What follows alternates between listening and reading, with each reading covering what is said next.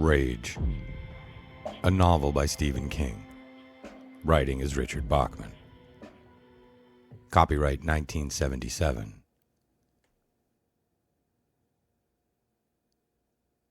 A high school show and tell session explodes into a nightmare of evil. So you understand that when we increase the number of variables, the axioms themselves never change. Mrs. Jean Underwood. Teacher, teacher, ring the bell. My lesson all to you I'll tell. And when my day at school is through, I'll know more than I ought I knew. A Child's Rhyme, circa 1880.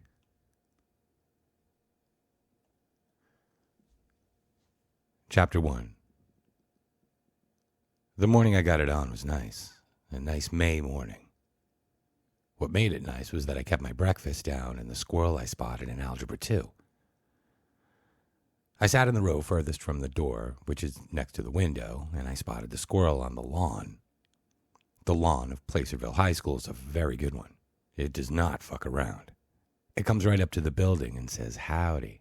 No one, at least in my 4 years at PHS, has tried to push it away from the building with a bunch of flower beds or baby pine trees or any of that happy horse shit.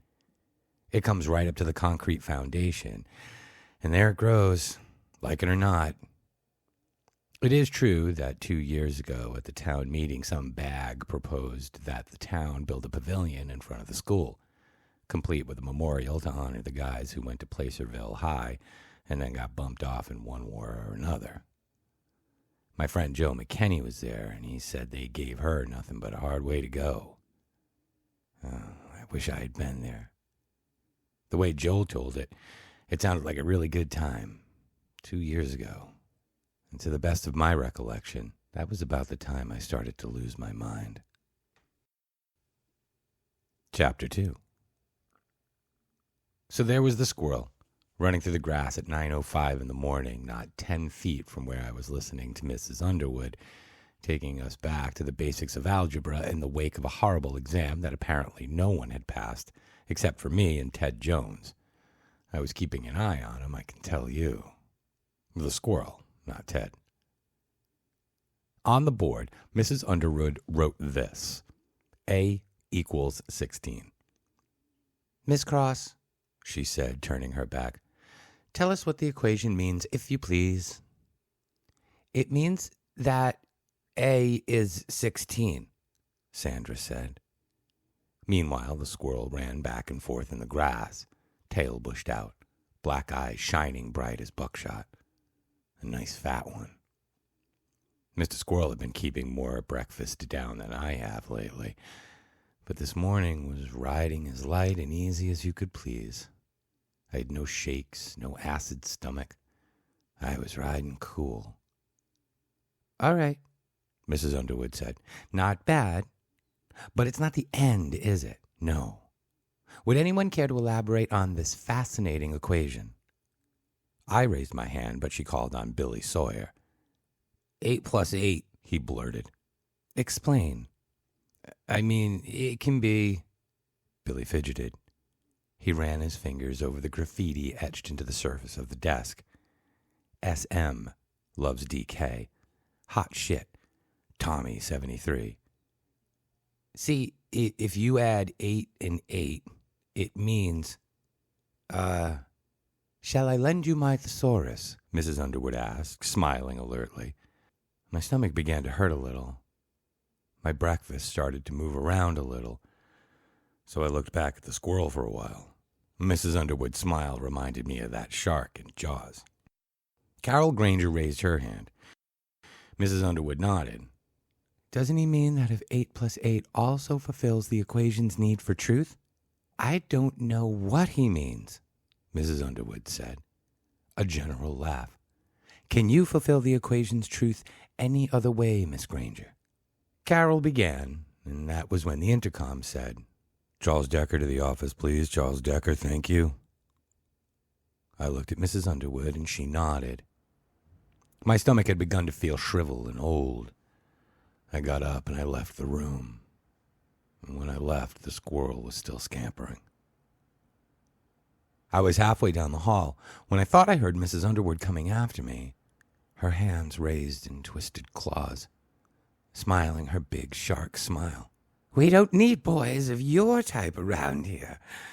Boys of your type belong in Greenmantle or the Reformatory or the State Hospital for the Criminally Insane.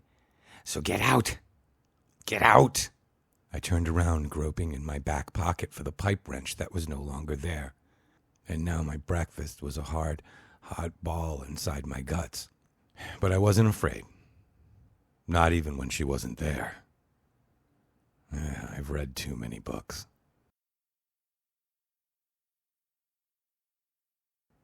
Chapter 3. I stopped in the bathroom to take a whiz and eat some Ritz crackers. I always carry some Ritz crackers in a baggie. When your stomach's bad, a few crackers can do wonders. 100,000 pregnant women can't be wrong about that. I was thinking about Sandra Cross, whose response in class a few minutes ago had not been bad, but also not the end. I was thinking about how she lost her buttons. She was always losing them off blouses, off skirts, and this one time I had taken her to a school dance, and she had lost the button off the top of her Wranglers, and they'd almost fallen down. Before she figured out what was happening, the zipper on the front of her jeans had come halfway unzipped, showing a V of flat white panties. That was blackly exciting. Those panties were tight and white and spotless. They were immaculate. They lay against her lower belly with sweet snugness that made little ripples when she moved her body to the beat, until she realized what was going on and dashed for the girls' room, leaving me with a memory of a perfect pair of panties. Sandra was a nice girl, and if I'd never known it before, I sure God knew it then, because we all know that the nice girls wear the white panties. None of that New York shit is going to go down in a place like Placerville, Maine. But Mr. Denver kept creeping in, pushing away Sandra and her pristine panties. You can't stop your mind. The damn thing just keeps right on going. All the same, I felt a great deal of sympathy for Sandy, even though she was never going to figure out just what the quadratic equation was all about. If Mr. Denver and Mr. Grace decided to send me to Greenmantle, I may never see Sandy again. And that would be too bad. I got up from the hopper, dusted the cracker crumbs down into the bowl, and I flushed it. High school toilets are all the same. They sound like a 747 taking off. I've always hated pushing that handle. It makes you sure that the sound is clearly audible in the adjacent classroom and that everybody's thinking the same thing. Well, there goes another load. I've always thought a man should be alone with what my mother insisted I call lemonade and chocolate when I was a little kid. The bathroom should be a confessional sort of place. But they foil you. They always foil you. You can't even blow your nose and keep it a secret. Someone's always got to know. Someone's always got to peek. People like Mr. Denver and Mr. Grace even get paid for it. But by then the bathroom door was wheezing shut behind me and I was in the hall again. I paused looking around. The only sound was the sleepy hive drone that means it's Wednesday again. Wednesday morning, 9:10. Everyone caught for another day of splendid sticky web of mother education. I went back to the bathroom and took out my flare. I was going to write something witty on the wall like Sandra Cross wears white underpants. And then I caught sight of my face in the mirror. There were bruised half moons under my eyes, which looked wide and white and starry. The nostrils were half flared and ugly. The mouth a white twisted line. I wrote each shit on the wall until the pen suddenly snapped in my straining fingers. It dropped on the floor and I kicked it. There was a sound behind me and I didn't turn around. I closed my eyes and I breathed slowly and deeply until I had myself under control. And then I went upstairs.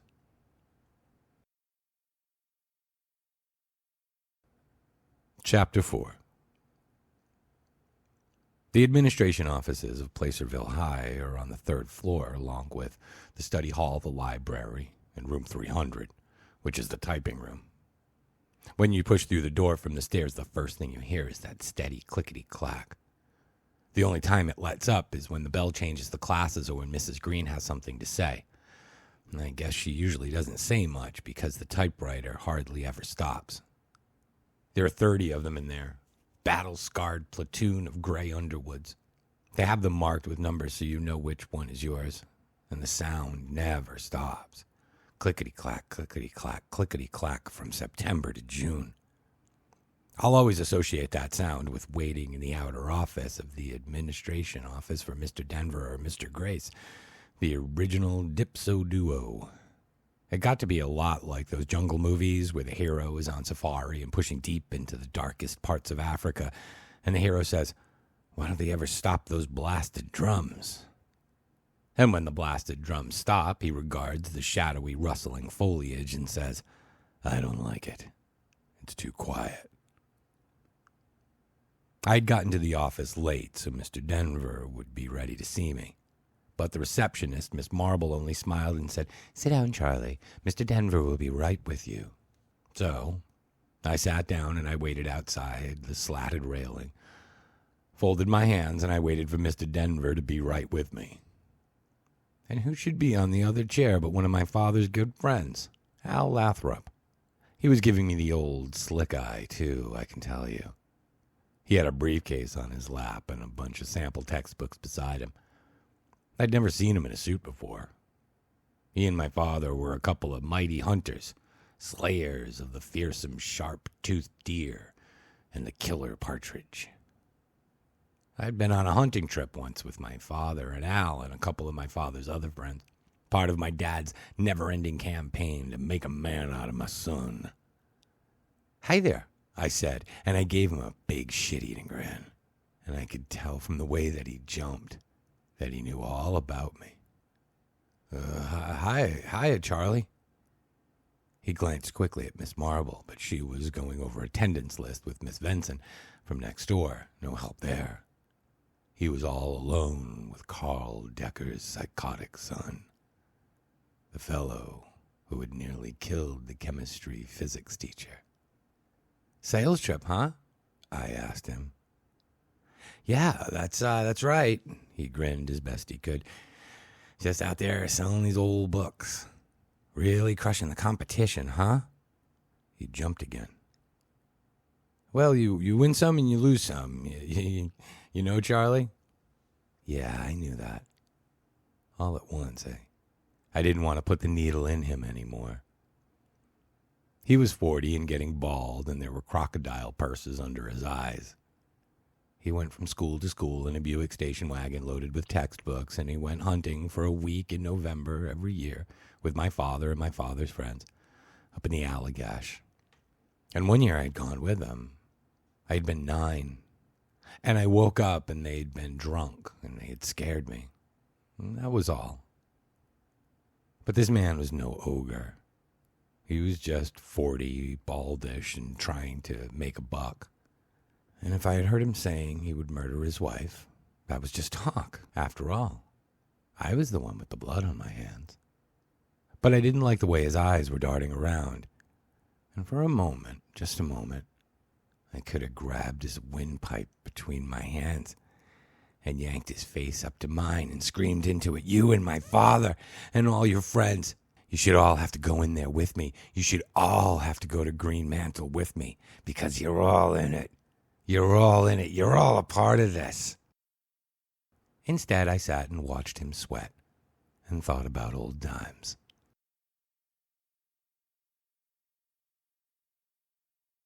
Chapter 5. I came awake with a jerk out of a nightmare that I hadn't had for a long time. A dream where I was in some dark, blind alley and something was coming for me. Some dark and hunched monster that creaked and dragged itself along. A monster that would drive me insane if I saw it. Bad dream.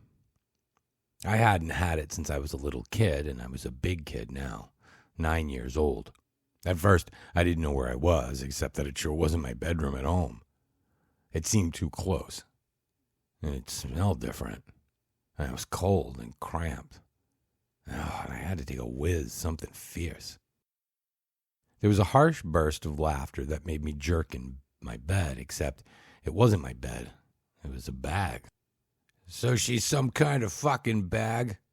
Al Lathrop said from beyond the canvas wall. "But fucking's the operative word here." Camping. I was camping with my dad and his friends. I hadn't wanted to come. "Yeah, but how do you get it? How do you get it up, Al? That was what I want to know." That was Scotty Norwes, another one of Dad's friends. His voice was slurred and furry, and I started to feel afraid again. They were drunk. "I just turn the lights off and I pretend I'm with Carl Decker's wife," Al said, and there was another bellow of laughter that made me cringe and jerk in my sleeping bag. Oh, God. I needed to take a piss, make lemonade or whatever the hell you want to call it. But I didn't want to go out there while they were all drinking and talking. I turned to the tent wall and I discovered I could see them. They were between the tent and the campfire, and their shadows, tall and alien-looking, were cast on the canvas. It was like watching a magic lantern show. I watched the shadow bottle go from one shadow hand to the next. "You know what I would do if I caught you with my wife?" my dad asked Al. "Probably ask if I needed any help," Al said, and there was another burst of laughter. The elongated shadow heads on the tent bobbed up and down and back and forth with insectile glee. They didn't look like people at all. They looked like a bunch of talking praying mantises, and I was afraid. "No. Seriously," my dad said. "Seriously. Do you want to know what I would do if I caught someone with my wife?" "What, Carl?" "You see this?" A new shadow on the canvas. My father's hunting knife. The one he carried out into the woods. The one I later saw him gut a deer with. Slamming it into the deer's guts, to the hilt, and then ripping upward. The muscles in his forearm bulging, spilling out green and steaming intestines onto a carpet of needles and moss. The firelight and the angle of the canvas turned the hunting knife into a spear. "You see this son of a bitch? I catch some guy with my wife. I'll whip him over on his back and cut off his accessories." "He'd be sitting down for the rest of his days, right, Carl?" That was Hubie LeVake, the guide. I pulled my knees up to my chest and I hugged them. I've never wanted to go to the bathroom so bad in my life, before or since. "You're goddamn right," Carl Decker, my sterling dad, said. "What about the woman in the case, Carl?" Al Lathrop asked. He was very drunk. I could even tell which shadow was his. He was rocking back and forth as if he was sitting in a rowboat instead of on a log at a campfire. "That's what I want to know. What do you do about the woman who let someone in the back door, huh?" The hunting knife that had turned into a spear moved slowly back and forth, and my father said, "The Cherokees used to slit their noses. The idea was to put cunt right up on the face so everyone in the tribe could see what part of them got them in trouble." My hands left my knees, and I slipped down to my crotch. I cupped my testicles, and I looked at the shadow of my father's hunting knife moving slowly back and forth. There were terrible cramps in my belly. I was going to whiz my sleeping bag if I didn't hurry up and go. "Slit their noses, huh?" Randy said. "That's pretty goddamn good. If they still do that, half the women in Placerville would have a snatch at both ends." "Not my wife. Not my wife," my father said quietly. And now the slur in his voice was gone, and the laughter at Randy's joke stopped in mid-roar. "No, of course not, Carl," Randy said uncomfortably. "Hey, shit, have a drink." My father's shadow tipped the bottle back. "I wouldn't slit her nose," Al Lathrop said. "I'd blow her goddamn cheating head off." There you go, Yubi said. I'll drink to it. I couldn't hold it anymore. I squirmed out of my sleeping bag, and I felt the cold October air bite into my body, which was naked except for a pair of shorts. It seemed like my cock wanted to shrivel right back into my body. And the one thing that kept going around and around in my mind, I was still partially asleep, I guess, and the whole conversation, it seemed like a dream, but a continuation of the creaking monster in the alley that was there when I was smaller. I used to get into my mom's bed after Dad put on his uniform and gone off to work in Portland. I used to sleep beside her for an hour before breakfast. Dark fear, firelight, shadows like praying mantises. I didn't want to be out in these woods 70 miles from the nearest town with these drunk men. I just wanted my mother. I came through the tent flap, and my father turned toward me. The hunting knife was still in his hand. He looked at me, and I looked at him. I've never forgotten that my dad, with a reddish beard stubble on his face and a hunting cap cocked on his head, and that hunting knife in his hand. All the conversation stopped. Maybe they were wondering how much I had heard. Maybe they were even ashamed. What the hell do you want? My dad asked, sheathing his knife. Give him a drink, Carl, Randy said. And there was a roar of laughter. Al laughed so hard he fell over. He was pretty drunk. I got a whiz, I said. Then go do it, for Christ's sake, my dad said. I went over into the grove and I tried to whiz. For a long time, it just wouldn't come out. It was like a hot softball of lead in my lower belly. I had nothing but a fingernail's length of penis. The cold had really shriveled it. At last it did come, in a great steaming flood. And when it was all out of me, I went back and got into the tent and into my sleeping bag. None of them had looked at me. They were talking about the war. They had all been in the war. My dad got his deer 3 days later, on the last day of the trip. I was with him. He got it perfectly, and a bunch of muscles between the neck and the shoulder, and the buck went down in a heap, all grace gone. We went over to it. My father was smiling, happy. He had unsheathed his knife, and I knew what was going to happen, and I knew I was going to be sick, and I couldn't help any of it.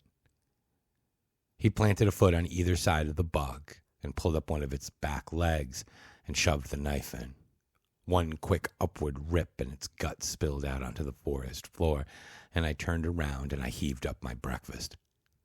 When I turned back to him, he was looking at me. He never said anything, but I could read the contempt and disappointment in his eyes. I'd seen it there often enough.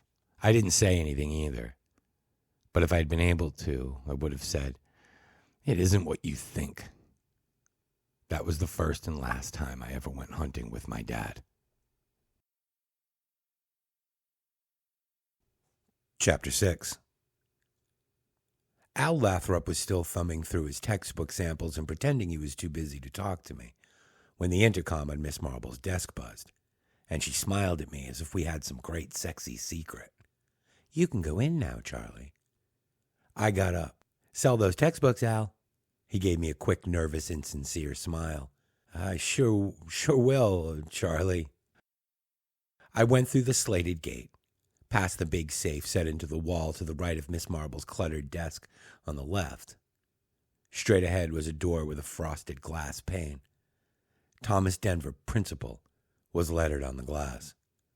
I walked in. Mr. Denver was looking at the Bugle, the school rag. He was a tall, cadaverous man who looked something like John Carradine. He was bald and skinny. His hands were long and full of knuckles. His tie was pulled down and the top button of his shirt was undone, and the skin on his throat looked grizzled and irritated from overshaving. "Sit down, Charlie." I sat down and I folded my hands. I'm a great old hand folder. It's a trick I picked up from my father. Through the window behind Mr. Denver, I could see the lawn, but not the fearless way it grew right up to the building. It was too high, and it was too bad.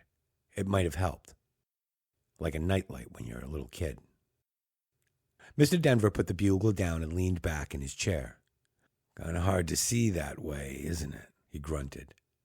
Mr. Denver was a crackerjack grunter. If there was a national grunting bee, I would put all of my money on Mr. Denver. I brushed the hair away from my eyes. There was a picture of Mr. Denver's family on his desk, which was even more cluttered than Miss Marble's. The family looked well-fed and well-adjusted. His wife was sort of porky, but the two kids were as cute as buttons and didn't look a bit like John Carradine. 2 little girls, both blonde.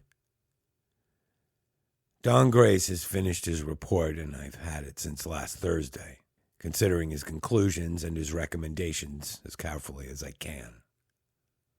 We all appreciate the seriousness of the matter, and I've taken the liberty of discussing the whole thing with John Carson, too. How is he? I asked. Pretty well. He'll be back in a month, I should think. Well, that's something. Is it? He blinked at me very quickly, the way lizards do. I didn't kill him, that's something. Yeah. Mr. Denver looked at me steadily. Do you wish you had? No. He leaned forward, drew his chair up to his desk, looked at me, shook his head, and began. I'm very puzzled when I have to speak the way that I'm about to speak to you, Charlie. Puzzled and sad. I've been in the kid business since 1947, and I still can't understand these things. I feel what I have to say to you is right and necessary, but it also makes me unhappy, because I still can't understand why things like this happen. In 1959, we had a very bright boy here who beat a junior high school girl quite badly with a baseball bat. Eventually, we had to send him to South Portland Correctional Institute. All he could say was that she wouldn't go out with him. Then he would smile. Mr. Denver shook his head. Don't bother. What? Don't bother trying to understand. Don't lose any sleep over it. But why, Charlie? Why did you do that? My God, he was on an operating table for nearly 4 hours. Why is Mr. Grace's question? I said. He's the school shrink. You only ask it because it makes a nice lead into your sermon. I don't want to listen to any more sermons. They don't mean shit to me. It's over. He was going to live or he was going to die. He lived. I'm glad. You do what you have to do, what you and Mr. Grace decided to do. But you don't try to understand me. Charlie, understanding you is part of my job, but helping you do your job is not part of mine, I said. So let me tell you one thing to sort of open the lines of communication, okay? Okay. I held my hands tight in my lap. They were trembling. I'm sick of you and Mr. Grace and all the rest of you. You used to make me afraid, and you still make me afraid, but now you make me tired too. And I've decided I don't have to put up with that. The way I am, I can't put up with that. What you think doesn't mean anything to me. You're not qualified to deal with me, so just stand back. I'm warning you. You're not qualified. My voice had risen to a trembling near shout. Mr. Denver sighed. So you may think, Charlie, but the laws of the state say otherwise. And having read Mr. Grace's report, I think I agree with him that you don't understand yourself or the consequences of what you did in Mr. Carlson's classroom. You are disturbed, Charlie. You are disturbed, Charlie. The Cherokees used to slit the noses so everyone in the tribe could see what part of them got them in trouble. The words echoed greenly in my head, as if at great depth. They were shark words at deep fathoms, Jaws words, come to gobble me up, words with teeth, words with eyes. This is where I started to get it on. I knew it, because the same thing happened just before I gave Mr. Carlson the business, which was happening now. My hands stopped shaking. My stomach flutters subsided. My whole middle felt cool and calm. I felt detached, not only from Mr. Denver and his overshaved neck, but from myself. I could almost float. Mr. Denver had gone on, something about proper counseling and psychiatric help, but I interrupted him. Mr. Mann, you can go straight to hell. He stopped and put down the paper he had been looking at so that he wouldn't have to look at me.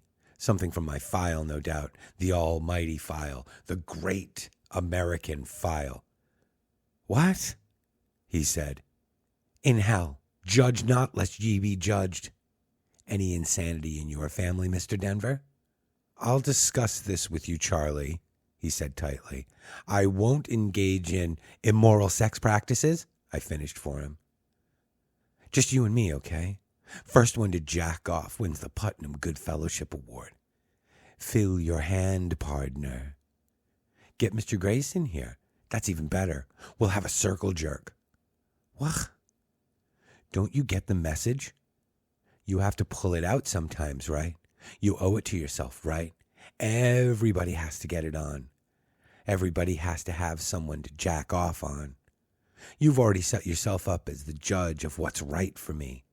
Devils, demons, possession. Why did I hit that girl with that baseball bat? Lordy Lord, the devil made me do it, and I'm so sorry. Why don't you admit it? You get a kick out of peddling my flesh. I'm the best thing to happen to you since 1959. He was gawping at me openly. I had him by the short hairs, knew it, and was savagely proud of it. On the one hand, he wanted to humor me, go along with me, because, after all, isn't that what you do with disturbed people? On the other hand, he was in the kid business, just like he told me. And rule one of the kid business is, don't let him give you no lip. Be fast with commands and snappy with the comebacks. Charlie, don't bother. I'm trying to tell you I'm tired of being masturbated on. Be a man, for God's sake, Mr. Denver. And if you can't be a man, at least pull up your pants and be a principal. Shut up, he grunted. His face had gone bright red. You're just pretty damn lucky you live in this progressive state, and you go to a progressive school, young man. You know where you'd be otherwise? Peddling your papers in a reformatory somewhere, serving a term for criminal assault.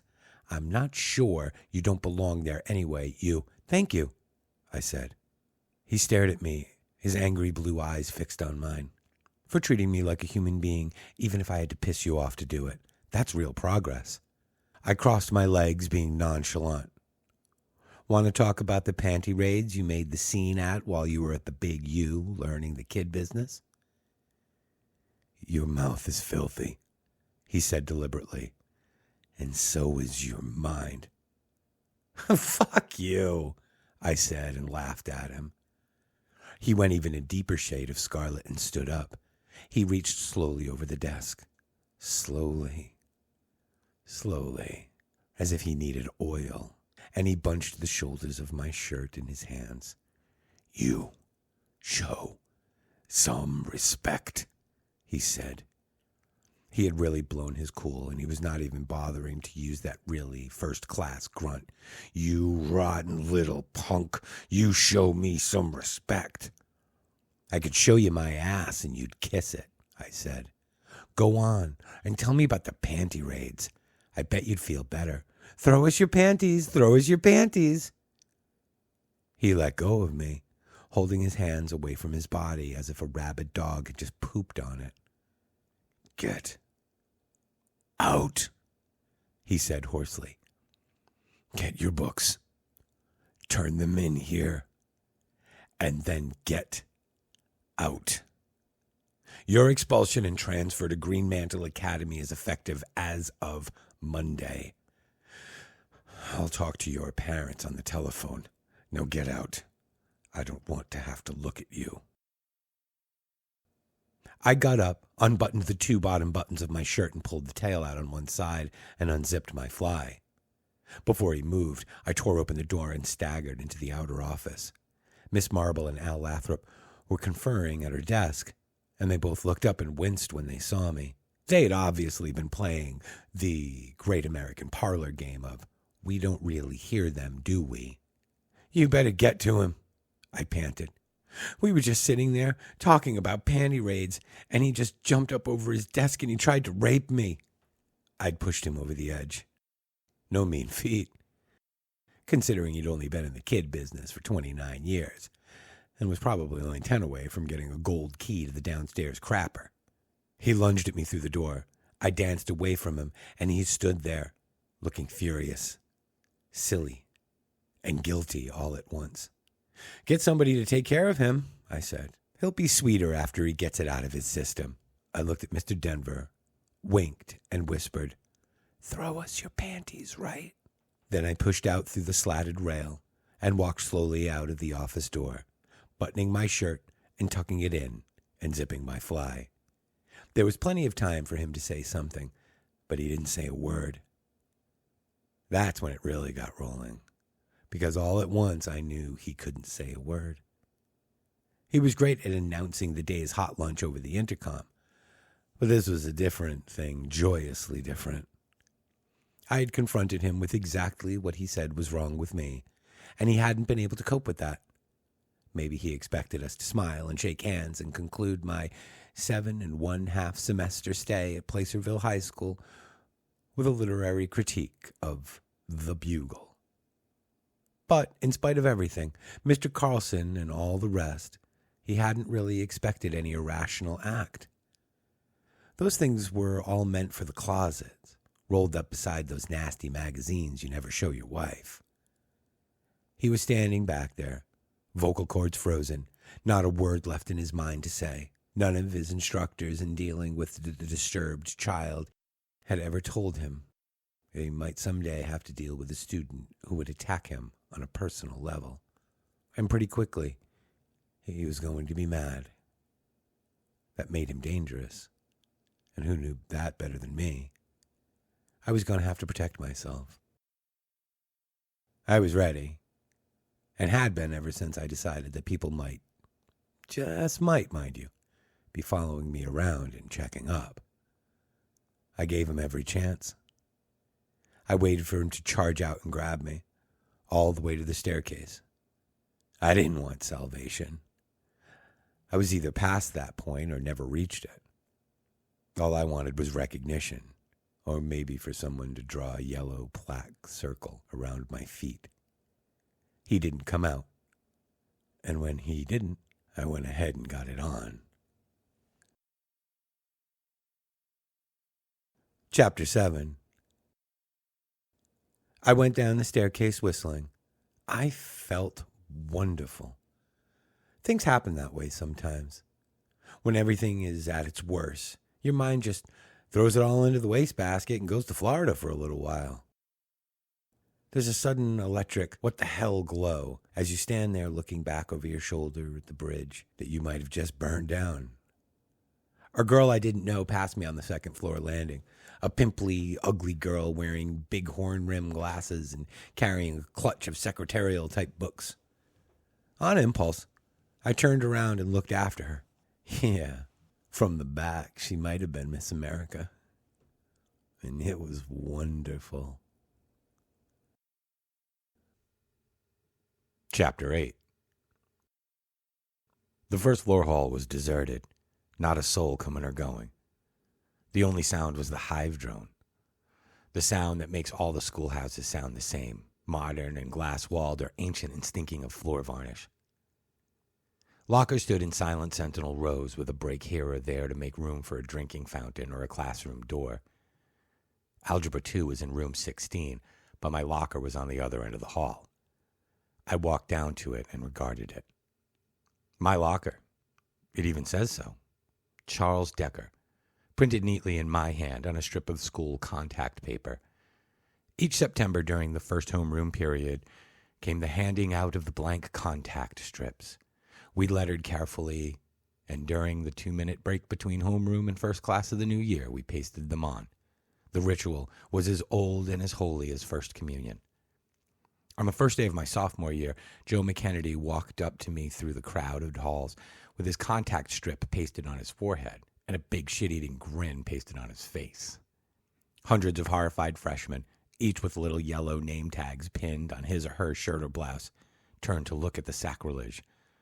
I almost broke my balls laughing. Of course, he got detention for it, but it made my day.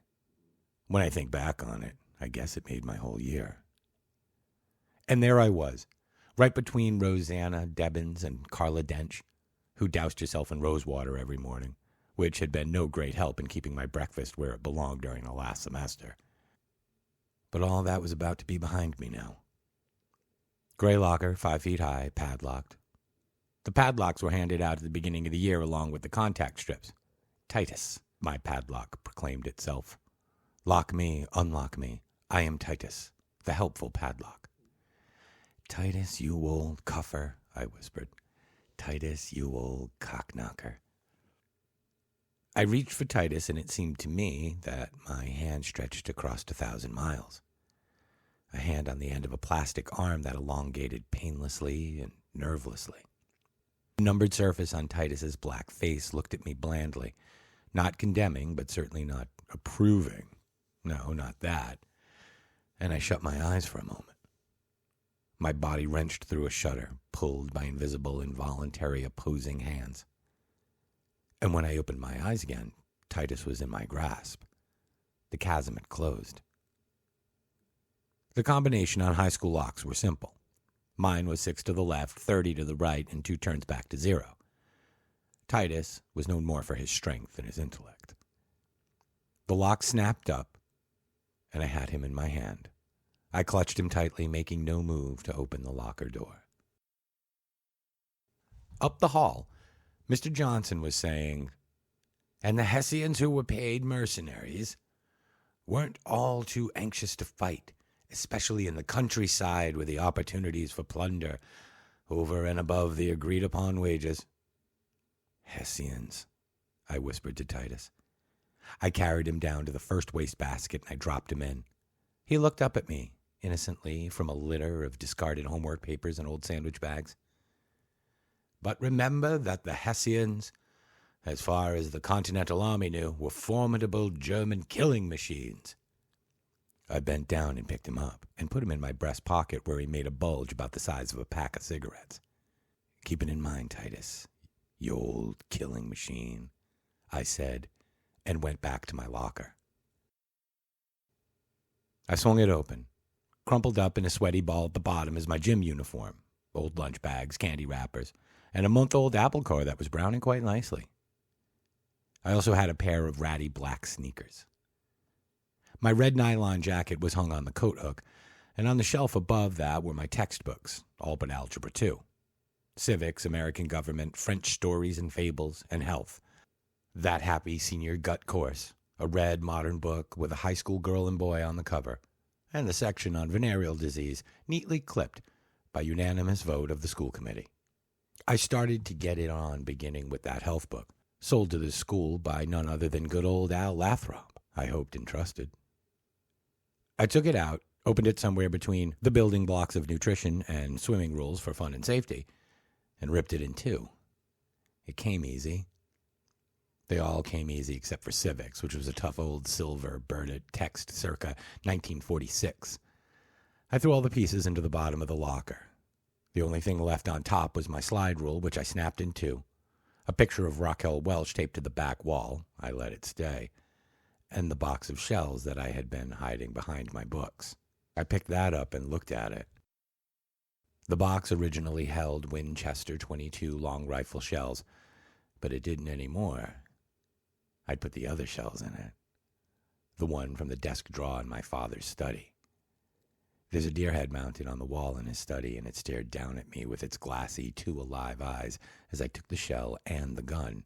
But I didn't let it bother me. It wasn't one that he'd gotten on our hunting trip when I was 9. The pistol had been in another drawer behind a box of business envelopes. I doubt if he even remembered it was still there. As a matter of fact, it wasn't, not anymore. Now it was in the pocket of my jacket.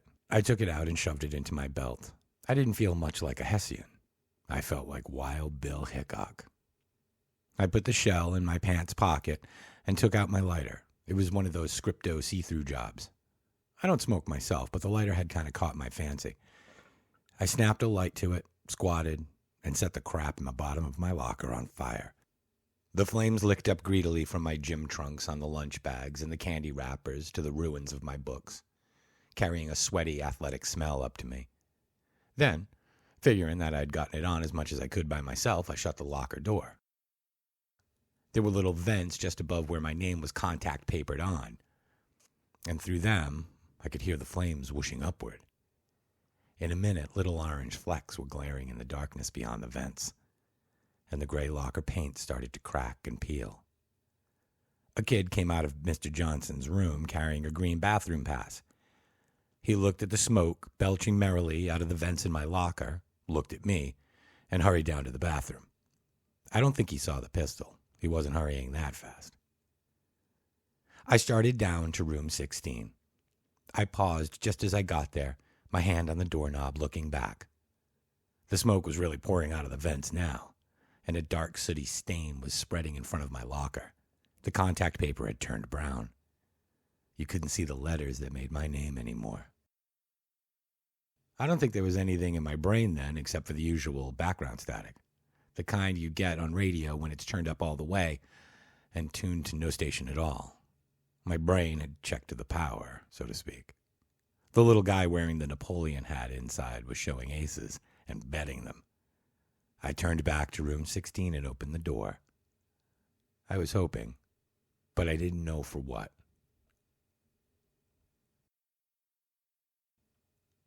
Chapter 9. So you see that when we increase the number of variables, the axioms themselves never change. For example, Mrs. Underwood looked up alertly, pushing her harlequin glasses up on her nose.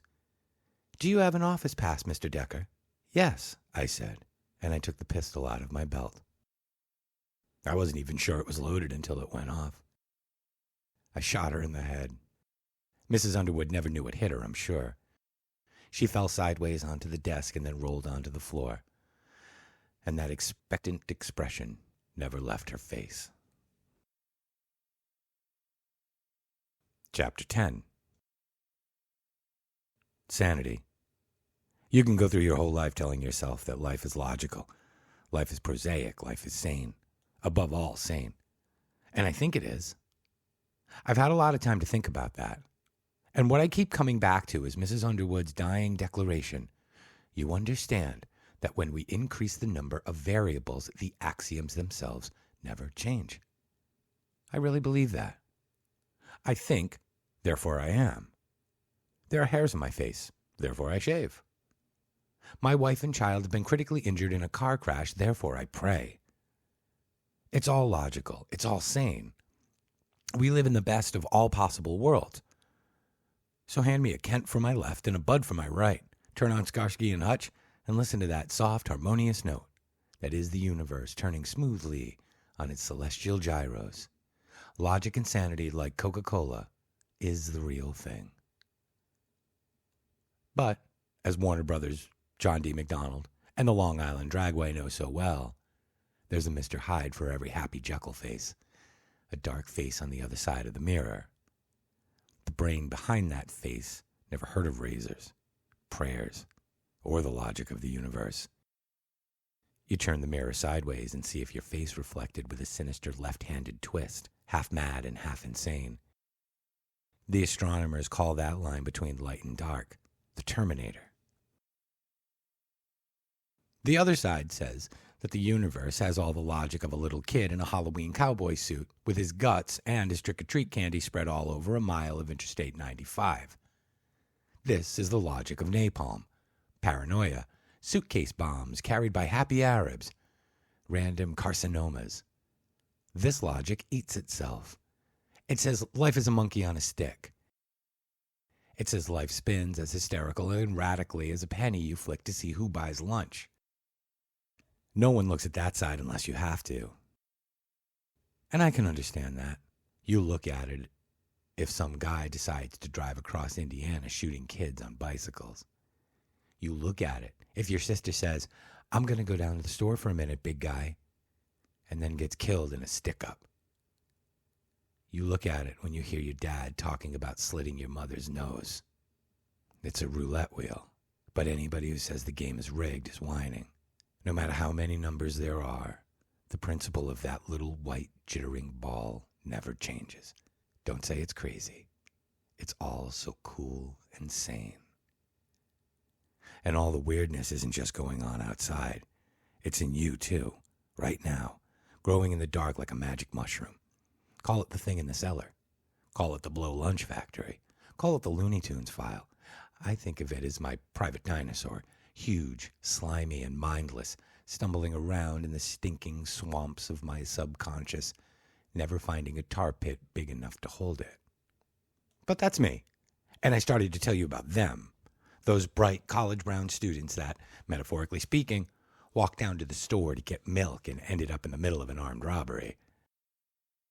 I'm a documented case, routine grist for the newspaper mill. 1,000 newsboys hawked me on 1,000 street corners. I had 50 seconds on Chancellor Brinkley and a column and a half in Time magazine. And I stand here before you, metaphorically speaking again, and I tell you, I am perfectly sane. I do have one slightly crooked wheel upstairs, but everything else is ticking along just 4-0, thank you very much. So them.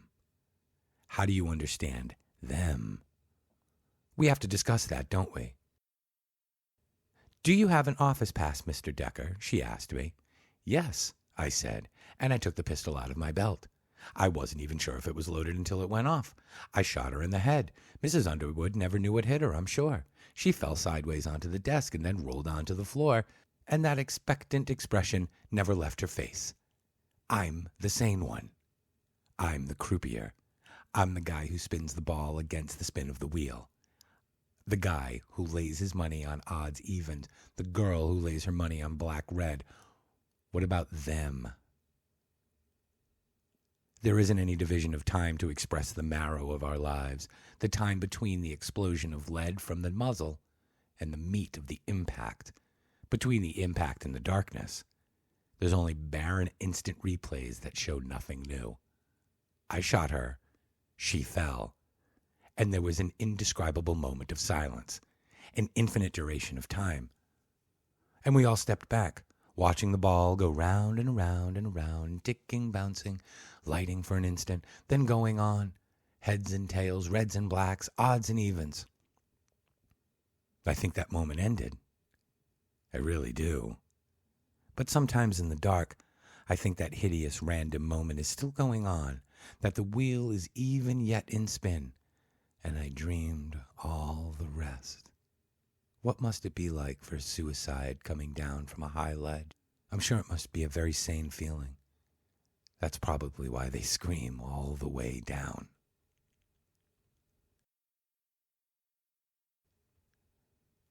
Chapter 11. If someone had screamed something melodramatic at that precise moment, something like, "Oh my God, he's going to kill us all," it would have been over right there. They would have bolted up like sheep, and somebody aggressive like Dick Keene would have belted me over the head with his algebra book, thereby earning a key to the city and a good citizenship award. But nobody said a word. They sat in utter, stunned silence, looking at me attentively, as if I had just announced that I was going to tell them how they could all get free passes to the Placerville Drive-In this Friday night. I shut the classroom door, crossed the room, and sat behind the big desk. My legs weren't so good. It was almost to the point of sit down or fall down. I had to push Mrs. Underwood's feet out of the way to get my own feet into the knee hole. I put the pistol down on her green blotter, shut her algebra book, and put it with the others that were stacked neatly on the desk corner. That was when Irma Bates broke the silence with a high, gobbling scream that sounded like a young tom turkey getting its neck wrung on the day before Thanksgiving. Oh, but it was too late. Everyone had taken that endless moment to consider the fact of life and death. Nobody picked up on her scream, and she stopped, as if ashamed at screaming while in school was in session, no matter how great the provocation. Somebody cleared his throat. Somebody in the back of the room said, in a mild, judicial tone, and John Pigpen Dano slithered quietly out of his seat and slumped to the floor in a dead faint. They looked up at me from the trough of shock. "This," I said pleasantly, "is known as getting it on."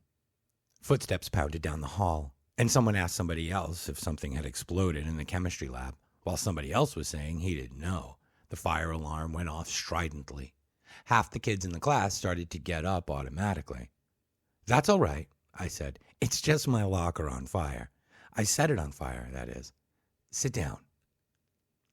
The ones that had started to get up sat down obediently. I looked at Sandra Cross.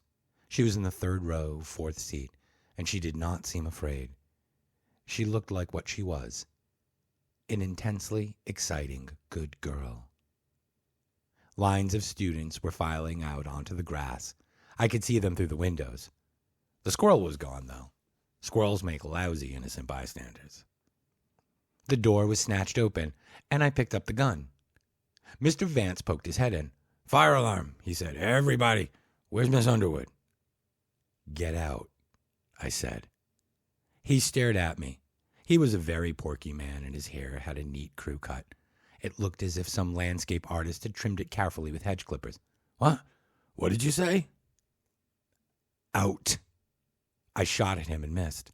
The bullet whined off the upper edge of the door, clipping wood splinters. "Jesus," somebody from the front row said mildly. Mr. Vance didn't know what was happening. I don't think any of them did. It all reminded me of an article I read about the last big earthquake in California. It was about a woman who was wandering from room to room while her house was being shaken to pieces all around her, yelling to her husband to please unplug the fan. Mr. Vance decided to go back to the beginning. "There is a fire in the building. Please." "Charlie's got a gun, Mr. Vance," Mike Gavin said in a discussing the weather tone. "I think you better." The second bullet caught him in the throat. His flesh spread liquidly like water spreads when you throw a rock at it. He walked backwards into the hall, scratching at his throat, and fell over. Irma Bates screamed again, but again she had no takers. If it had been Carol Granger, there would have been imitators galore. But who would want to be in concert with poor old Irma Bates? She didn't even have a boyfriend. Besides, everyone was too busy peeking at Mr. Vance, whose scratching motions were slowing down. "Ted," I said to Ted Jones, who sat closest to the door, "shut that and lock it." "What do you think you're doing?" Ted asked. He was looking at me with a kind of scared and scornful distaste. "I don't know all the details just yet," I said, "but shut the door and lock it, okay?" Down the hall, someone was yelling, "It's in a locker. It's in a Vance had a heart attack. Someone get water. Get..." Ted Jones got up, shut the door, and locked it. He was a tall boy, wearing a wash-faded Levi's and an army shirt with flap pockets.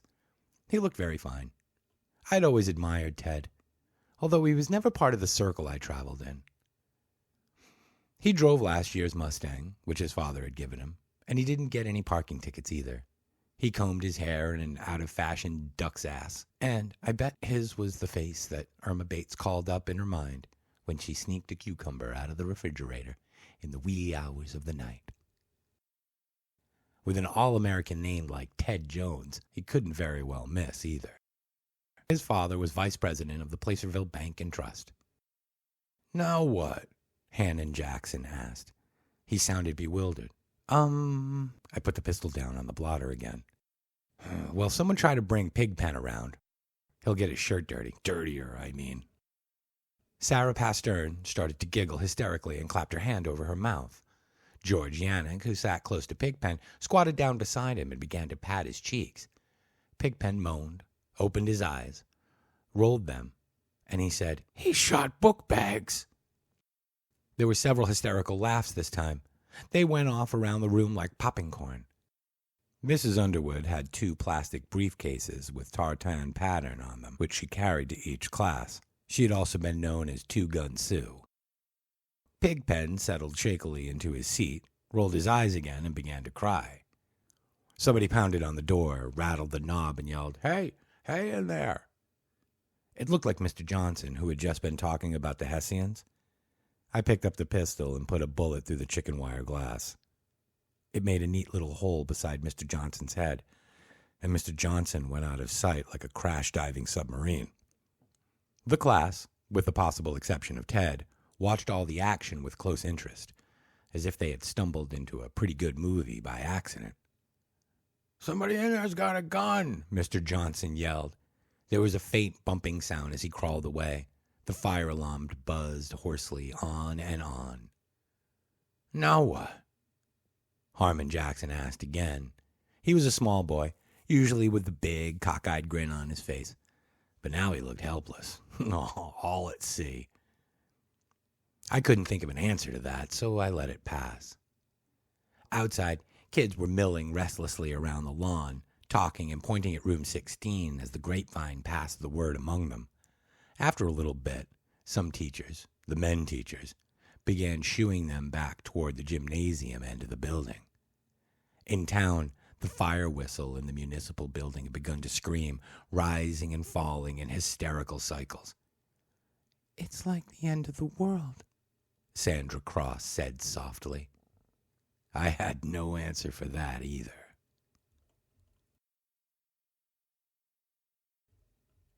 Chapter 12. No one said anything for maybe 5 minutes. Not until the fire engines got to the high school. They looked at me and I looked at them. Maybe they still could have bolted, and they're all still asking me why they didn't. Why didn't they cut and run, Charlie? What did you do to them? Some of them asked that almost fearfully, as if I had the evil eye. I don't answer them. I don't answer any questions about what happened that morning in room 16.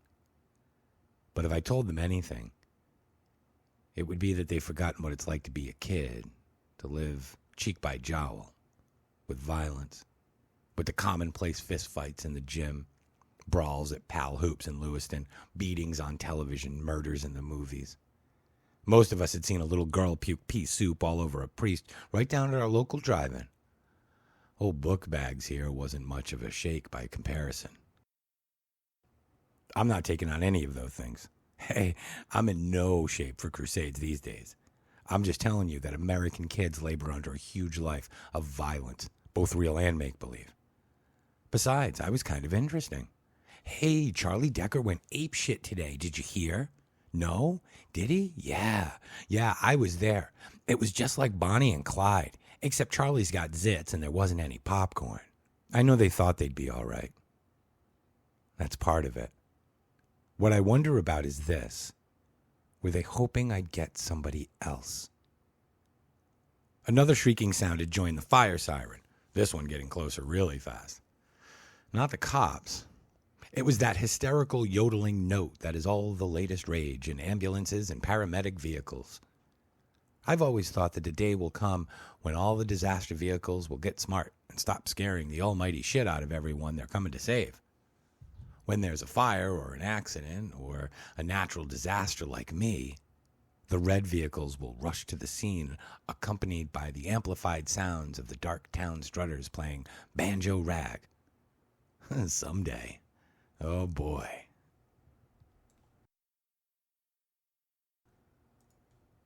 Chapter 13. Seeing as how it was a school, the town fire department went whole hog. The chief came first, gunning into the big semicircular school driveway in his blue bubble-top Ford Pinto. Behind him was a hook and ladder, trailing firemen like battle banners. There were 2 pumpers behind that. "You gonna let them in?" Jack Goldman asked.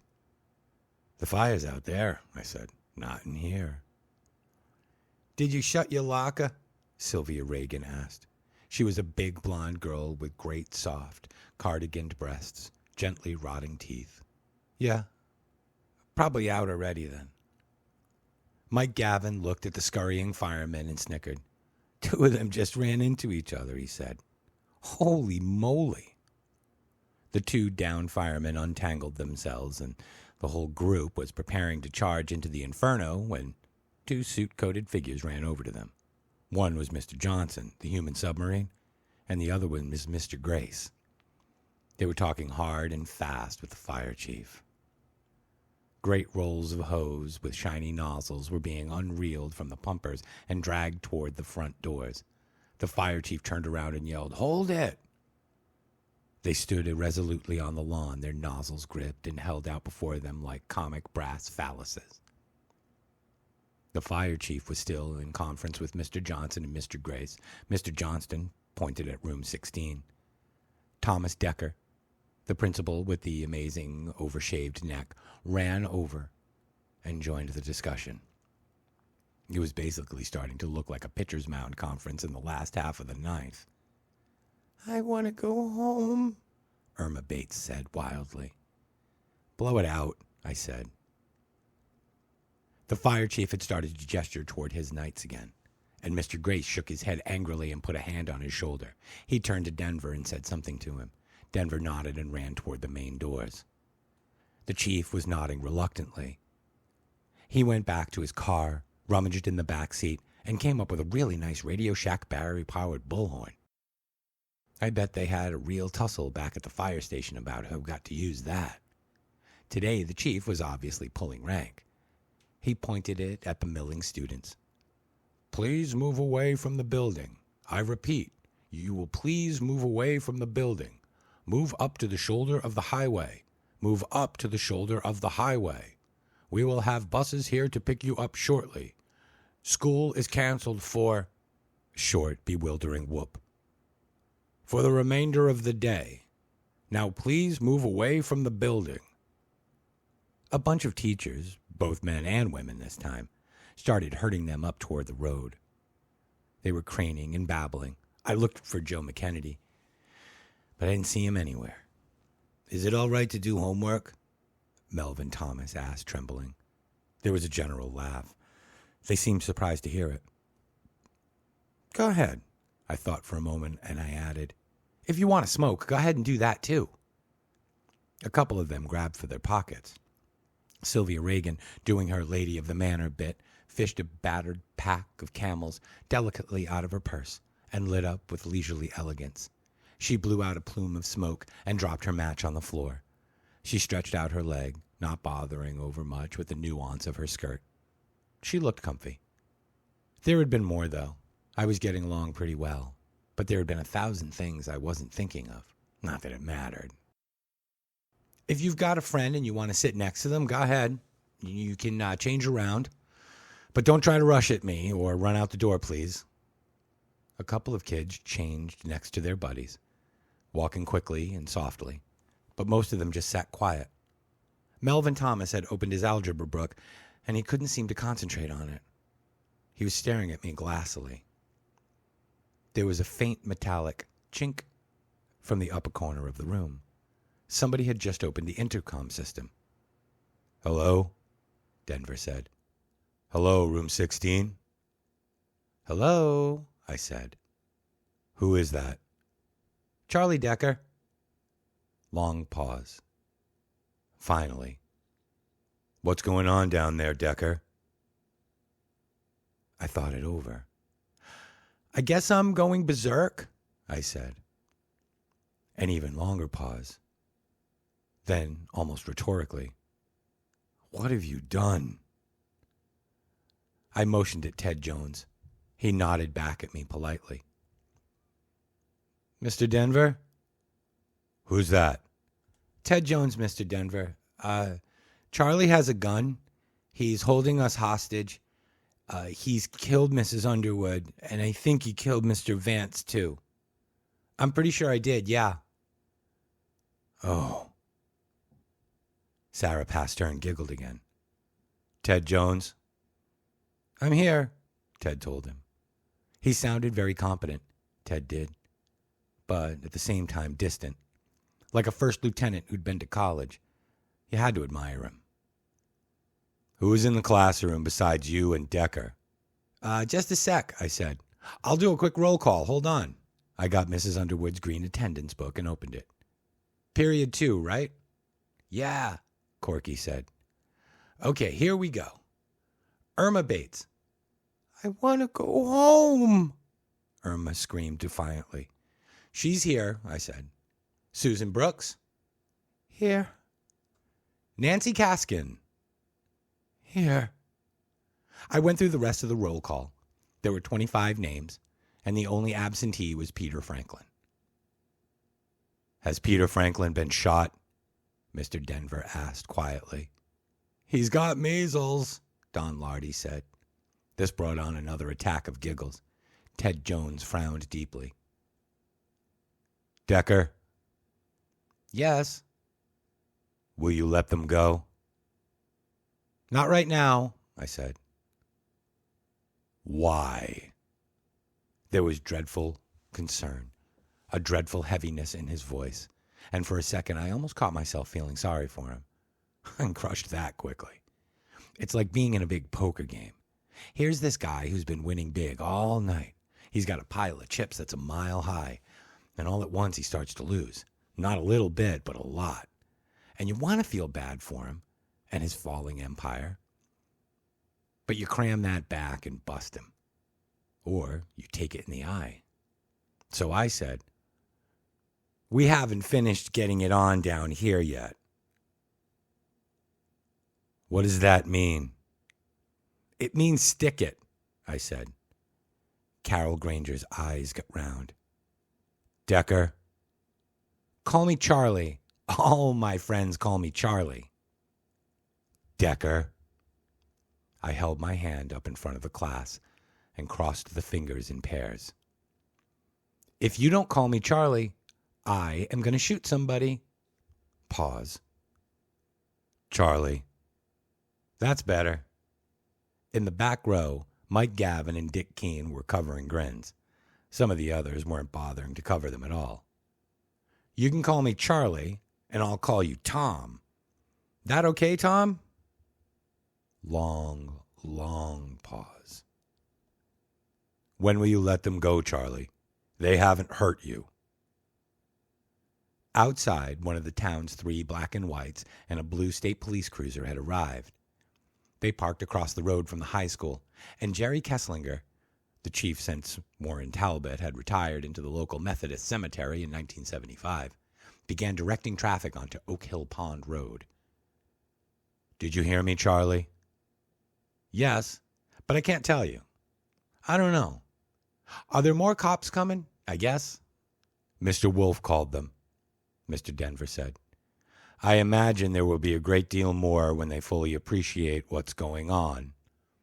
They'll have tear gas and mace. Charlie, why make it hard on yourself and your classmates? Tom, grudgingly, what? You get your skinny, cracked ass out of there, and I'll tell them that the minute anybody shoots tear gas or anything else in here, I'm going to make them sorry. You tell them to remember who's driving. Why? Why are you doing this? He sounded angry and impotent and frightened. He sounded like a man who has just discovered there's no place left to pass the buck. I don't know, I said, but it sure beats panty raids, Tom. And I don't think it actually concerns you. All I want you to do is trot back out there and tell them what I said. Will you do that, Tom? I have no choice, do I?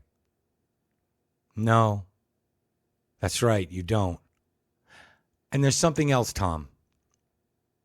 What? He asked very hesitantly. I don't like you very much, Tom, as you've probably realized. But up until now, I haven't given you much of a rip how I felt. But I'm out of your filing cabinet now, Tom. Have you got it? I'm not just a record you can lock up at 3 p.m. Have you got it? My voice was rising into a scream. Have you got that, Tom? Have you internalized that particular fact of life? Yes, Charlie, he said in a deadly voice. I have it. No, you don't, Tom. But you will. Before this day's over, we're going to understand all about the differences between people and pieces of paper in a file, and the difference between doing your job and getting jobbed. What do you think of that, Tommy, my man? I think that you're a sick boy, Decker. No, you think I'm a sick boy, Charlie. Isn't that what you meant to say, Tom? Yes. Then say it. I think you're a sick boy, Charlie. The mechanical, embarrassed rote of a 7-year-old. You've got some getting it on yourself, Tom. Now get out there and tell them what I said. Denver cleared his throat as if he had something else to say, and then the intercom clicked off. A little murmur went through the class. I looked them over very carefully. Their eyes were so cool and somehow detached. Shock can do that to you. You're ejected like a fighter pilot from a humdrum dream of life to a grinding, overloaded slice of the real meat, and your brain refuses to make the adjustment. You can only freefall and hope that sooner or later your chute will open. And a ghost of grammar school came back to me. Teacher, teacher, ring the bell. My lesson all to you I'll tell. And when my day at school is through, I'll know more than aught I knew. I wonder what they were learning about today. What I was learning. The yellow school bus had begun to appear, and our classmates were going home to enjoy the festivities on living room TVs and pocket transistor radios. But in room 16, education went on. I rapped the butt of the pistol sharply on the desk, and the murmur died. They were watching me as closely as I was watching them, judge and jury, or jury and defendant. I wanted to cackle. Well, I said, this shit has surely hit the fan. I think we need to talk a little. Private? George Yannick asked. Just you and us? He had an intelligent, perky face, and he didn't look frightened. Yes. You better turn off that intercom then. You big-mouthed son of a bitch, Ted Jones said distinctly. George looked at him, wounded. There was an uncomfortable silence while I got up and pushed the little lever below the speaker from talk listen to just listen. I went back and sat down again. I nodded at Ted. I was thinking of it anyway. I lied. You shouldn't take it on so.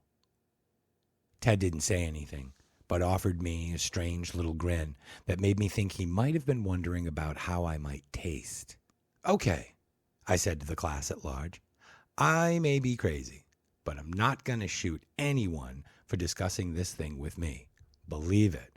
Don't be afraid to shoot off your mouths a little. As long as we don't all talk at once. That didn't look as if it was going to be a problem. To take the bull by the horns, is there anyone here who really thinks I'm just going to up and murder them? A few of them looked uneasy, but nobody said anything. Okay, because I'm not. We're just going to sit around and bug the hell out of everybody. Yeah, you sure bugged the hell out of Mrs. Underwood, Ted said. He was still smiling his strange smile. I had to. I know that's hard to understand, but I had to. It came down to that. And Mr. Vance, but I want everyone here to take it easy, okay? No one's going to shoot the place up, so you don't have to worry. Carol Granger raised her hands timidly. I nodded at her. She was smart as a whip, class president, and a cinch to speak a piece at valedictorian in June. Our responsibility to the black race, or maybe hopes for the big future. She was already signed up for one of those big league women colleges where people always wonder how many virgins there are. But I didn't hold it against her. When can we go, Charlie? I sighed and shrugged my shoulders. Well, we'll just have to wait and see what happens. But my mother will be worried to death. Why? Sylvia Reagan asked. She knows where you are, doesn't she? General laughed, except for Ted Jones. He wasn't laughing, and I was going to have to watch that boy. He was still smiling his small, savage smile. He wanted badly to blow everything out of the water, obviously enough. But why? Insanity Prevention Merit Badge? Not enough. adulation of the community in general. The boy who stood on the burning deck with his fingers in the dike. It didn't seem his style. Handsome, low profile. That was Ted's style. He was the only guy I knew who had quit the football team after 3 Saturdays of glory in his junior year. The guy who wrote sports for the local rag and had called them the best running back Placer High School had ever had. But he had quit, suddenly and with no explanation. Amazing enough. What was more amazing was the fact that his popularity quotient hadn't lost a point. If anything, Ted became more of a local BMOC than ever. Joe Kennedy, who had suffered through 4 years and 1 broken nose at left tackle, told me that the only thing Ted would say when the agonized coach demanded an explanation was that football seemed to be a pretty stupid game, and he, Ted, thought he could find a better way to spend his time. You can see why I respected him, but I was damned if I knew why he wanted me in such a personal way. A little thought on the matter might have helped, but things were going awful fast. "Are you nuts?" Harmon Jackson asked suddenly. "I think I might be," I said. "Anyone who kills anyone else is nuts, right?" "They are in my book." "Well, maybe you ought to give yourself up," Hannon said. "Get some help. A doctor, you know." "You mean like Grace?" Sylvia asked. "My God, that creepster. I had to go see him after I threw an inkwell at Old Lady Green. All he did was look up my dress and try to get me to talk about my sex life." "Not that you had any," Pat Fitzgerald said, and there was another laugh. "And not that it's any of your business," she said haughtily, dropped her cigarette on the floor and mashed it. "So what are we going to do?" Jack Goldman asked. "Get it on," I said. "That's all." Out on the lawn, a second town police car had arrived. I guess that the third one was probably down at Junior's Diner, taking on vital shipments of coffee and donuts. Denver was talking to the state trooper in blue pants and one of those almost Stetsons that they wear. Up the road, Jerry Kesserling was letting a few cars through the roadblock to pick up kids who didn't ride the bus. The cars picked up and then drove hastily away. Mr. Grace was talking to a guy in a business suit that I didn't know. The firemen were standing around smoking cigarettes and waiting for someone to tell them to put the fire out or go home. "Has this got anything to do with you beating up Carlson?" Corky asked. "How should I know what it has anything to do with?" I asked him irritably. "If I knew what was making me do this, I probably wouldn't have to." "It's your parents." Susan Brooks spoke up suddenly. "It must be your parents." Ted Jones made a rude noise. I looked over at her, surprised. Susan Brooks was one of those girls who never said anything unless she got called upon. The ones that teachers always have to ask to speak up, please. A very studious, very serious girl. A rather pretty, but not terribly bright girl. The kind who isn't allowed to give up and take the general or commercial courses because she has a terribly bright older brother or older sister, and those teachers expect comparable things from her. In fine, one of those girls who are holding the dirty end of the stick with as much good grace and manners as they could muster. Usually, they marry truck drivers and move to the West Coast, where they have kitchen nooks with Formica counters, and they write letters to the folks back east as seldom as they can get away with.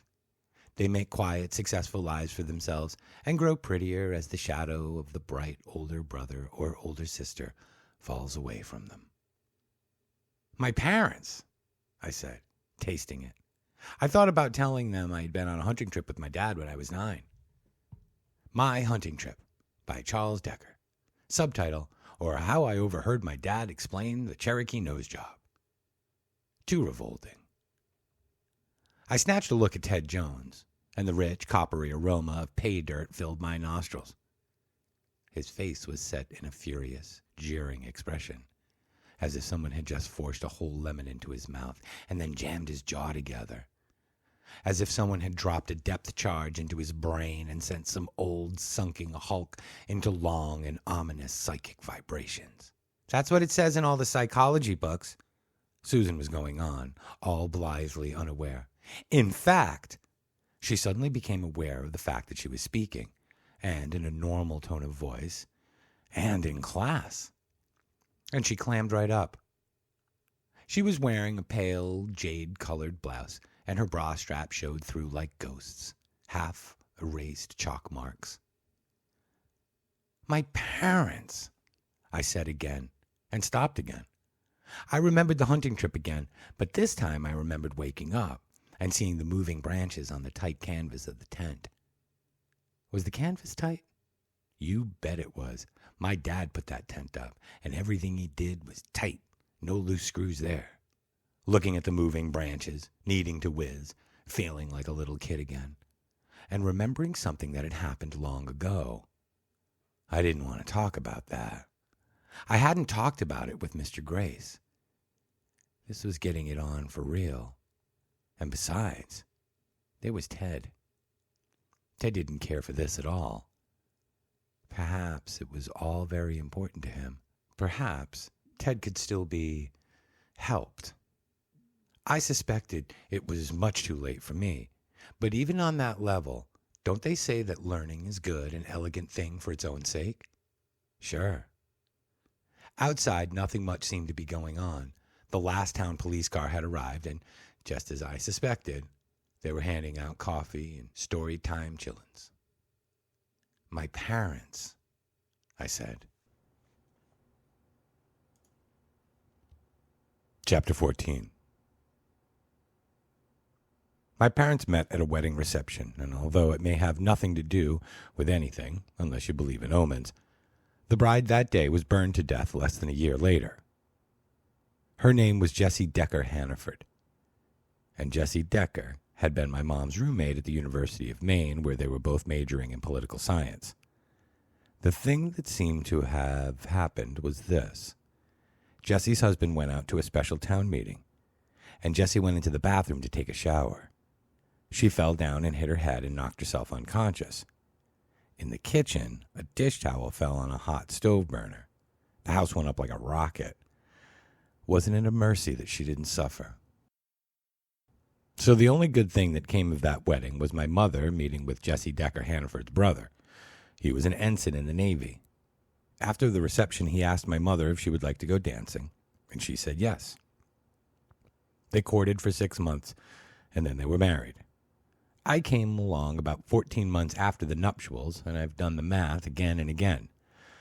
As near as I can figure, I was conceived on one of the nights just before or just after my father's sister was being broiled alive in her shower cap. She was my mom's bridesmaid.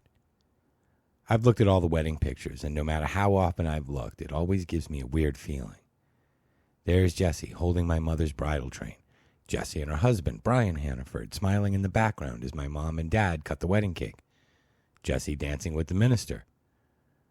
And in all the pictures, she is only 5 months away from the shower and the dish rag on the hot stove burner.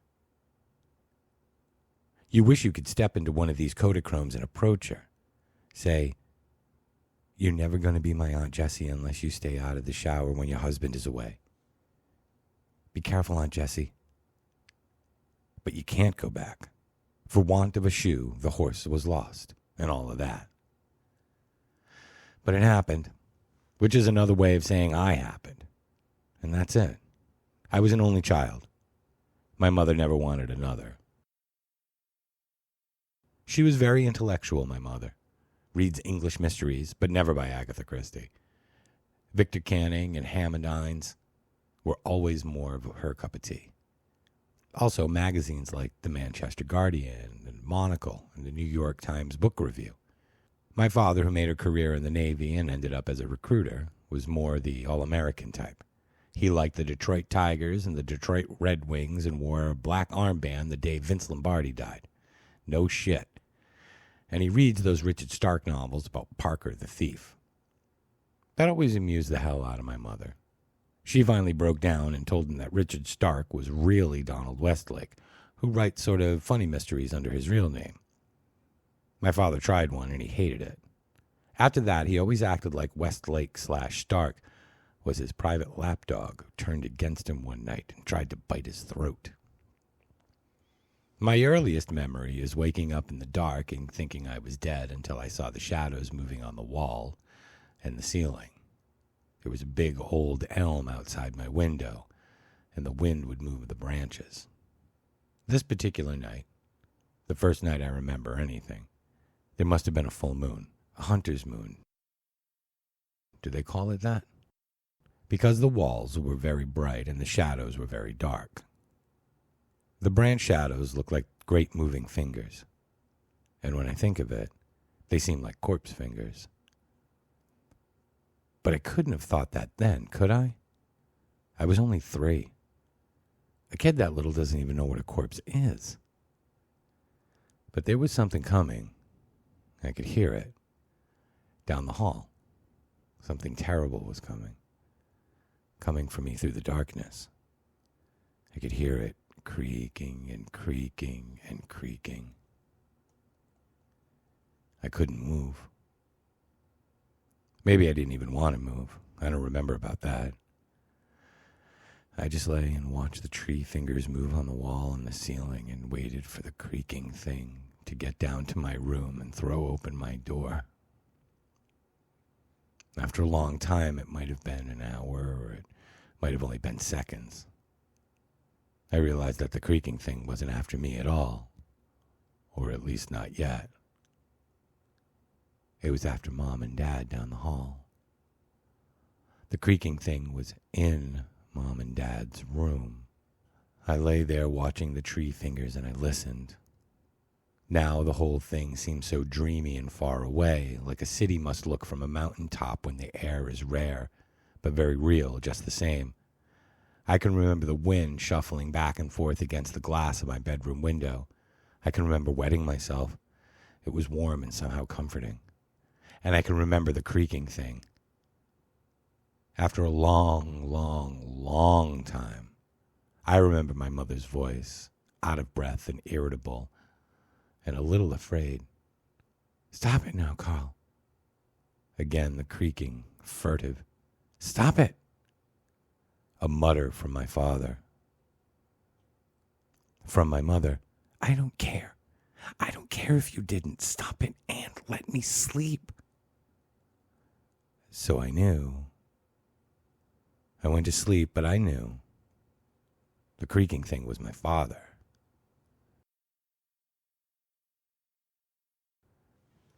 Chapter 15. Nobody said anything. Some of them hadn't gotten the point. If there was one, I wasn't sure. They were still looking at me expectantly, as if awaiting the punchline of a rather good joke. Others were studying their hands, obviously embarrassed. But Susan Brooks looked altogether radiant and vindictive. It was a very nice thing to see. I felt like a farmer spreading shit and growing corn. Still, though, nobody said anything. The clock buzzed away with a vague kind of determination. I looked down at Mrs. Underwood. Her eyes were half open, glazed and gummy. She looked no more important than a woodchuck I had once blown away with my father's 410. A fly was unctuously washing its paws on her forearm. Feeling a little disgusted, I waved it away. Outside, 4 more police cars had arrived. Other cars were parked alongside the shoulder of the highway, for as far as I could see beyond the roadblock. Quite a crowd was gathering. I sat back, dry scrubbed the side of my face with my hand, and I looked at Ted. He held up his fists to shoulder height, smiled, and popped up middle fingers on each one. He didn't speak, but his lips moved, and I read it easily. Shit. Nobody knew it had been passed but me and him. He looked ready to speak aloud, but I wanted to just keep it between us for a little while. I said,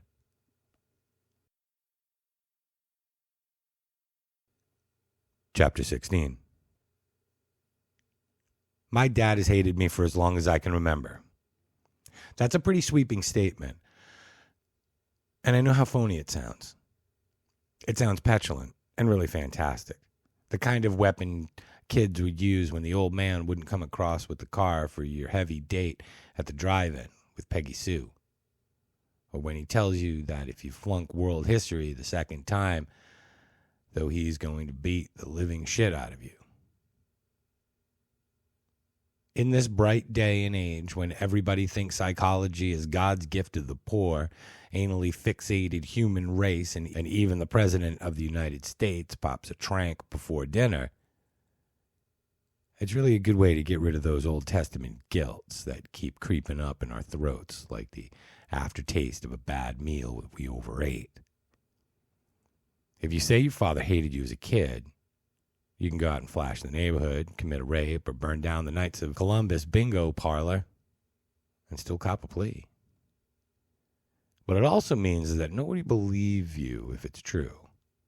You're the little boy that cried wolf. And for me, it is true. Oh, nothing really stunning until after the Carlson thing. I don't think Dad himself really knew it until then. Even if you could dig to the very bottom of his motives, he'd probably say that, at the most, he was hating me for my own good. Metaphor time in the old corral.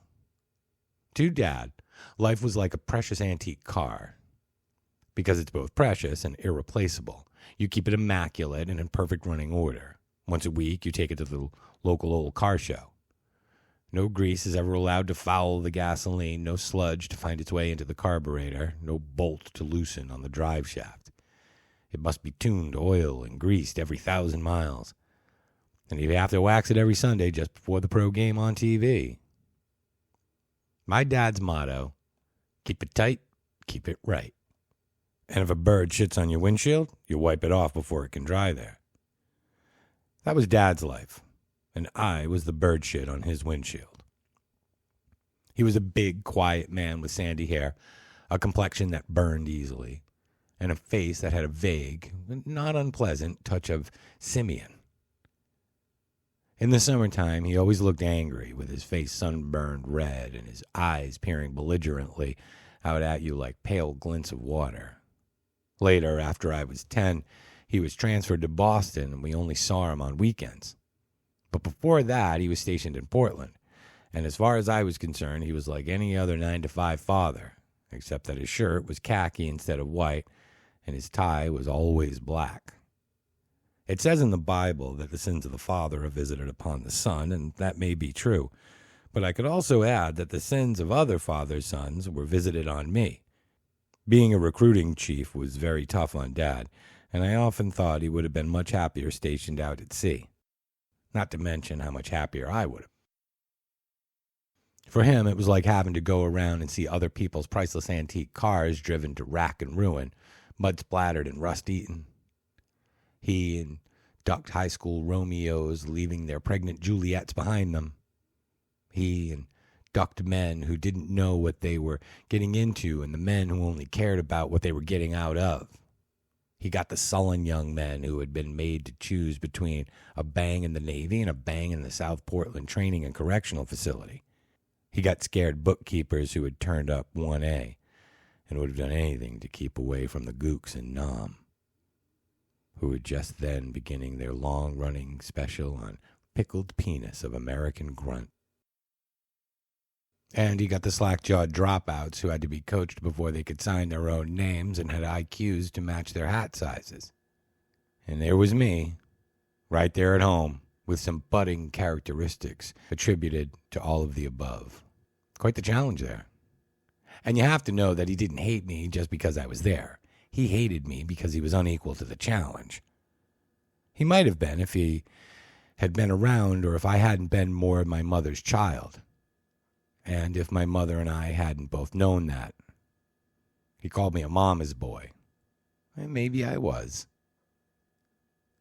One day in the fall of 1962, I took it into my head to throw rocks at the storm windows Dad was getting ready to put on. It was early October, a Saturday, and Dad was going at it the way he went at everything, with a step-by-step precision that precluded all error and waste. First, he got all the windows out of the garage, newly painted the spring before, green to match the house trim, and lined them up carefully against the house, one beside each window. I can see him, tall and sunburned and angry looking, even under the cool October sun, in the vintage October air, which was as cool as kisses. October's such a fine month, isn't it? I was sitting on the bottom of the steps on the front porch, playing quiet and watching him. Every now and then, a car would blip by going up Route 9 toward Windsor or down Route 9 toward Harlow or Freeport. Mom was inside playing the piano, something minor, Bach, I think. But then, whatever Mother played usually sounded like Bach. The wind tugged and pushed it, now bringing it to me, now carrying it away. Whenever I hear that piece now, I think about that day. Bach Fugue for Storm Windows in A minor. I sat and I played quiet. A 1956 Ford with an out-of-state license plate went by. Up here to shoot partridges and pheasants, probably. A robin landed by the elm tree that threw shade on my bedroom window at night and pecked through the falling leaves for a worm. My mother played on, right hand rippling the melody, left hand counterpointing it. Mother could play wonderful boogie-woogie when the urge struck her, but it didn't often. She just didn't like it, and it was probably just as well. Even her boogies sounded like Bach wrote them. All at once it occurred to me how wonderful it would be to break all those storm windows. To break them one by one, the upper panes and then the lower panes. You might think it was a piece of revenge, conscious or unconscious, a way to get back at the spit and polish all hands on deck old man. But the truth is, I can't remember putting my father in that particular picture at all. The day was fine and beautiful. I was 4. It was a fine October day for breaking windows. I got up and went out to the soft shoulder and began picking up stones. I was wearing short pants, and I stuffed stones in the front pockets until it must have looked like I was carrying ostrich eggs. Another car went by, and I waved, and the driver waved back. A woman beside him was holding a baby. I went back across the lawn, took a stone out of my pocket, and threw it at the storm window beside the living room window. I threw it as hard as I could, and I missed. I took out another rock, and this time I moved right up on top of that window. A little chill went through my mind, disturbing my thoughts for a tiny moment. I couldn't miss, and I didn't. I went right around the house, breaking the windows. First the living room window, then the music room window. It was propped up against the brick side of the house, and after I broke it, I looked in at Mom playing the piano. She was wearing a sheer blue slip. When she saw me peering in, she jumped a little and hit a sour note. Then she gave me a big sweet smile and went on playing. You can see how it was. She hadn't even heard me break the window. Funny. In a way, there was no sense of doing anything wrong, just sort of doing something pleasurable. A little kid's selective perception is a strange thing. If the windows had been fastened on, I never would have dreamed of breaking them. I was regarding the last window, the one outside the den, when a hand fell on my shoulder and turned me around. It was my father. He was mad. I had never seen him so mad. His eyes were big, and he was biting his tongue between his teeth as if he was having a fit. I cried out. He scared me so bad. It was like your mother coming to the breakfast table with a Halloween mask on. Bastard! He picked me up in both hands, right hand holding my legs at the ankle and the left hand holding my left arm against my chest, and then he threw me on the ground. It was hard, as hard as he could throw, I think. I lay there with all the breath out of me, staring up into dismay at the realization creeping over his face, dissolving the flash of his anger. I was unable to cry or speak or even move my diaphragm. There was a paralyzing pain in my chest and my crotch. I didn't mean it, he said, kneeling over me. You all right? You all right, Chuck? Chuck was what we called me when we were playing toss in the backyard. My lungs operated in spasmodic, lurching gasps. I opened my mouth and I let out a huge screaming bray. The sound scared me, and the next scream was even louder. Tears turned everything to prisms. The sound of the piano stopped. You shouldn't have broken those windows, he said. Anger was replacing dismay. Now, shut up. Be a man, for God's sake. He jerked me roughly to my feet as my mom flew around the corner of the house, still in her slip. He broke all of the storm windows, my father said. Go put something on. What's the matter? She cried. Oh, Charlie, did you cut yourself? Where? Show me where. He isn't cut, Dad said disgustedly. He's afraid he's going to get licked, and he damn well is. I ran to my mother and pressed my face into her belly, feeling the soft, comforting silk of her slip, smelling her sweet smell. My whole head felt swollen and pulpy, like a turnip. My voice had turned into a crackling donkey bray. I closed my eyes tightly. What are you talking about, licking him? He's purple. If you hurt him, Carl. He started to cry when he saw me coming, for Christ's sake. The voices were coming from high above me, like amplified declarations from mountaintops. There's a car coming, he said. Go inside, Rita. Come on, love, my mother said. Smile for Mummy, big smile. She pushed me away from her stomach and wiped tears from under my eyes. Have you ever had your mother wipe your tears away? About that, the hack poets are right. It's one of life's great experiences. Right up there with your first ball game and your first wet dream. There, honey. There. Daddy didn't mean to be cross. That was Sam Castingway and his wife, my father said. Now you've given that motor mouth something to talk about. I hope... Come on, Charlie, she said, taking my hand. We'll have chocolate in my sewing room. The hell you will, Dad said curtly, and I looked back at him. His fists were clenched angrily, and he stood in front of one of the windows that he had saved. He'll just puke it up when I whale the tar out of him. You'll whale no tar out of anyone, she said. You scared him half to death already. Then he was over to her, not minding her slip anymore, or Sam and his wife. He grabbed her shoulder and pointed to the jagged kitchen storm window. Look! Look! He did that. And now you want to give him chocolate? He's no baby anymore, Rita. It's time for you to start giving him the tit. I cringed against her hip, and she wrenched her shoulder away. White finger marks stood out on her flesh for a moment, and then filled in red. Go inside, she said calmly. You're being quite foolish, Carl. I'm going to. Don't tell me what you'll do, she shouted suddenly, advancing on him. He flinched away instinctively. Go inside. You've done enough damage. Go inside. Go find some of your friends and have drinks. Go anywhere. But get out of my sight. Punishment, he said deliberately. Did anyone teach you that word in college? Or were they too busy filling you full of that liberal bullshit? Next time, he may break something more valuable than a few storm windows. A few times after that, he may break your heart. Wanton destruction. Get out, she screamed.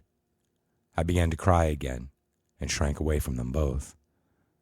For a moment I stood between, tottering, and then my mother gathered me up. It's all right, honey, she was saying, but I was watching my father, who had turned and was stomping away like a surly little boy. It wasn't until then, until I had seen him with the practiced and dreadful ease he had been banished, that I began to dare to hate him back. While my mother and I were having cocoa in her sewing room, I told her how Dad had thrown me on the ground. I told her that Dad had lied. It made me feel quite wonderful and strong.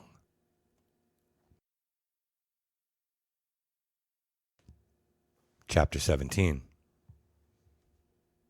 What happened after that? Susan Brooks asked breathlessly. Not much, I said. It blew over. Now that it was out, I found myself mildly surprised that it had stuck in my throat for so long. I once knew a kid, Herc Orville, who ate a mouse. I dared him, and he swallowed it, raw. It was just a small field mouse, and it didn't look hurt at all when he found it. Maybe it just died of old age. Anyway, Herc's mom was out hanging clothes, and she just happened to look over at us sitting in the dirt by the back steps. She looked just in time to see the mouse going down Herc's throat, head first. She screamed. What a fright it can give you when grown-ups scream. And ran over and put her fingers down Herc's throat. Herc threw up the mouse, the hamburger he'd eaten for lunch, and some pasty glop that looked like tomato soup. He was just starting to ask his mother what was going on when she threw up. And there, in all the puke, that old dead mouse didn't look bad at all. It sure looked better than the rest of the stuff. The moral seemed to be that puking up your past, when the present is even worse, makes some of the vomitus look nearly tasty. I started to tell them that, and then decided it would only revolt them, like the story of the Cherokee nose job. Dad was in the doghouse for a few days, that was all. No divorce, no big thing. Callow Granger started to say something, and that was when Ted stood up. His face was as pale as cheese, except for his 2 burning patches of red, one above each cheekbone. He was grinning. Did I tell you he wore his hair in a duck's ass haircut? Grease, out of style, not cool. But Ted got away with it.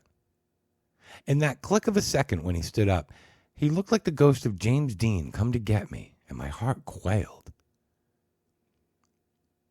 I'm going to take that gun away from you now, tin shit, he said, grinning. His teeth were white and even.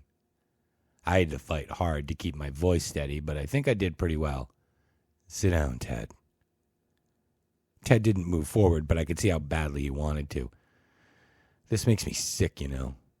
Trying to blame something like this on your folks. Did I say I was trying to shut up? He said in a rising, strident voice. You killed 2 people. How really observant of you to notice, I said. He made a horrible, rippling movement with his hands, holding them at waist level, and I knew that in his mind he had just grabbed me and eaten me. Put that down, Charlie, he said, grinning. Put that down and fight me fair. Why did you quit the football team, Ted? I asked amiably. It was very hard to sound amiable, but it worked.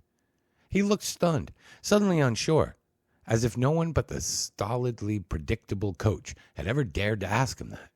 He looked as if he was suddenly become aware of the fact that he was the only one standing. It was akin to the look a fellow gets when he realizes his zipper is down and is trying to think of a nice, unobtrusive way to get it back up, so it will look like an act of God. Never mind that, he said. Put that gun down. It sounded melodramatic as hell. Phony. And he knew it. Afraid for your balls? Your ever-loving sack? Was that it? Irma Bates gasped. Sylvia, however, was watching with certain predatory interest. You... He sat down suddenly in his seat and somebody chuckled in the back of the room. I've always wondered exactly who that was. Dick Kane, Harmon Jackson. But I saw their faces. And what I saw surprised me. You might even say it shocked me. Because there was a pleasure there. There had been a showdown, a verbal shootout, you might say. And I had won. But why did that make them happy? Like those maddening pictures you sometimes see in the Sunday paper. Why are these people laughing? Turn to page 41. Only there was no page for me to turn to. And it's important to know, you know. I've thought and I've thought. I've racked whatever brains I have left, and I don't know. Maybe it was only Ted himself, handsome and brave, full of the same natural machismo that keeps the wars well attended. Simple jealousy, then. The need to see everyone at the same level, gargling in the same rat race choir. To paraphrase Dylan, take off your mask, Ted, and sit down with the rest of us regular guys. Ted was still staring at me, and I knew well enough that he was unbroken. Only next time he might not be so direct. Maybe next time he would try to jump me on the flank. Maybe it's just mob spirit. Jump on the individual. But I didn't believe that then, and I don't believe it now, although it would explain much. No, the subtle shift from Ted's end of the seesaw to mine could not be dismissed as some mass grunt of emotion. A mob always wipes out the strange one, the sport, the mutant. That was me, not Ted. Ted was the exact opposite of those things. He was a boy you'd have been proud to have down in the rumpus room with your daughter. No, it was in Ted, not in them. It had to be in Ted. I began to feel strange tentacles of excitement in my belly, the way a butterfly collector must feel when he thinks that he's just seen a new species fluttering in yon bushes. I know why Ted quit football, a voice said slyly. I looked around and it was Pigpen. Ted had fairly jumped at the sound of his voice. He was beginning to look a wee bit haggard. Do tell, I said. If you open your mouth, I'll kill you, Ted said deliberately. He turned his grin on Pigpen. Pigpen blinked in a terrified way and licked his lips. He was torn. Probably the first time in his life that he'd had an axe. And now he didn't know if he dared to grind it. Of course, almost anyone in the room could have told you how he came by any information he had. Mrs. Dano spent her life attending bazaars, rummage sales, church school suppers, and Mrs. Dano had the longest, shrewdest nose in Gates Fall. I also suspected that she held the record for party line listening in. She could latch onto anyone's dirty laundry before you could have said, "Have you heard the latest about Sam Delacourt?" Pigpen began and turned away from Ted as he made an impotent clutching gesture with his hands. Go on and tell, Sylvia Reagan suddenly said. Don't let Golden Boy scare you, hon. Pigpen gave her a quivering smile, and then he blurted out, Mrs. Jones is an alcoholic. She had to go someplace to dry out, and Ted had to help with his family. Silence for a second. I'm going to kill you, Pigpen, Ted said, getting up. His face was dead pale. Now, that's not nice, I said. You said yourself. Sit down. Ted glared at me, and for a moment, I thought he was going to break and charge at me. If he had, I would have killed him. Maybe you could see it on my face, and he sat back down. So, I said, the skeleton had boogied right out of the closet. Where's she drying out, Ted? Shut up, he said thickly. Some of his hair had fallen across his forehead. It looked greasy. It was the first time it ever looked that way to me. Oh, she's back now, Pigpen said, and offered Ted a forgiving smile. You said you'd kill Pigpen, I said thoughtfully. I will kill him, Ted muttered. His eyes were red and baleful. Then you can blame it on your parents, I said, smiling. Won't that be a relief? Ted was gripping the edge of his desk tightly. Things weren't going to his liking at all. Harmon Jackson was smiling nastily. Maybe he had an old grudge against Ted. Your father drive her to it? I asked kindly. How did it all happen? Home late all the time, supper burn and all of that? Nipping on the cooking sherry a little at first? Oh, hi. I'll kill you, he moaned. I was needling him, needling the shit out of him, and no one was telling me to stop. It was incredible. They were all watching Ted with a glassy kind of interest, as if they had expected all along that there were a few maggots under there. Must be tough to be married to a big-time bank officer, I said. Look at it this way. She probably didn't realize she was belting down the hard stuff so heavy. It can creep up on you, boy. Look at it this way. It can get on top of you. And it's not your fault, is it? Hi-oh. Shut up, he screamed at me. There it was, right under your nose. But it got out of control, am I right? Kind of disgusting, wasn't it? Did she really go to pot, Ted? Tell us. Get rid of it. Kind of just slopping around the house, was she? Shut up! Shut up! Drunk in front of dialing for dollars, seeing bugs in the corners. Oh, was she quiet about it? Did she see the bugs? Did she? Did she go bugs? Yeah, and it was disgusting. He brayed at me suddenly, through the mouthful of spit. Almost disgusting as you.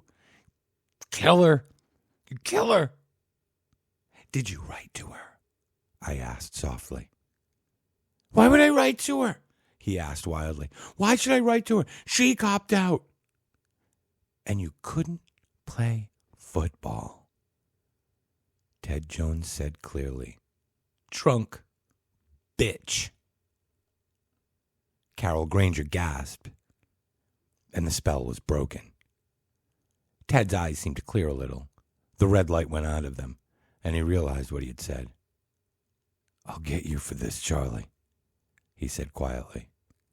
You might get your chance, I smiled. A drunken old bitch of a mother. Ooh, that surely is disgusting, Ted. Ted sat silently staring at me. It was over then. We could turn our attention to other things, at least for the moment. I had a feeling that we might be getting back to Ted, or that he would be getting back to me. People moved around restlessly outside. The clock buzzed. No one said anything for a long time. At least what seemed like a long time. There was a lot to think about now.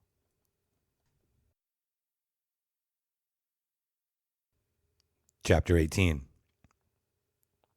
Sylvia Reagan finally broke the silence. She threw back her head and laughed, long, hard, and loud. Several people, including me, jumped. Ted Jones didn't. He was still on his own trip. You know what I'd like to do after all of this is over? She asked. What? Pigpen asked.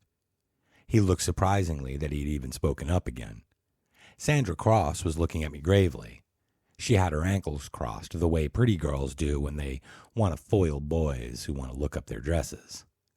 I'd like to get this in a detective magazine. 60 Minutes of Terror with the Placerville Maniac. I'd get somebody who writes good to do it. Joe McKennedy or Phil Franks, or maybe you, Charlie. How's that bite your banana? She guffawed, and Pigpen joined in tentatively. I think he was fascinated by Sylvia's fearlessness. Or maybe it was only her blatant sexuality. She sure didn't have her ankles crossed.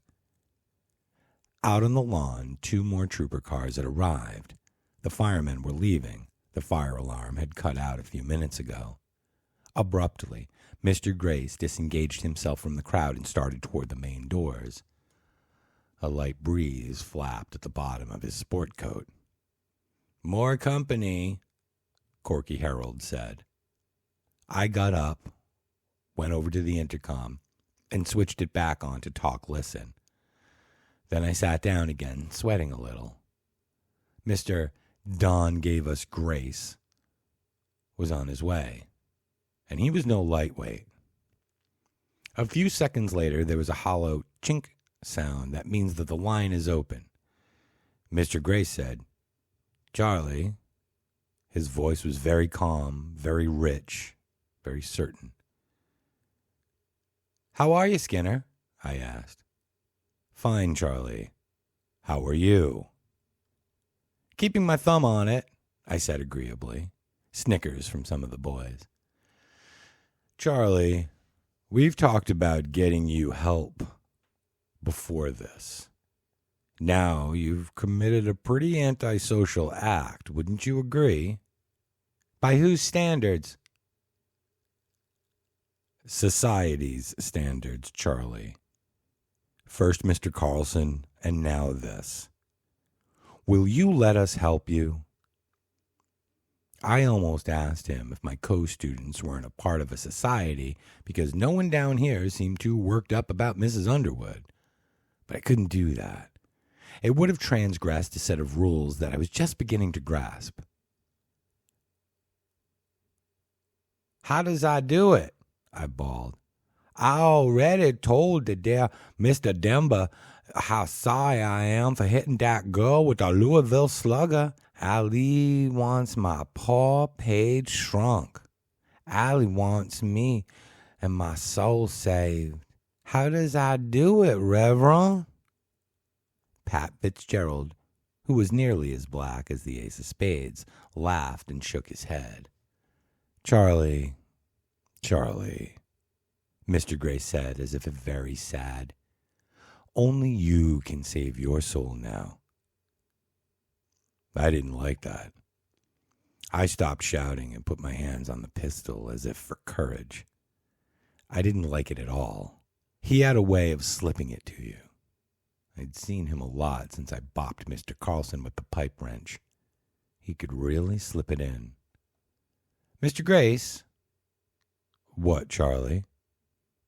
Did Tom tell the police what I said? Do you mean Mr. Denver? Whatever. Did he? Yes.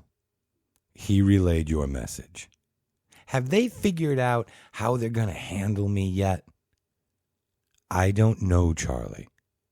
I'm more interested in knowing if you've figured out how you're going to handle yourself.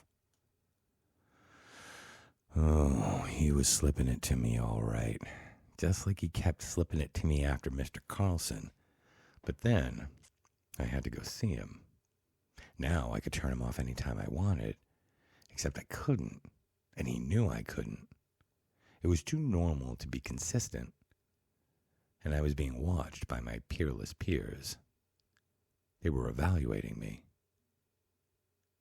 Sweating a little, I asked the intercom. Are you? You guys, I said at the edge of bitterness creeping into my voice. You're all the same. We are? If so, then we all want to help you. He was going to be a much tougher nut to strip than old Tom Denver had been. That was obvious. I called Don Grace up in my mind. Short, dapper little fuck, bald on top, big mutton chop sideburns, as if to make up for it. He favored tweed coats and suede patches on the elbows. A pipe always stuffed with something that came from Copenhagen and smelled like cow shit. A man with a head full of sharp, prying instruments. A mind fucker. A head stud. That's what a shrink is for. My friends and neighbors, their job is to fuck the mentally disturbed and make them pregnant with sanity. It's a bull's job, and they go to school to learn how. And all their courses are variations on a theme. Slipping it to the psycho for fun and profit, mostly profit. And if you find yourself someday lying on the great analyst couch where so many have lain before you, I'd ask you to remember this one thing. When you get sanity by the stud, the child always looks like the father, and they have a very high suicide rate. But they get you lonely and ready to cry. They get you ready to toss it all over if they would just promise to go away for a while. What do we have? What do we really have? Minds like terrified fat men begging the eyes that look up in the bus terminal or the restaurant and threaten to meet ours, to look back down uninterested. We lie awake, pictures of ourselves in white hats in varying shapes. There's no maidenhead too tough to withstand the seasoned dork of modern psychiatry. But maybe that was okay. Maybe now they would play my game. All these shysters and whores. Let me help you, Charlie, Mr. Grace was saying. But by letting you help me, I would be helping you, I said, as if the idea had just occurred to me. I don't want to do that. Why, Charlie? Mr. Grace? Yes, Charlie. The next time you ask me a question, I'm going to kill somebody down here. I could hear Mr. Grace suck wind, as if I just told him that his son had been in a car crash. It was a very unself-confident sound, and it made me feel very good. Everyone in the room was looking at me tightly. Ted Jones raised his head slowly, as if he had just awakened. I could see the familiar hating darkness clouding his eyes. Ann Lasky's eyes were round and frightened. Sylvia Reagan's fingers were doing a slow, dreamy ballet as they rummaged in her purse for another cigarette. And Sandra Cross was looking at me gravely, as if I were a doctor or a priest. Mr. Grace began to speak. Watch it, I said sharply. Before you say anything, be careful. You aren't playing your game any longer. You understand that? You're playing mine. Statements only. Be very careful. Can you be careful? He didn't say anything about my game metaphor at all. That was when I began to believe that I had him. Charlie, was that almost a plea? Very good. Do you think you'll be able to keep your job after this, Mr. Grace? Charlie, for God's sake. Ever so much better. Let them go, Charlie. Save yourself. Please.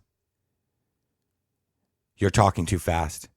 Pretty soon a question will pop out, and that'll be the end for somebody. Charlie, how was your military obligation fulfilled?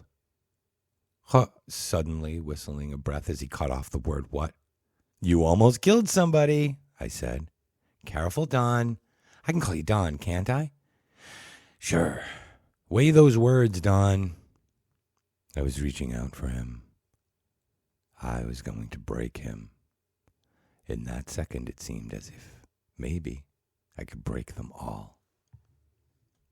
I think you'd better sign off for the moment, Charlie. If you go before I say you can, I'm going to shoot somebody. What you're going to do is you're going to sit there and you're going to answer my questions. The first sweaty desperation, as well concealed as underarm perspiration at the junior prom. I really mustn't, Charlie. I can't take responsibility for... Responsibility! I screamed. My God, you've been taking the responsibility ever since they let you loose from college. Now you want to cop out the first time your bare ass is showing? But I'm in the driver's seat. And by God, you'll pull the cart. Or I'll do just what I said. Do you dig it? Do you understand me? I won't play cheap parlor games with human lives for party favors, Charlie. Congratulations to you, I said. You just described modern psychiatry. That ought to be in the textbook definition, Don.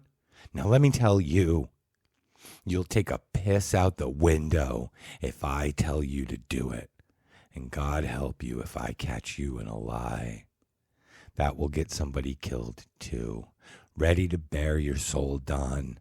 Are you on your mark? He drew in his breath raggedly. He wanted to ask if I really meant it, but he was afraid I might answer with the gun instead of my mouth. He wanted to reach out quick and shut off the intercom, but he knew he would hear the echo of a shot in the empty building, rolling around in the corridor below him like a bowling ball up a long alley from hell. All right, I said. I unbuttoned my shirt cuffs.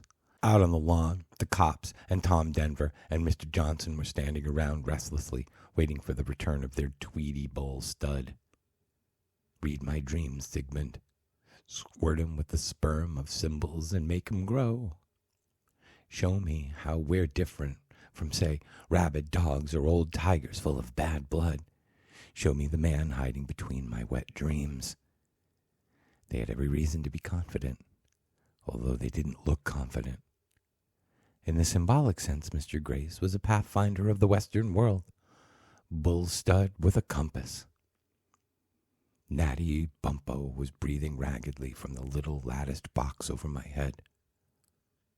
I wonder if he had read any good rapid eye movements lately. I wondered what his own would be like when nightfall finally came. All right, Don, let's get it on.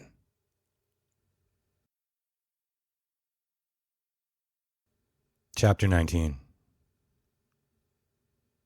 How was your military obligation fulfilled? In the Army, Charlie. This isn't going to accomplish anything. In what capacity? As a doctor. Psychiatrist? No. How long have you been a practicing psychiatrist? 5 years. Have you ever eaten your wife out? What? Terrified. Angry pause. I don't know the meaning of the phrase. I'll rephrase it then.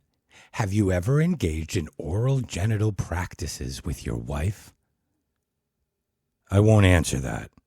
You have no right. I have all the rights. You have none. Answer, or I'll shoot someone. And remember, if you lie, I'll catch you in a lie. I'll shoot someone.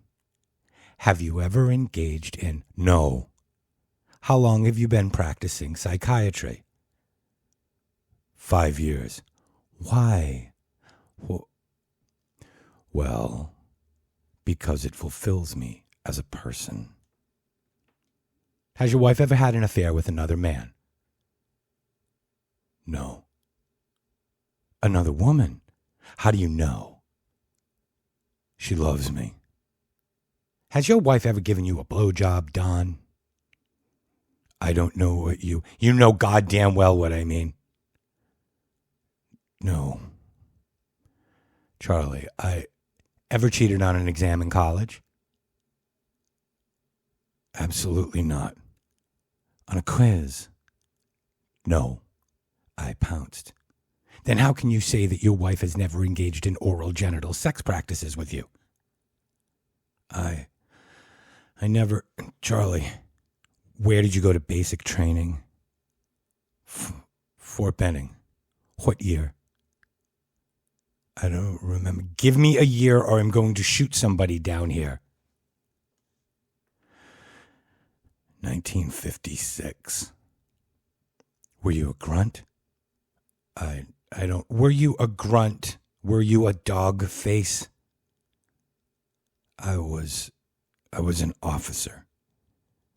First Lieutenant. I didn't ask you for that. Charlie, for God's sake, calm down. What year was your military obligation fulfilled? 1960. You owe our country 6 years. You're lying. I'm going to shoot. No. National Guard. I was in the Guard. What was your mother's maiden name? Gavin. Why? I don't understand. Why was her maiden name Gavin? Because her father's name was Gavin. Charlie, in what year did you do your basic training? 1956. No, you're lying. I caught you, didn't I, Don? No, you started to say 57. I got mixed up. I'm going to shoot somebody in the guts, I think. Yeah. Charlie, for Jesus Christ's sake, don't let it happen again. You were a grunt, right? In the Army? Yes. No, I was an officer. What was your father's middle name? John. Charlie, get a hold of yourself. Don't ever gobble on your wife, my man. No. You're lying. You said to me you didn't know what that meant. You explained it to me. He was breathing in fast little grunts. Let me go, Charlie, let me... What's your religious denomination? Methodist. In the choir? No. Did you go to Sunday school? Yeah. Yes. What are the first 3 words in the Bible? In the beginning. First line of the 23rd Psalm. The Lord is my shepherd, I shall not want. And you first ate your wife out in 1956. Yeah. No. Charlie, let me alone. Basic training, what year? 1956. You said 57 before. Here it goes. I'm going to blow someone's head off right now. I said 56, you bastard. He was screaming, out of breath, hysterical. What happened to Jonah, Don? He was swallowed by a whale. The Bible says big fish, Don. Is that what you meant? Yeah, big fish. Of course it was. Who built the ark? Noah. Where did you do your basic training? Fort Benning. more confident, familiar ground. He was letting himself be lulled. Ever eaten your wife? No. What? No. What was the last book in the Bible, Don? Revelations. Actually, it's just Revelation. No S. Right? Right. Sure, right. Who wrote it? John. What was your father's middle name? John. Ever get a revelation from your father, Don? A strange, high, cackling laugh came from Don Grace. Some of the kids blinked uneasy at the sound of the laugh. No. Charlie, I can't say that I ever did. What was your mother's maiden name? Gavin. Is Christ numbered among the martyrs? Yes. He was Methodist, to be sure. How was he martyred? By the cross, crucified. And what did Christ ask God on the cross? My God, why hast thou forsaken me? Don. Yes, Charlie. What did you just say? I said, my God, why? Oh, no, Charlie, that's not fair. You asked a question. You tricked me. You just killed someone, Don. Sorry. No! I fired the pistol into the floor. The whole class, which had been listening with taut hypnotic attention, flinched. Several people screamed. Pigpen fainted again, and he struck the floor with a satisfying, meaty thump. I don't know if the intercom picked it up, but it really didn't matter. Mr. Grace was crying, sobbing like a baby.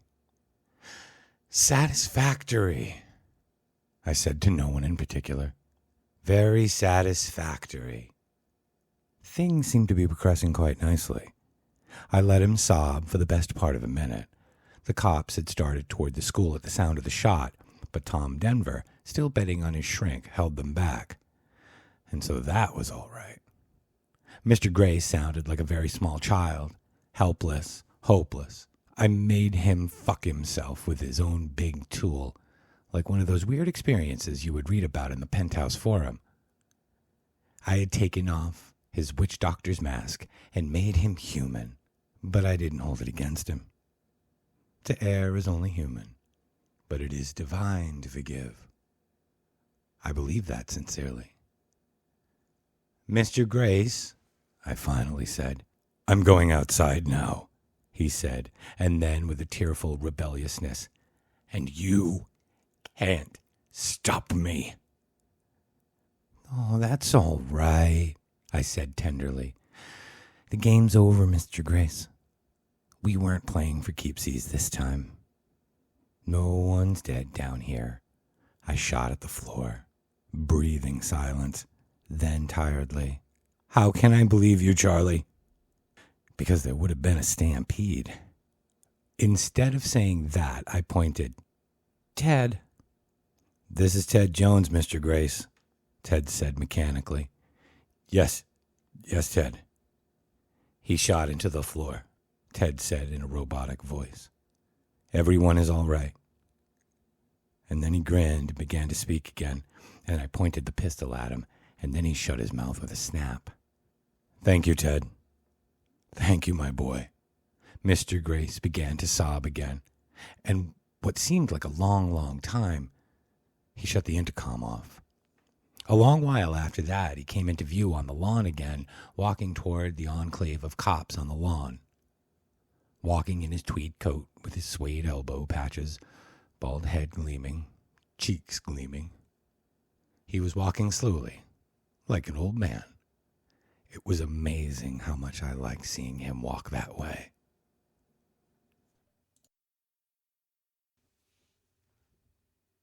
Chapter 20. Oh, man, Richard Keene said from the back of the room, his voice sounding tired and sighing, almost exhausted. That was when a small, savagely happy voice broke in. I thought it was great. I craned my neck around. It was a tiny Dutch doll of a girl named Grace Stanner. She was pretty in a way that attracted the shop course boys, who still slicked their hair back and wore white socks. They hung around her in the halls like droning bees. She wore tight sweaters and short skirts. When she walked, everything jiggled, as Chuck Berry would have said in his wisdom. It's such a sight to see somebody steal the show. Her mom was no prize, from what I understood. She was a sort of pro-am barfly that spent most of her time hanging around Denny's on South Main, about a half a mile up from what they call the corner here in Placerville. Denny's will never be mistaken for Caesar's Palace. And there are always a lot of those small minds in small towns eager to think like mother, like daughter. Now she was wearing a pink cardigan sweater and a dark green skirt, thigh-high. Her face was alight, elvish. She had raised one clenched fist unconsciously shoulder height, and there was something crystal and poignant about the moment. I actually felt my throat tighten. Go, Charlie. Fuck 'em all. A lot of heads snapped around and a lot of mouths dropped open, but I wasn't too surprised. I told you about the roulette ball, didn't I? Sure I did. In some ways, in a lot of ways, it was still in spin. Craziness is only a matter of degree. And there are a lot of people besides me who have the urge to roll heads. They go to the stock car races and the horror movies and the wrestling matches that they have down in Portland. Maybe what she said smacked all of those things. But I admire her for saying it out loud, all the same. The price of honesty is always high. She had an admirable grasp of the fundamentals. Besides, she was tiny and pretty. Irma Bates wheeled on her, face stretched with outrage. And it suddenly struck me that what was happening to Irma must be nearly cataclysmic. Dirty mouth. Fuck you, too, Grace shot back at her, smiling. Then, as an afterthought, bag. Irma's mouth dropped open. She struggled for words. I could see her throat working as she tried them, rejected them, tried more, looked for the words of power that would line Grace's face, drop her breasts 4 inches toward her belly, pop up varicose veins on those smooth thighs, and turn her hair gray. Surely those words were there someplace, and it was only a matter of finding them. So she struggled, and with her low-slung chin and her bulging forehead, both generally sprinkled with blackheads, she looked like a frog. She finally sprayed out, "They ought to shoot you, just like they'll shoot him, you slut." She worked for more. It wasn't enough. It couldn't yet express all of the horror and outrage she felt for this violent rip in the seam of her universe. Kill all sluts, sluts and slut daughters. The room had been quiet, but now it became absolutely silent. A pool of silence. A mental spotlight that had been switched on Irma and Grace. They might have been alone in a pool of light on a huge stage. Up to this last, Grace had been smiling slightly. Now the smile was wiped off. "What?" Grace said slowly. "What? What? Baggage. Tramp." Grace stood up as if to recite poetry. "My mother works in a laundry, you fat bitch, and you better take back what you just said." Irma's eyes rolled in caged and desperate triumph. Her neck was slick and shiny with sweat, the anxious sweat of the adolescent damned, the ones who sit home Friday nights and watch old movies on TV, and also watch the clock. The one for whom the phone is always mute, and the voice of the mother is the voice of Thor. The ones who peck endlessly at the mustache shadow between nose and upper lip. The ones who go see Robert Redford with their girlfriends and then come back alone on another day to see him again, with their palms clutched damply in their lap. the ones who agonize over long, seldom mailed letters to John Travolta, written by the close, anxious light of tenser study lamps. The ones for whom time has begun a slow and dreamy sledge of doom, bringing only empty rooms and the smell of old sweats. Sure, that neck was slimy with sweat. I wouldn't kid you any more than I would kid myself. She opened her mouth and brayed, "Whore's daughter!" "Okay," Grace said, and she started up the aisle toward Irma, holding her hands out in front of her like a stage hypnotist's. She had very long fingernails, lacquered the color of pearl. "I'm going to claw your eyes out, cunt." "Whore's daughter! Whore's daughter!" She was almost singing it. Grace smiled. Her eyes were still alight and elvish. She wasn't hurrying up the aisle, but she wasn't lagging either. No, she was coming right along. She was pretty, and I have never noticed before. Pretty and precious. It was as if she had become a secret cameo of herself. "Okay, Irma," she said. "Here I come. Here I come for your eyes." Irma, suddenly aware, shrank back in her seat. "Stop," I said to Grace. I didn't pick up the pistol, but I laid my hand on it. Grace stopped and looked at me inquiringly. Irma looked relieved and also vindicated, as if she had taken on aspects of justly intervening God. "Whore's daughter," she confided to the class in general. "Mrs. Stanner has open house every night, just as soon as she gets back from the beer joint, with her as practicing apprentice." She smiled sickly at Grace, a smile that was supposed to convey a superficial cutting sympathy and instead only inscribed her own pitiful attempt at terror. Grace was still looking at me inquiringly. "Irma," I asked politely, "can I have your attention, please, Irma?" And when she looked at me, I saw fully what was happening. Her eyes had a glittery yet opaque sheen. Her face was flushed of cheek, but waxy of brow. She looked like something you might send out your kid wearing for Halloween. She was blowing up. The whole thing had offended whatever shrieking albino bat it was that passed for her soul. She was ready to go straight up to heaven or dive bomb down to hell. "Good," I said when both of them were looking at me. "Now, we have to keep order in here, okay? I'm sure you understand that. Without order, what do you have? The jungle. And the best way to keep order is to settle our difficulties in a civilized way." "Hear, hear," Harmon Jackson said. I got up and went to the blackboard and took a piece of chalk from the ledge.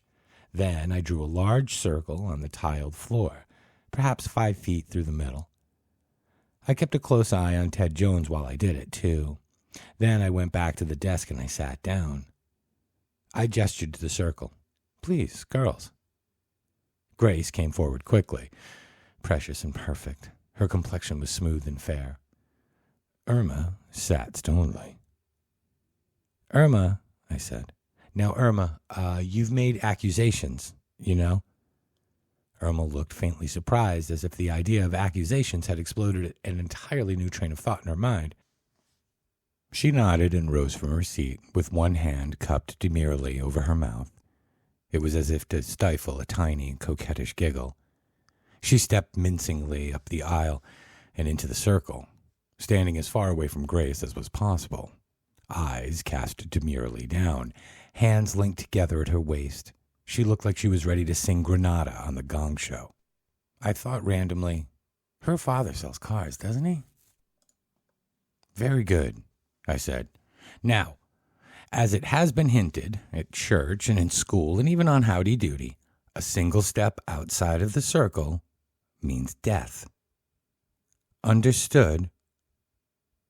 They understood that. They all understood that.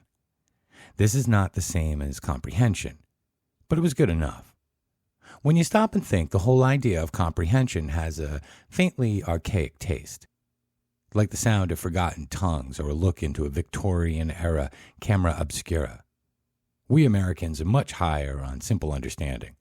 It makes it easier to read the billboards when you're heading into town or in the expressway at 55 miles plus. To comprehend, the mental jaws have to gape wide enough to make the tendons creak. Understanding, however, well, that can be purchased at every paperback book rack in America. Now, I said, I would like a minimum of physical violence here. We already have enough to think about. I think your mouths and your open hands will be sufficient, girls. I will be the judge. Accepted? They nodded. I reached into my back pocket and I brought out my red bandana. I had bought it at the Ben Franklin 5 and Dime downtown, and a couple of times I had worn it to school knotted around my neck. Very continental. But I had gotten tired of the effect, and I put it to work as a snot rag. Bourgeois to the core. That's me. When I drop it, you go at it. First lick to you, Grace, as you seem to be the defendant. Grace nodded brightly. There were roses in her cheeks. That's what my mother always said about someone who has high color. Irma Bates just looked demurely at my red bandana. Stop it, Ted Jones snapped. You said you weren't going to hurt anyone, Charlie. Now stop it. His eyes looked desperate. Just stop it. For no reason I could fathom, Don Lordy laughed crazily. She started it, Ted Jones, Sylvia Regan said heatedly. If some Ethiopian jug diddler called my mother a whore.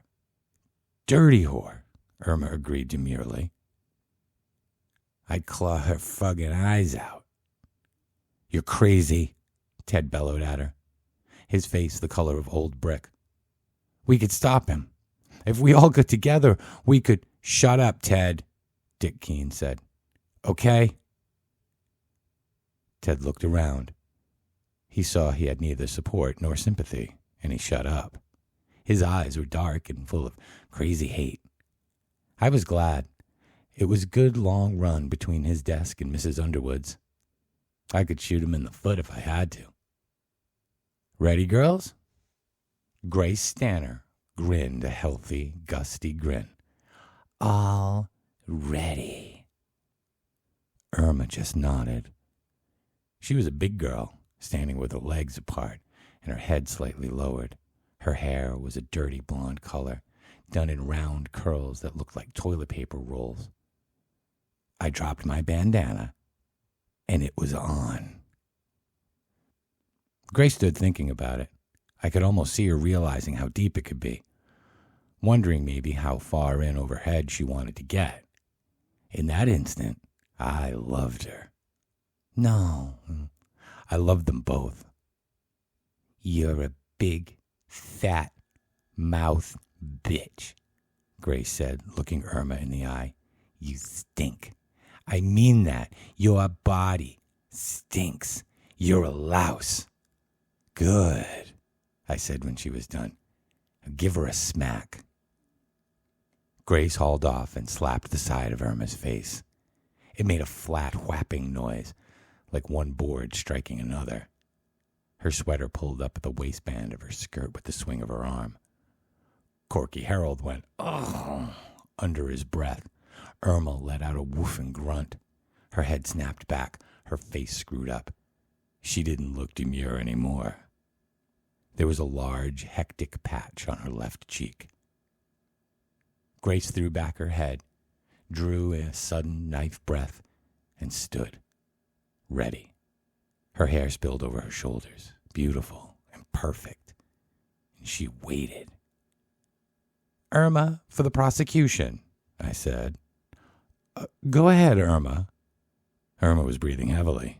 Her eyes were glazed and offended, her mouth horrified. At that moment, she looked like no one sweet child of the morning. Whore, she finally said, apparently deciding to stick with a winner. Her lip lifted, fell, and lifted again like a dog's. Dirty boy fucking whore. I nodded to her. Irma grinned. She was very big. Her arm coming around was like a wall. It rocketed against the side of Grace's face. The sound was a sharp crack. Ow! Someone whined. Grace didn't fall over. The whole side of her face went red, but she didn't fall over. Instead, she smiled at Irma, and Irma flinched. I saw it, and I could hardly believe it. Dracula had feet of clay, after all. I snatched a quick look at the audience. They were hung, hypnotized.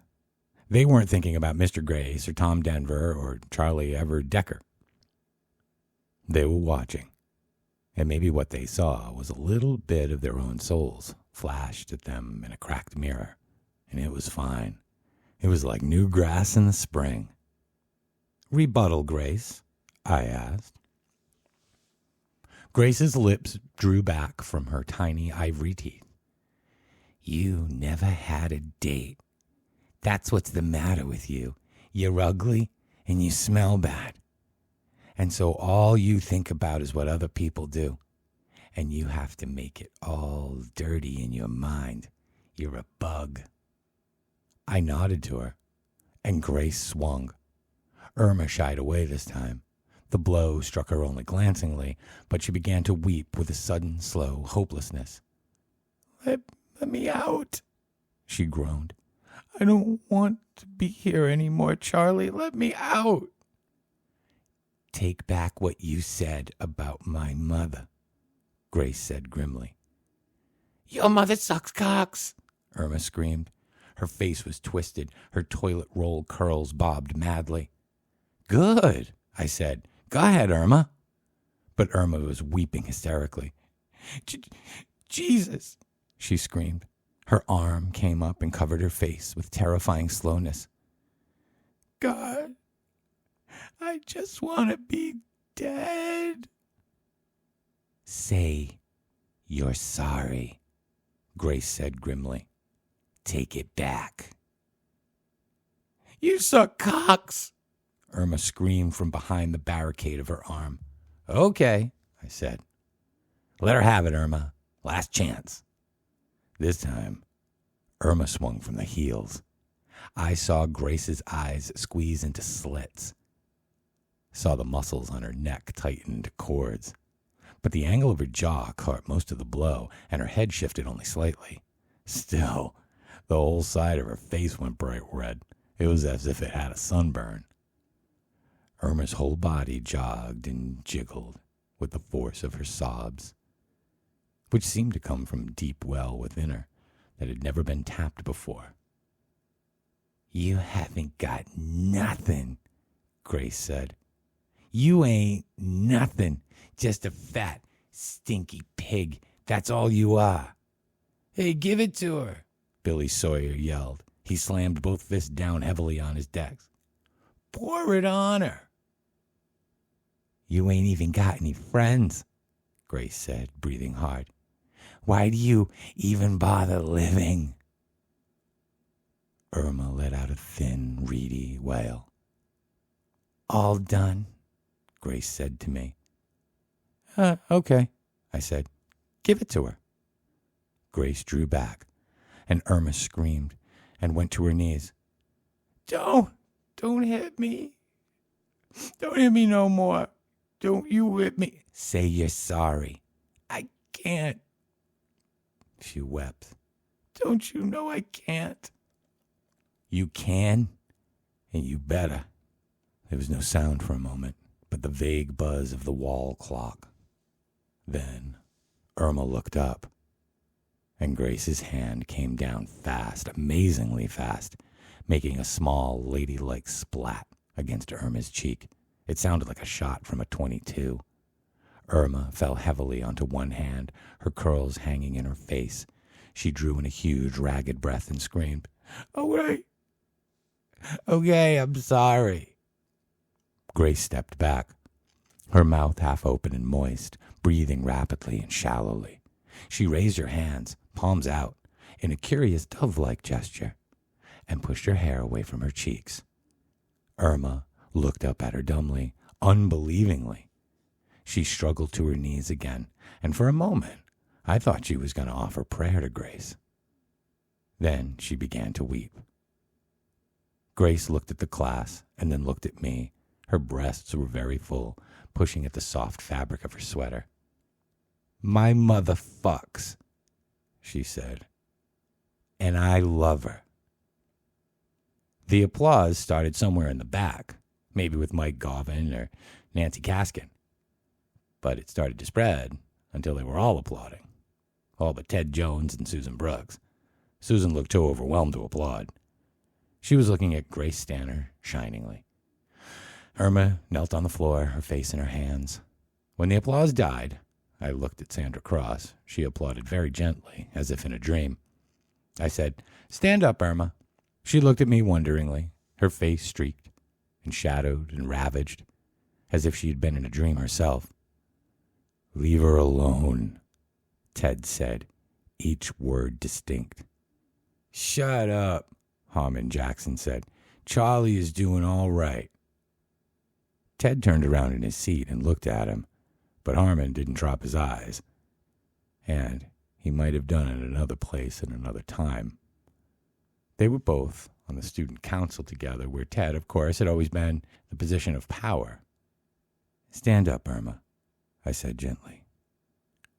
"Are you going to shoot me?" she whispered. "You said you were sorry." "She made me say it." "But I bet you are." Irma looked at me dumbly from beneath the madhouse of her toilet paper curls. "I've always been sorry," she said. That's what makes it so hard to say." "Do you forgive her?" I asked Grace. "Huh?" Grace looked at me a little dazed. "No. Oh, yeah, sure." She walked suddenly back to her seat and sat down, where she looked frowningly at her hands. "Irma," I said. "What?" She was peering at me dog-like, truculent, fearful, pitiful. "Do you have something you want to say?" "I don't know." She stood up a little at a time. Her hands dangled strangely, as if she didn't know exactly what to do with them. "I think you do." "You'll feel better when it's off your chest, Irma," Tanis Gannon said. "I always do." "Leave her alone, for Christ's sake," Dick Keene said from the back of the room. "I don't want to be let alone," Irma said suddenly. "I want to say it." She brushed back her hair defiantly. Her hands were not dove-like at all. "I'm not pretty and no one likes me and I never had a date. Everything she said is true. There." The words rushed out very fast, and she screwed up her face while she was saying them, as if she were taking a nasty medicine. "Take a little care of yourself," Tanis said. Then, looking embarrassed but still determined, "You know, wash, shave your legs and your armpits. Look nice. I'm no ravishing beauty, but I don't stay home every weekend. You could do it. I don't know how." Some of the boys were beginning to look uneasy, but the girls were all leaning forward. They looked sympathetic now. All of them. They all had confessions at the pajama party look to that every male seems to know and dread. "Well," Tanis began. Then she stopped and shook her head. "Come back here and sit down." Pat Fitzgerald snickered. "Trade secrets?" "That's right." "Some trade," Corky Harold said. That got laughs. Irma Bates shuttled to the back of the room where she, Tanis, Ann Lansky, and Susan Brooks started some sort of confabulation. Sylvia was talking softly with Grace, and Pigpen's eyes were crawling avidly over both of them. Ted Jones was frowning at the air. George Yannick was carving something onto his desk and smoking a cigarette. He looked like a busy carpenter. Most of the others, well, they were looking out the window at the cops, directing traffic and conferring in desperate-looking little huddles.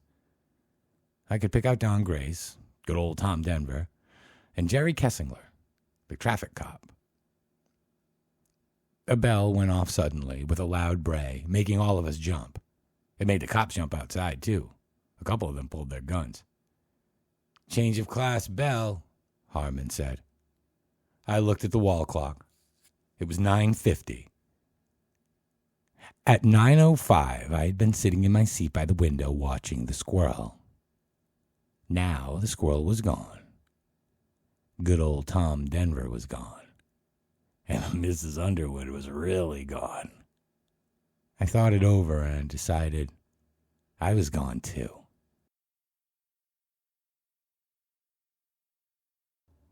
Chapter 21.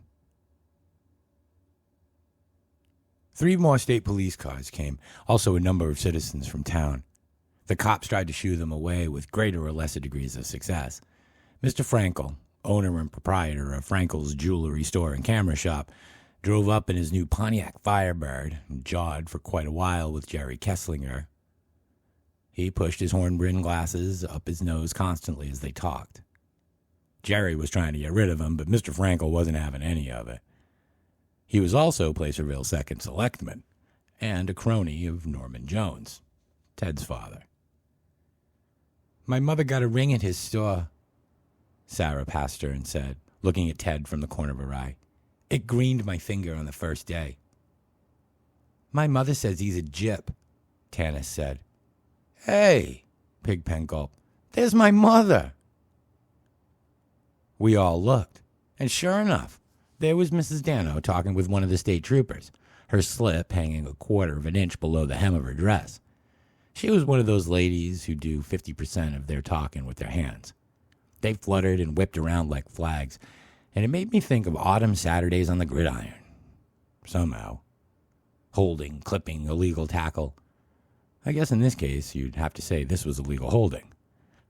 We all knew her by sight as well as by reputation. She headed up a lot of the PTA functions and was a member in good standing of the Mothers Club. Go out to a baked bean supper to benefit the class trip, or to the Sadie Hawkins dance in the gym, or to the senior outing, and you'd be apt to find Mrs. Dano at the door, ready with the old glad hand, grinning like there was no tomorrow, and collecting bits of information the way frogs catch flies. Pigpen shifted nervously in his seat, as if he might have to go to the bathroom. Hey, Pen, your mother's calling, Jack Goldman intoned from the back of the room. Let her call, Pigpen muttered. The Pen had an older sister, Lily Dano, who was a senior when we were all freshmen. She had a face that looked a lot like Pigpen's, which made her nobody's candidate for teen queen. A hook-nosed junior named La Follette Saint Armand began squiring her about, and then knocked her up higher than a kite. La Follette joined the Marines, where they presumably taught him the difference between his rifle and his gun, and which one was for shooting and which one was for fun. Mrs. Dano appeared at no PTA functions for the next 2 months. Lily was packed off for an aunt in Boxford, Mass. Shortly after that, Mrs. Dano returned to the same old stands, grinning harder than ever. It's a small-town classic, friends. She must be really worried about you, Carol Granger said. Who cares? Pigpen asked indifferently. Sylvia Reagan smiled at him, and Pigpen blushed. Nobody said anything for a while. We watched the townspeople mill about beyond the bright yellow crash barricades that were all now going up. I saw some other moms and dads among them. I didn't see Sandra's mother or father. And I didn't see Big Joe McKennedy.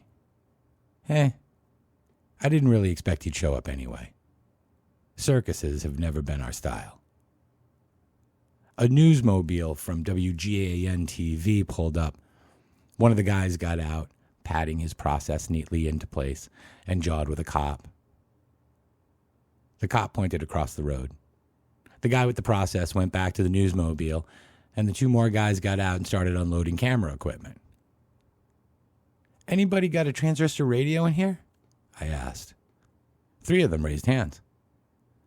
Corky's was the biggest, a Sony 12 transistor that he carried in his briefcase. It got 6 bands, including TV, shortwave, and CB. He put it on his desk and he turned it on. We were all just in time for the 10 o'clock report. Topping the headlines, a Placer High School senior, Charles Everett Decker. Everett, somebody snickered. Shut up, Ted said curtly. Pat Fitzgerald stuck out his tongue. Apparently went berserk early this morning and is now holding 24 classmates hostage in a classroom of that high school. One person, Peter Vance, 37, a history teacher at Placerville, is known dead. Another teacher, Miss Jean Underwood, also 37, is also feared dead. Decker has commandeered the intercom system and has communicated twice with school authorities. The list of hostages is as follows. He read down the class list that I had given to Tom Denver. I'm on the radio, Nancy Caskin exclaimed when they reached her name. She blinked and smiled tentatively. Melvin Thomas whistled. Nancy colored and told him to shut the fuck up. And George Yannick. Frank Philbrick, head of the Maine State Police, has asked that all friends and family stay away from the scene. Decker is presumed dangerous, and Philbrick emphasizes that nobody knows at this time what might set him off. We have to assume that the boy is still on the hair trigger, Philbrick said. Want to pull my trigger? I asked Sylvia. Is your safety on? She asked right back, and the class roared. Ann Lasky laughed, with her hands over her mouth, blushing in a deep, bright red. Ted Jones, our practicing party pooper, he scowled. Placerville's psychiatrist and guidance counselor talked to Decker over the intercom system only minutes ago. Grace told reporters that Decker threatened to kill someone in the classroom if Grace did not leave the upstairs office immediately. Liar, Grace Stanner said musically. Irma jumped a little. Who's he think he is? Melvin asked angrily. Does he think he can get away with that shit? Also said that he considers Decker to be a schizophrenic personality, possibly past the point of anything other than borderline rationality. Grace concluded his hurried remarks by saying, at this point, Charles Decker might conceivably do anything. Police from the surrounding towns of, What a crock of shit, Sylvia blared. I'm going to tell those guys what really went down with that guy when we get out of here. I'm going to shut up and listen, Dick Keene snapped at her. And Lewiston have been summoned to the scene. At this moment, according to Captain Philbrick, the situation is at an impasse. Decker has sworn to kill if tear gas is used, and with the lives of 24 children at stake. Children, Pigpen said suddenly. Children. Fuck. Children this, children that. They stabbed you in the back, Charlie. Already? Children. Oh, shit. What do they think is happening?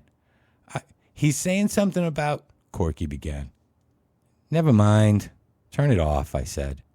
This sounds more interesting. I fixed the pen with my best steely gaze. What seems to be on your mind, pal? Pigpen jerked his thumb at Irma. She thinks she's got it bad, he said. Her? He laughed, a sudden erratic laugh. For no particular reason I could make out, he removed a pencil from his vest pocket and looked at it. It was a purple pencil. Bebop pencil, Pigpen said. Cheapest pencils on the face of the earth. That's what I think. Can't sharpen them at all. The lead breaks. Every September since I started first grade, Mom comes home from Mammoth Mart with 200 Bebop pencils in a plastic box, and I use them. Jesus. He snapped his purple pencil between his thumb and stared at it. To tell the truth, I did think it looked pretty cheap. I use the Eberhard Faber myself. Ma, Pigpen said, that's Ma for you. 200 Bebop pencils in a plastic box. You know what her big thing is? Besides all those shitty suppers where they give you a big plate of hamburger helper and a paper cup of orange Jell-O full of grated carrots? Huh? She enters contests. That's her hobby. Hundreds of contests, all the time. She subscribes to all the women's magazines and enters all the sweepstakes. Why she likes Rinso for all her dainty things in 25 words or less. My sister had a kitten once. Mom wouldn't even let her keep it. She's the one that got pregnant? Corky asked. Wouldn't even let her keep it, Pigpen said. Drowned it in the bathtub when no one would take care of it. Lily begged her to at least let her take it to the vet so it could have some gas, and Ma said $4 for gas was too much to spend on a worthless kitten. Oh, the poor thing, Susan Brooks said. I swear to God, she did it right in the bathtub. All those goddamn pencils. Will she buy me a new shirt? Huh? Maybe for my birthday? I said, Ma, you should hear what the kids call me. Ma, for fuck's sake. I don't even get an allowance. She says that she needs it for postage so she can enter her fucking contest. A new shirt for my birthday. And a shitload of bebop pencils in a plastic box to take back to school.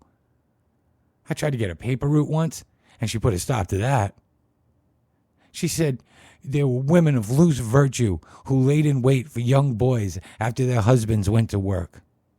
Oh, my God, Sylvia bellowed. And contests, and PTA suppers, and chaperoning dances, grabbing on to everybody, sucking up to them and grinning. He looked at me and smiled the oddest smile I'd seen all day, and that was going some. You know what she said when Lily had to go away? She said I'd have to sell my car. That old Dodge my uncle gave me when I got my driver's license. I said I wouldn't, right? And Uncle Fred gave it to me, and I was going to keep it. And she said if I wouldn't sell it, she would. She signed all the papers, and legally it was hers. She said I wasn't going to get any girl pregnant in the back seat of that car. Me, get a girl pregnant in the back seat. That's what she said. He brandished a broken pencil half. The lead poked out of the wood like a backbone. Me. Huh. The last date I have was for the 8th grade class picnic. I told Ma I wouldn't sell the Dodge. She said I would. I ended up selling it. I knew I would. I can't fight her. She always knows what to say. You start giving her a reason why you can't sell your car, and she says, then how come you stay in the bathroom so long? Right off the wall. You're talking about the car, and she's talking about the bathroom. Like you're doing something dirty in there. She just grinds you. He stared out the window. Mrs. Dano was no longer in sight.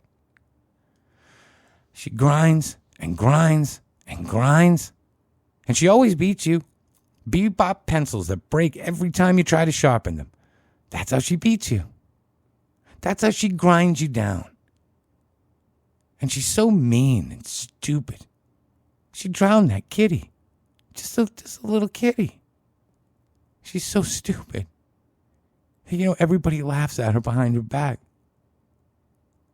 So what does that make me? Littler and stupider? After a while, you feel just like a little kitty that crawled into a plastic box full of bebop pencils and got brought home by mistake. The room went dead quiet. Pigpen had center stage. I don't even think he knew it. He looked grubby and pissed off, his fist clenched around his broken pencil halves. Outside, a cop had driven a police cruiser onto the lawn.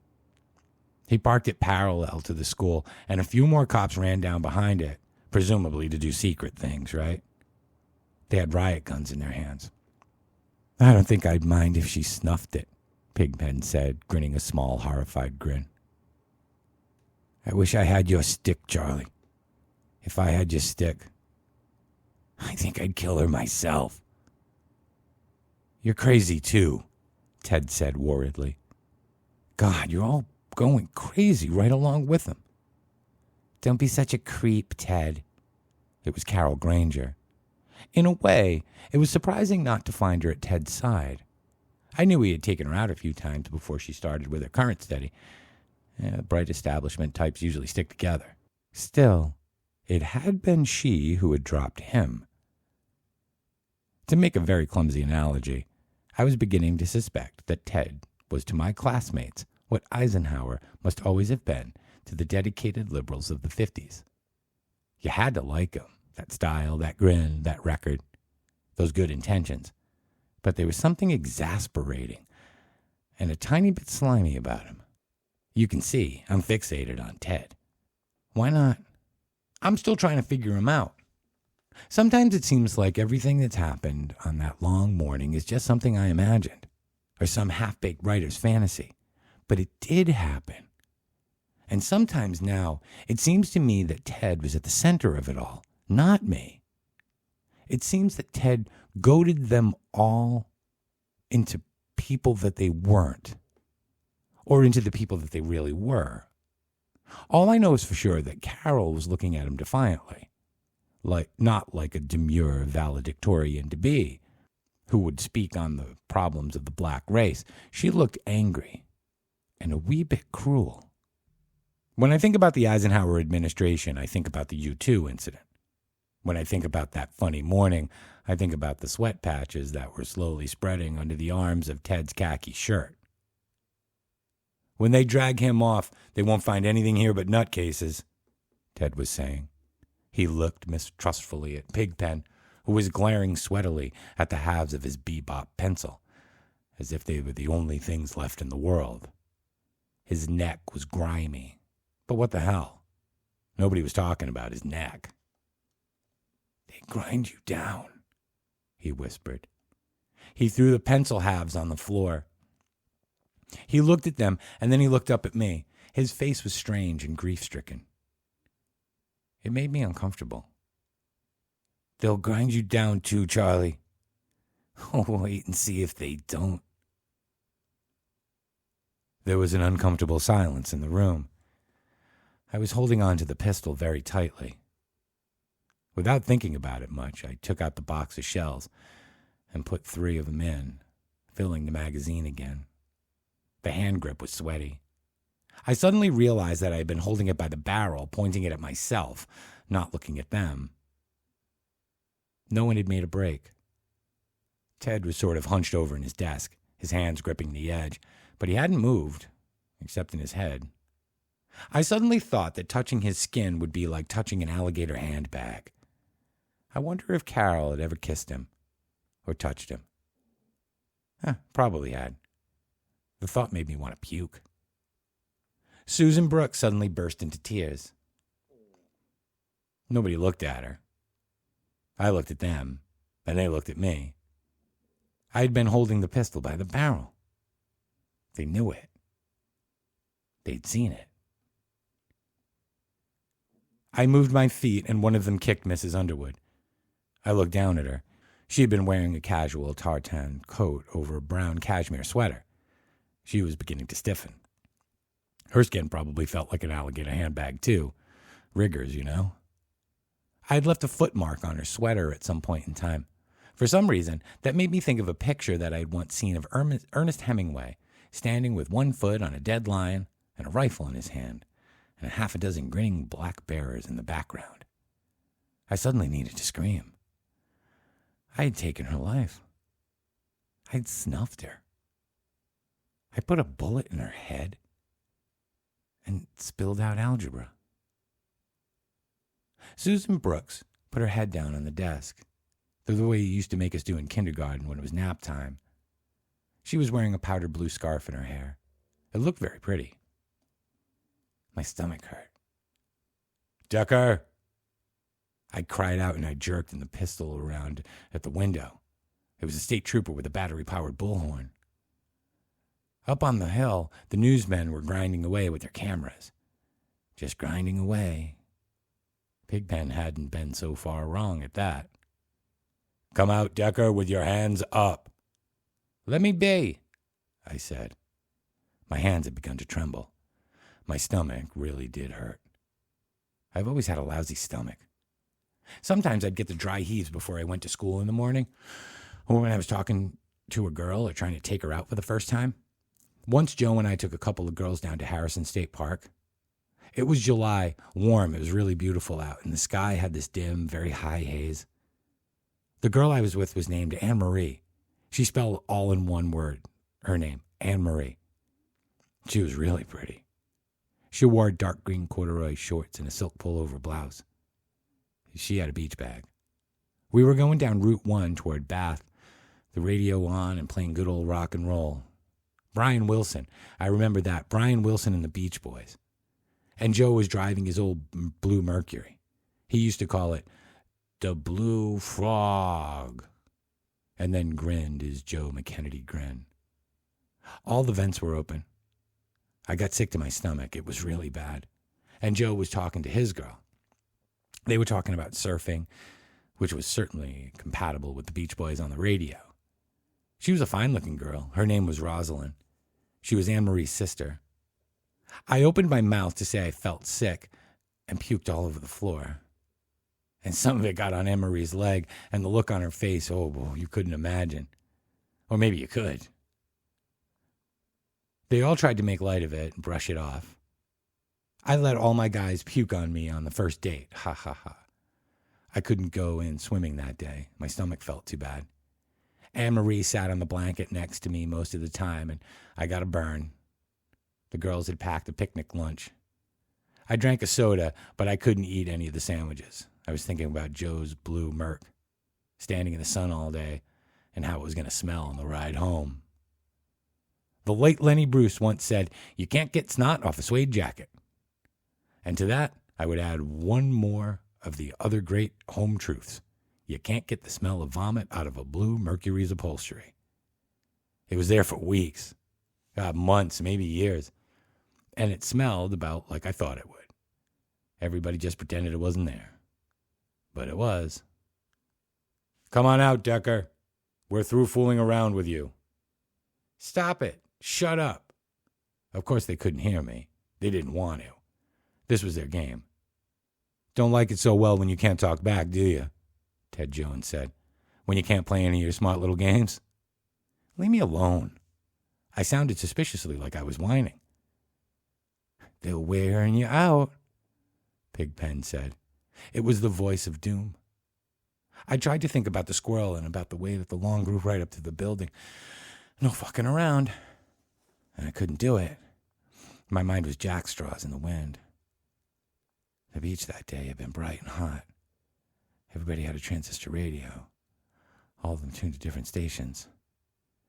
Joe and Rosalind had body surfed in glass green waves.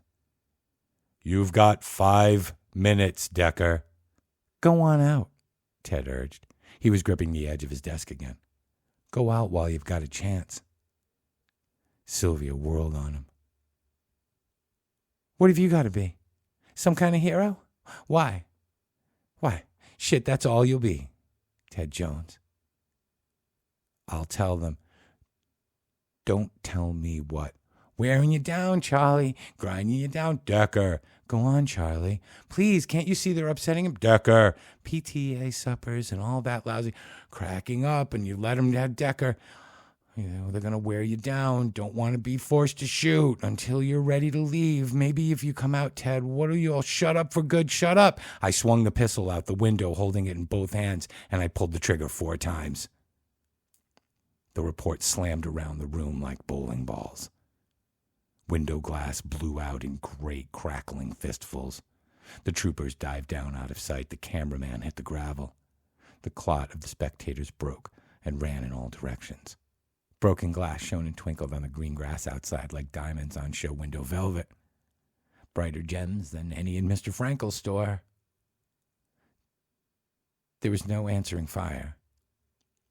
They were bluffing. I knew that. It was my stomach. My goddamn stomach. What else could they do but bluff? Ted Jones wasn't bluffing. He was halfway to the desk before I could bring the pistol around on him, and he froze. And I knew he thought I was going to shoot him. He was looking right past me into the darkness. "Sit down," I said. He didn't move. Every muscle seemed paralyzed. "Sit down." He began to tremble. It seemed to begin in his legs and spread up his trunk of his arms and his neck. It reached his mouth, which began to gibber silently. It climbed to his right cheek, and it began to twitch. His eyes stayed steady. I have to give him that. And with admiration. One of the few things my father said, and he had a few things I agree with, is that kids don't have much balls in this generation. Some of them are trying to start the revolution by bombing U.S. government washrooms, but none of them are throwing Molotov cocktails at the Pentagon. But Ted's eyes, even full of darkness, they stayed steady. "Sit down," I repeated. He went and sat down. Nobody in the room had cried out. Several of them had put hands over their ears. Now they took them away carefully, sampling the noise level of the air, testing it. I looked for my stomach. It was there, and I was in control again. The man with the bullhorn was shouting, but this time he wasn't shouting at me. He was telling the people who had been watching from across the road to get out of the area and be snappy about it. And now they were doing it. Many of them ran hunched over, like Richard Bachman in a World War II epic. A quiet little breeze riffled through the two broken windows.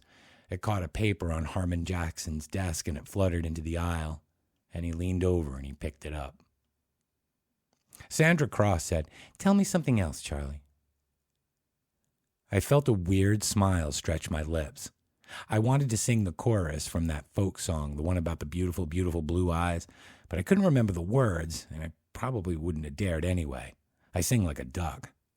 So I only looked at her and I smiled my weird smile. And she blushed a little, but didn't drop her eyes. I thought of her married to some slob with 5 two-button suits and fancy pastel toilet paper in the bathroom. It hurt me with its inevitability.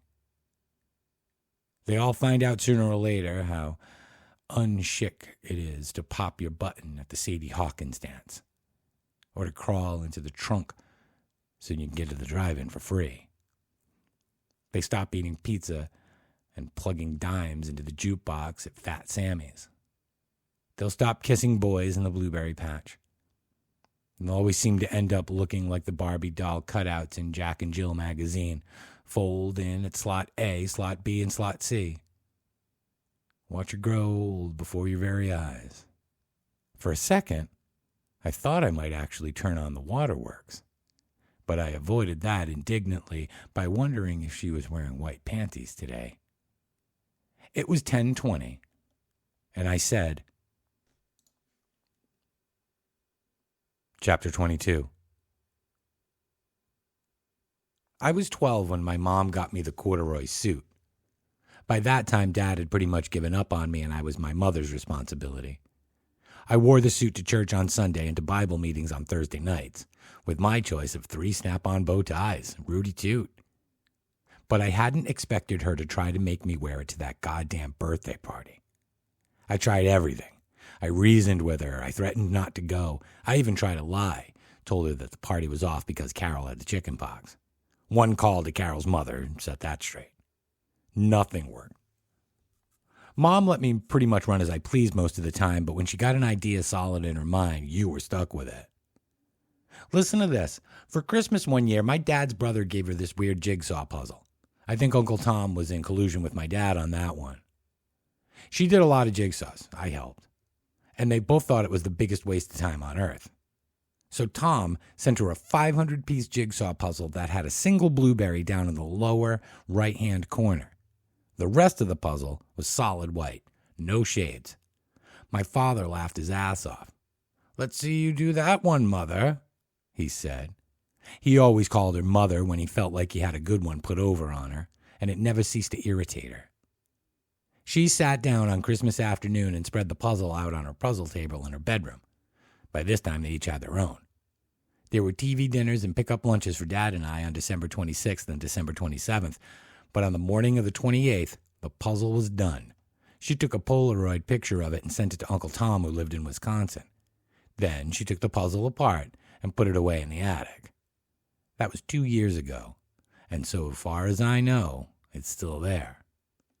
But she did it. My mother is a humorous, literate, pleasant person. She is kind to animals and accordion-playing mendicants. But you didn't cross her, or she could dig her heels in, usually somewhere in the groin area. I was crossing her. I was, in fact, starting to run through my arguments for the 4th time that day, but time had just about turned out. The bow tie was clutching my collar like a pink spider with hidden steel legs. The coat was too tight, and she'd even made me put on the square-toed shoes, which were all my Sunday best. My father wasn't there. He was down at Gogan, slopping up a few with his good buddies. But if he had been around, he would have said I looked squared away.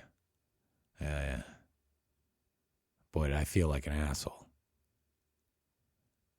"Listen, Mother, I don't want to hear any more about it, Charlie." I didn't want to hear any more about it either, but since I was the one running for Shithead of the Year award and not her, I felt obliged to give her the old school grunt. All I'm trying to tell you is that nobody's going to be wearing a suit to this party, Mom. I called Joe McKinney this morning and he said he was just going to wear... Just shut up about it, she said very softly. And I did. When my mother says, shut up, she's really mad. She didn't learn, shut up, reading The Guardian. Shut up, or you won't be going anywhere. But I knew what that meant. Not going anywhere would apply to a lot more than Carol Grange's party. It would probably mean movies, the Harlow Rec Center, and swimming classes for the next month. Mom is quiet, but she carries a grudge when she doesn't get her way. I remembered the jigsaw puzzle, which had borne the whimsical title, Last Berry in the Patch. That puzzle had crossed her, and it hadn't been out of the attic for at least 2 years. And if you have to know, and maybe some of you do anyway, I had a little crush on Carol. I brought her a snot rag with her initials on it, wrapped it myself. Mom offered, but I said nope. It wasn't any lousy 15-cent hanky either. Those babies were going at Lewiston J.C. Penney for 59 cents, and it had lace all the way around the edges. Okay, I grumbled at her. Okay. And don't you wise-mouth me, Charlie Decker, she said grimly. Your father is quite capable of thrashing you yet. Don't I know it, I said. Every time we're in the same room together, he reminds me. Charlie, I'm on my way, I said quickly, heading it off. Hang in there, Mom. Don't get dirty, she called after me as I went out of the door. Don't spill any ice cream on your pants. Remember to say thank you when you leave. Say hi to Mrs. Granger. I didn't say anything to any of those orders, feeling that to acknowledge them might be to encourage. I just jammed the hand that wasn't carrying the package deeper into my pocket, and I hunched my head. Be a gentleman. God. And remember, do not start eating until Carol does. Dear God. I hurried to get out of her sight before she decided to run after me and check to see if I'd peed myself. But it wasn't a day made to feel bad on. The sky was blue and the sun was just warm enough, and there was a little breeze to chase along at your heels. It was summer vacation, and Carol might even give me a tumble. Of course, I didn't know what I'd do if Carol did give me a tumble. Maybe I'd let her tie double on my Schwinn. But I could cross that bridge when I came to it.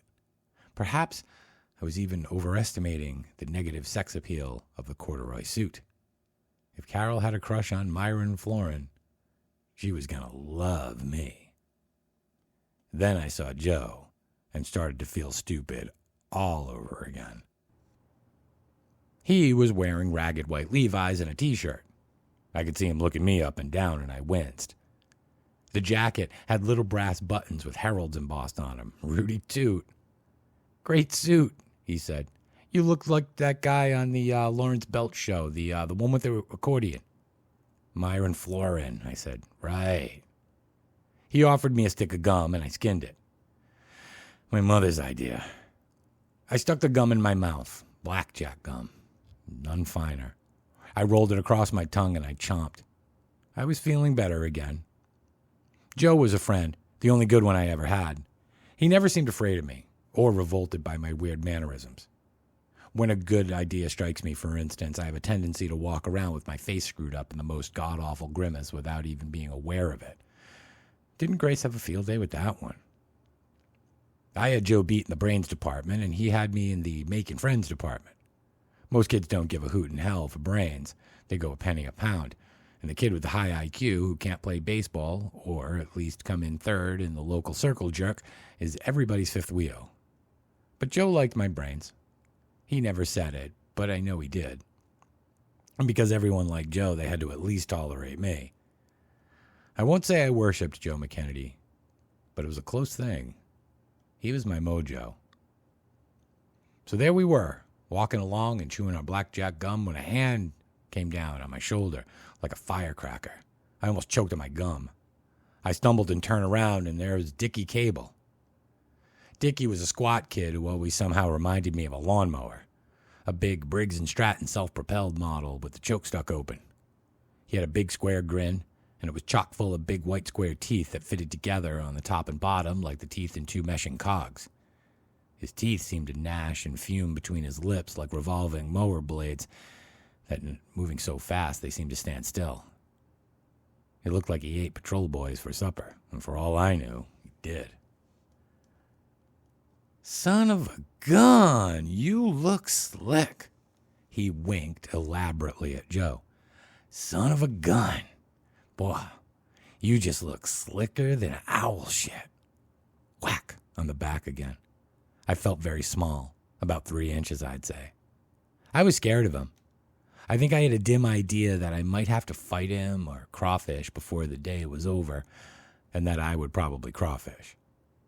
"Don't break my back, okay?" I said. But he wouldn't leave it alone. He just kept riding and riding until we got to Carol's house. I knew the worst the minute we went through the door. Nobody was dressed up. Carol was there in the middle of the room, and she looked really beautiful. It hurt. She looked beautiful and casual, a shadow glass of sophistication over the just beginning adolescence. She probably still cried and threw temper tantrums and locked herself in the bathroom, probably still listened to the Beatles records and had a picture of David Cassidy, who was big that year, tucked into the corner of her vanity mirror. But none of that showed. And the fact that it didn't show hurt me and made me feel dwarfed. She had a rust-colored scarf tied into her hair. She looked 15 or 16, already filling out in front. She was wearing a brown dress. She was laughing with a bunch of kids and gesturing with her hands. Dickie and Joe went on over and gave her their presents, and she laughed and nodded and thank you'd, and my God, she looked nice. I decided to leave. I didn't want her to see me in my bow tie and my corduroy suit with the little brass buttons. I didn't want to see her talking with Dickie Cable, who looked like a human lawn boy to me, but who seemed to look pretty good to her. I figured I could slip out before anyone could really get a good look at me, like Lamont Cranston. I would just cloud a few minds and then bug out. I had $1 in my pocket from weeding Mrs. Katz's flower garden the day before, and I could go to the movies in Brunswick if I could hook a ride. Work up a good head of self-pity sitting there in the dark. But before I could even find the doorknob, Mrs. Granger spotted me. It was not my day. Imagine a pleated skirt and one of those see-through chiffon blouses on a Sherman tank. A Sherman tank with 2 gun turrets. Her hair looked like a hurricane, one clump going one way and one clump going the other. The 2 clumps were being held together somehow by a big sateen bow that was poison yellow, and it was in her hair. "Charlie Decker!" she squealed and spread her arms out that looked like loaves of bread. Big loaves. I almost chickened and ran for it. She was an avalanche getting ready to happen. She was every Japanese horror monster ever made, all rolled into one. Ghidra, Mothra, Rodan, Godzilla, Tucson, the Terrible, trundling across the Granger living room. But that wasn't the bad part. The bad part was everybody was looking at me. And you know what I'm talking about. She gave me a slobbery kiss on the cheek and crowed, "Well, don't you look nice?" And for one horrible certain second, I expected her to add, "Slicker than owl shit." Well, I'm not going to torture either you or myself with a blow-by-blow.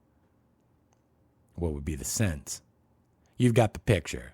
3 hours of unadulterated hell. Dickie was right there with a "well, don't you look nice" at every opportunity. A couple of the other kids happened over to ask me who died. Joe was the only one who stuck by me. But even that embarrassed me a little. I could see him telling kids to lay off, and I didn't like it very well. It made me feel like the village idiot. I think the only one who didn't notice me at all was Carol. It would have bothered me if she had come over and asked me to dance when they put on the records, but it bothered me worse that she didn't. I couldn't dance, but it's the thought that counts. So I stood around while the Beatles sang the Ballad of John and Yoko and Let It Be, while the Adrisi brothers sang We Gotta Get It On Again, while Bobby Sherman sang Hey, Mr. Sun in his superbly tuneless style. I was giving my best imitation of a flower pot. The party, meanwhile, went on. Did it ever? It seemed like it was going on eternally, the years flashing by outside like leaves in the wind, cars turning into clumps of rust, houses decaying, parents turning into dust, nations rising and falling. I had a feeling that we would still be there when Gabriel flew overhead, clutching the judgment trump in one hand and a party favor in the other. There was ice cream. There was a big cake that said, Happy Birthday, Carol, in green and red icing. There was more dancing, and a couple of kids wanted to play spin the bottle, but Mrs. Granger laughed a big jolly laugh and said, No, ha, ha, ha, ha, no, no, no, no, oh, no. Finally, Carol clapped her hands and said, We were all going outside and play Follow the Leader, the game which asks the burning question, Are you ready for tomorrow's society? Everybody spilled outside. I could hear them running around and having a good time, or whatever passes for a good time when you're part of a mass puberty cramp. I lingered behind for a minute, half thinking Carol would stop for a second, but she hurtled right by. I went out and stood into the porch watching, and Joe was there too, sitting with one leg hooked over the porch railing, and we both watched. Somehow, Joe always seemed to be where I end up, with one leg hooked over something, watching. She's stuck up, he finally said. No, she's just busy. A lot of people, you know. Shit, Joe said. We were quiet for a minute. Someone yelled, Hey, Joe. You'll get crap all over that thing if you play, Joe said. Your mother will have a kitten. She'll have two, I said. Come on, Joe. This time it was Carol. She had changed into denims, probably designed by Edith Head, and she looked flushed and pretty. Joe looked at me. He wanted to look out for me. And suddenly I felt more terrified than at any time since I woke up on that hunting trip up north. After a while, being someone's responsibility makes them hate you. And I was scared that Joe might hate me someday. I didn't know all that then, not at 12. But I guess I sensed some of it. Go on, I said. You sure you don't want to? Yeah. I gotta get home anyway. I watched him go, hurt a little that he hadn't offered to come with me, but relieved in a way. Then I started across the lawn toward the street. Dickie noticed me. You on your way, pretty boy? I should have said something clever like, yeah, give my regards to Broadway. Instead, I just told him to shut up. He jackrabbited in front of me as if he had been expecting it, that big long mower grin covering the entire lower half of his face. He smelled green and tough, like vines in the jungle. What was that, pretty boy? All of it lumped together and I felt ugly. Really ugly. I could have spat at Hitler. That's how ugly I felt. I said, shut up. Get out of my way. In the classroom, Carol Granger put her hands up over her eyes, but she didn't tell me to stop. I respected her for that.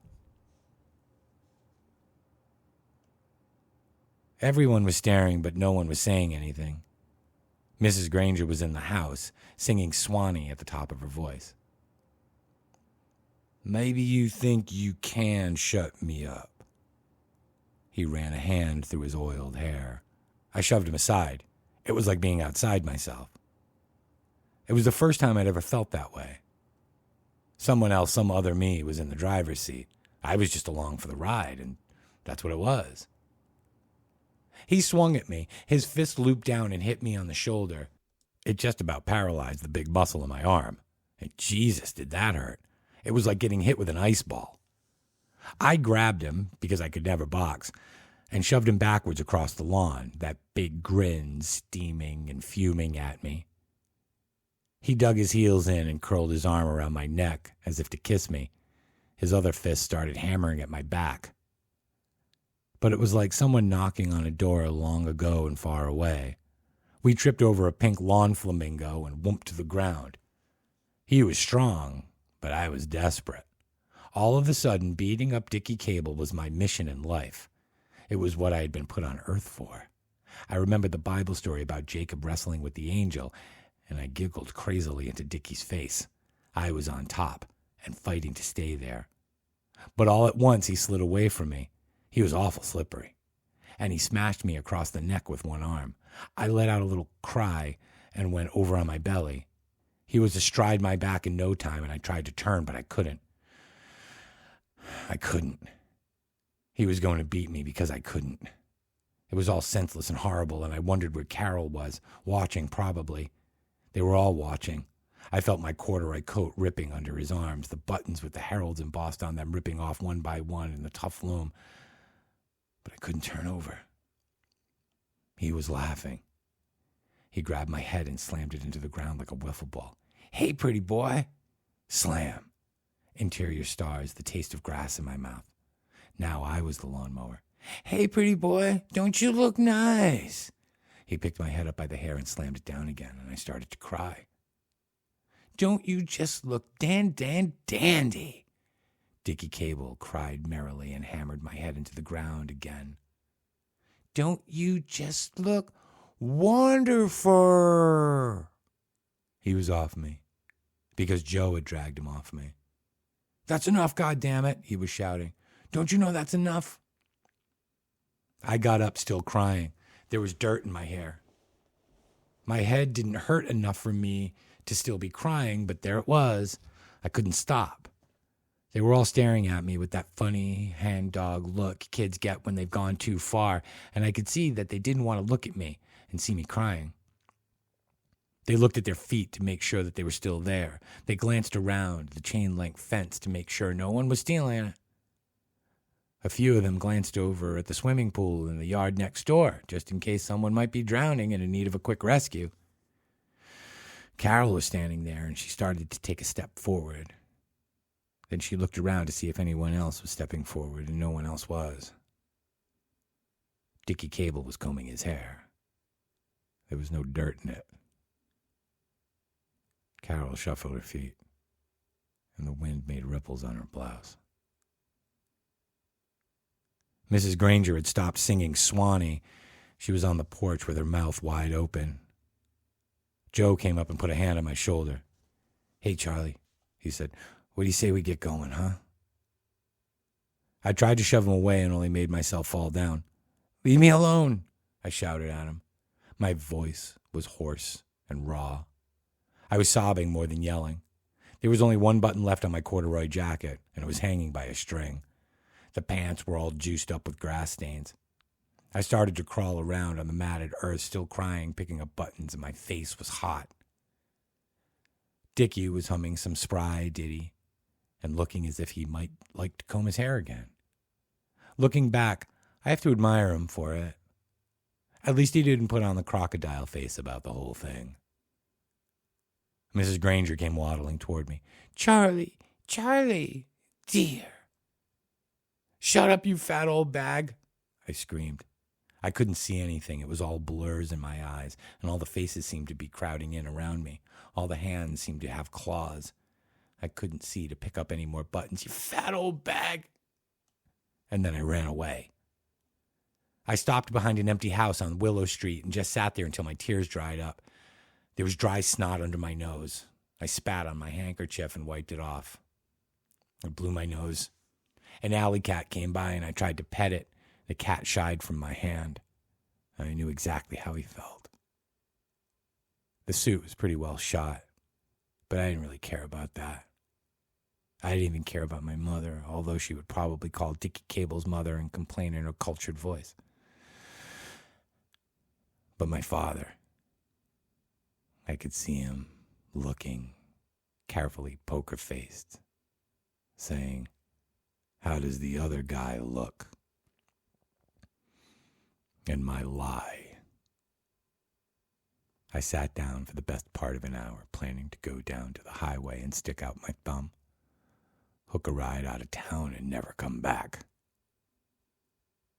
but in the end, I went home.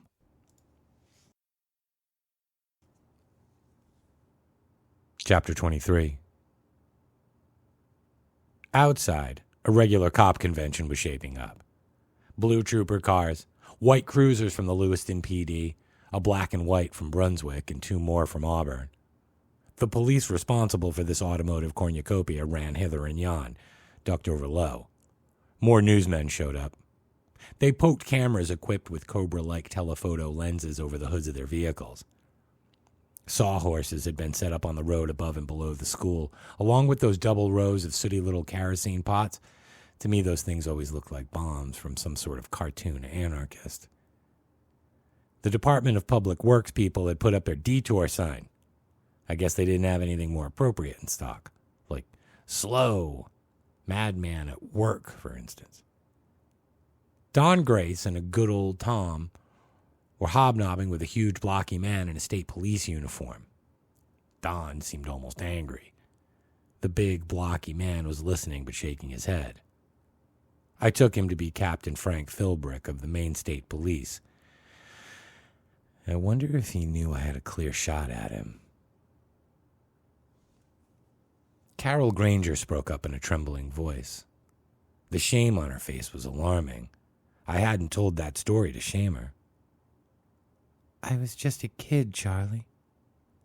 I know that, I said, and I smiled. You were awful pretty that day. You sure didn't look like a kid. I had kind of a crush on Dickie Cable, too. After the patty and all? She looked even more ashamed. Worse than ever. I went with him to the 8th grade picnic. He seemed, daring, I guess. Wild. At the picnic, he got fresh, and I let him a little. But that was the only time I went anyplace with him. I don't even know where he is now. Placerville Cemetery, Dick Keene said flatly. It gave me a nasty start. It was as if I had just seen the ghost of Mrs. Underwood. I could still have pointed to the place where Dickie had pounded on me. The idea that he was dead made for a strange, almost dreamy terror in my mind, and I saw a reflection of what I was feeling on Carol's face. He got fresh, and I let him a little, she had said. What, exactly, did that mean to a bright college-bound girl like Carol? Maybe he kissed her. Maybe he had even gotten her out into the pucker bush and mapped the virgin territory of her burgeoning chest. At the 8th grade picnic, God save us all. He had been daring and wild. What happened to him? Don Lordy asked. Dick spoke slowly. He got hit by a car. That was really funny. Not ha-ha, but peculiar. He got his driver's license last October, and he used to drive like a fool. Like a crazy man. I guess he wanted everybody to know he had, balls. It got so that no one would ride with him hardly. He had this 1966 Pontiac. He did all the body work himself. Painted her bottle green with the ace of spades on the passenger side. Sure, I used to see that around, Melvin said. Over at the Hollow Wreck. Put in a Hearst 4-shifter all by himself, Dickie said. 4-barrel carb, overhead cam, fuel injected. She purred. 90 in second gear.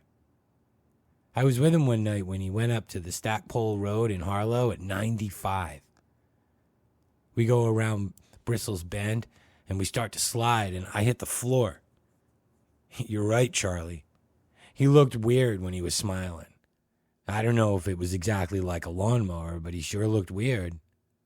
He just kept grinning and grinning all this time we were sliding. And he goes like to himself, he goes, I can hold her, over and over again. And he did. I made him stop and I walked home, man. My legs were all rubber. A couple of months later, he got hit by a delivery truck up in Lewiston while he was crossing Lisbon Street. Randy Milliken was with him, and Randy said he wasn't even drunk or stoned or anything. It was just the truck driver's fault entirely. He went to jail for 90 days, and Dickie was dead. Funny. Carol looked sick and white. I was afraid she might faint. And so, to take her mind somewhere else, I said, "Was your mother mad at me, Carol?" "Huh?" She looked around in that funny, startled way that she had. "I called her a bag, like a fat old lady, I think." "Oh." She wrinkled her nose and then smiled gratefully, I think, picking up on the gambit. She sure was. She thought that fight was all your fault." "Your mother and my mother used to both be in the club, didn't they?" "Books and bridge, yeah." Her legs were still uncrossed, and now her knees were apart a little. And she laughed. "I'll tell you the truth, Charlie. I never really cared for your mother, even though I only saw her a couple of times to say hi. My mother was always talking about how dreadfully intelligent Mrs. Decker was, and what a very fine grasp she had on the novels of Henry James and stuff like that. And what a fine little gentleman you were." "Slicker than owl shit," I agreed. "You know, I used to get the same stuff about you." "You did?" "Sure." An idea suddenly rose up and smacked me on the nose. How could I have possibly missed it so long? An old surmiser like me. I laughed with sudden sour delight. "And I bet I know why she was so determined I was going to wear my suit. It's called matchmaking, or wouldn't they make a lovely couple, or think of the intelligent offspring. Played by all the best families. Carol, will you marry me?" Carol looked at me with her mouth open. "They were..." She couldn't seem to finish it. "That's what I think." She smiled, and a little giggle escaped her. Then she laughed right out loud. It seemed a little disrespectful of the dead, but I let it pass. Although, to tell you the truth, Mrs. Underwood was never far from my mind. After all, I was almost standing on her. "That big guy's coming," Billy Sawyer said. And sure enough, Frank Philbrick was striding toward the school, looking neither right nor left. I hoped the news photographers were getting his good side. Who knew? He might want to use some of these pics on next year's Christmas cards. He walked through the main door down the hall as if in another world.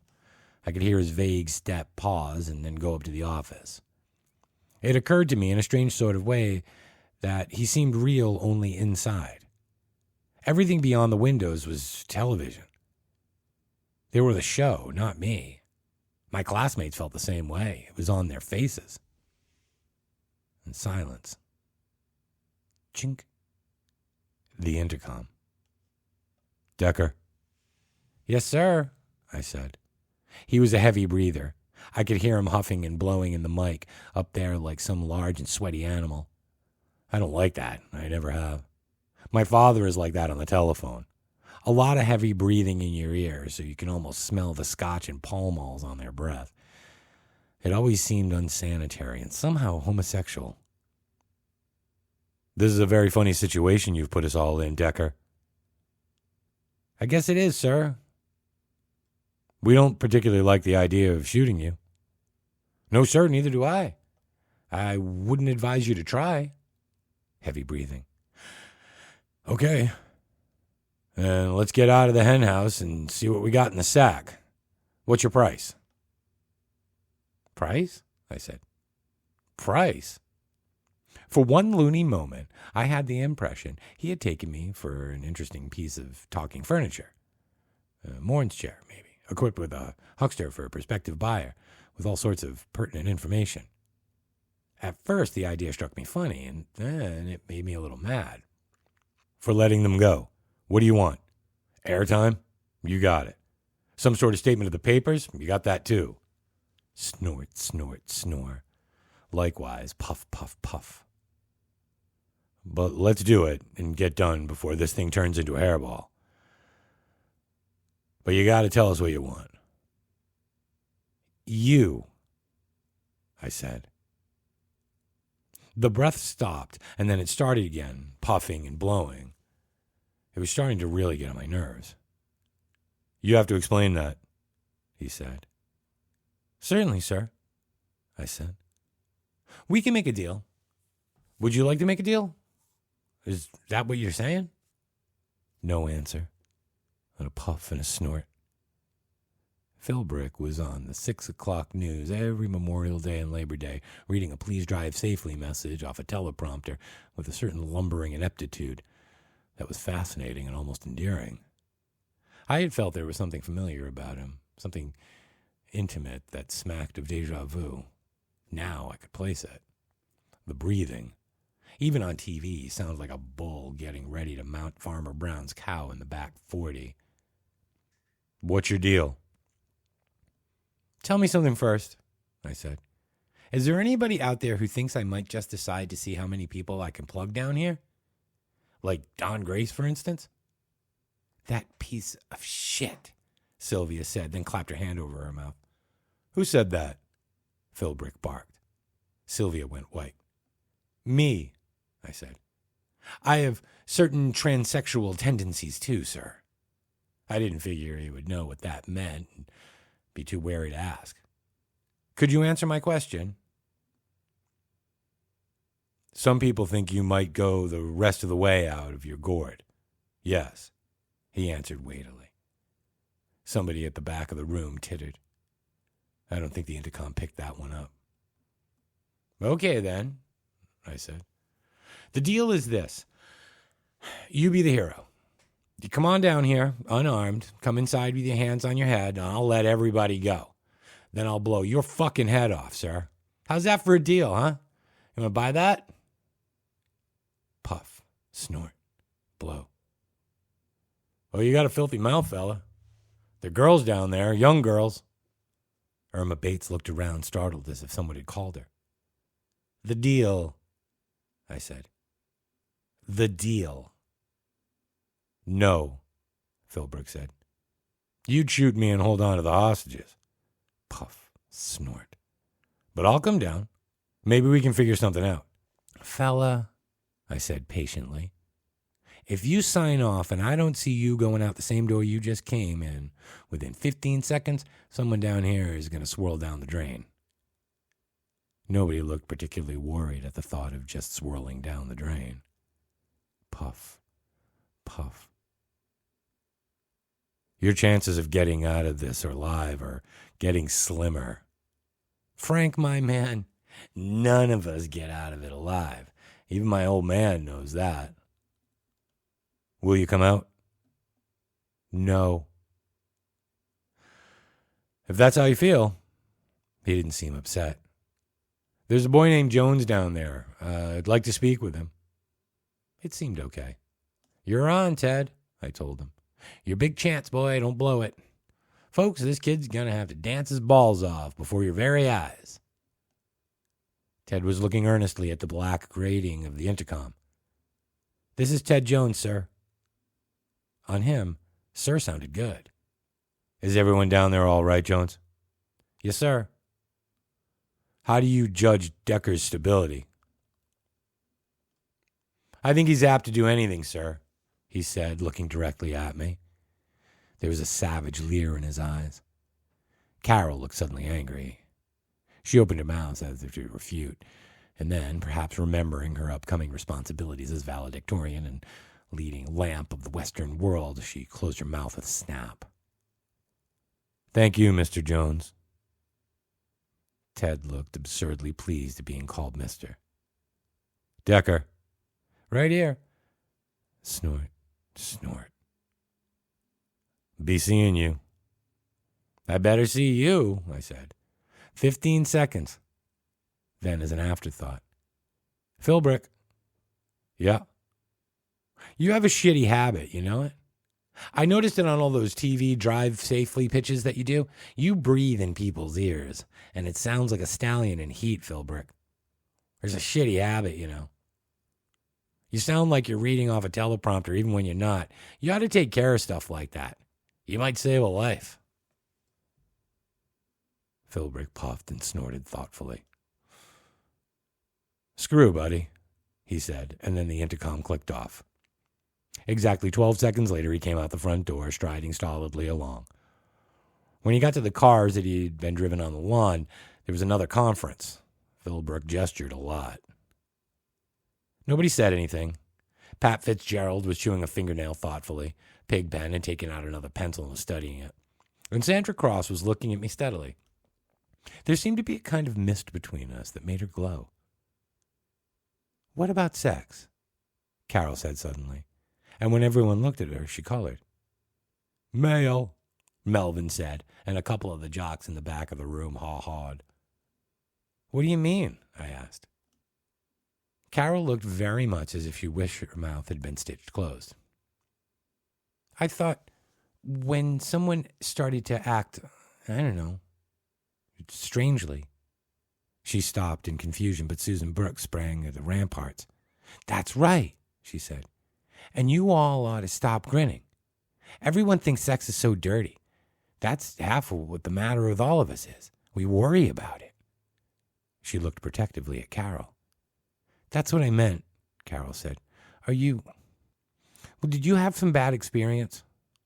"Nothing since that time I went to bed with Mom," I said blandly. An expression of utter shock struck her face, and then she saw I was joking. Pigpen snickered dolefully and went back to looking at his pencil. "No, really," she said. "Well, I'll tell you about my sex life if you tell me about yours." "Oh." She looked shocked again, but in a pleasant way. Gracie Stanner laughed. "Cough up, Carol." I've always gotten a murky impression that there was no love lost between those two girls, but now Grace seemed genuinely to be joking, as if some understood but never mentioned inequity had been erased. "Bray," Corky Harold said, grinning. Carol was blushing furiously. "I'm sorry I asked." "Go on," Don Lardy said. "It won't hurt." "Everybody would tell," Carol said. "I know the way things get around." "Secrets," Mike Gavin whispered hoarsely. "Give me more secrets." Everybody laughed, but it was getting to be no laughing matter. "You're not being fair," Susan Brooks said. "That's right," I said. "Let's drop it." "Oh, never mind," Carol said. "I'll talk. I'll tell you something." It was my turn to be surprised. Everyone looked at her expectantly. I didn't really know they expected to hear a bad case of penis envy, maybe, or 10 nights with a candle. I figured they were in for a disappointment, whatever it was. No whips, no change, no night sweats. Small town virgin, fresh, bright, pretty. And someday, maybe we should blow Placerville and have a real life. Sometimes they change in college. Some of them discover existentialism and anami and hash pipes. Sometimes they only join sororities to continue with the same sweet dreams that began in junior high school. A dream so common to the pretty small town virgins that it's almost if they could have been cut from the simplicity pattern. Like a jumper or a Your Yummy Summer blouse or play skirt. There's a whammy on bright boys and girls. If the bright ones have a twisted fiber, it shows.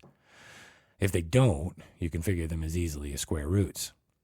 Girls like Carol have a steady boyfriend and enjoy a little necking, but as the tubes say, don't touch me there. Nothing overboard. And it's okay, I guess. You'd expect more, but so sorry. There just isn't. Bright kids are like TV dinners, and that's all right. I don't carry a big stick on that particular subject. Smart girls are just sort of dull. And Carol Granger had that image. She went steady with Buck Thorne, the perfect American name. Buck was the center of the Placerville Greyhounds, which had posted an 11-0 record in the previous fall, a fact that Coach Bob Stoneball Stoneham had made much of at our frequent school spirit assemblies. Thorne was a good-natured shit who weighed in at a cool 210 pounds. Not exactly the brightest thing on 2 feet, but College material, of course. And Carol probably had no trouble keeping him in line. I've noticed that pretty girls, they make the best lion tamers, too.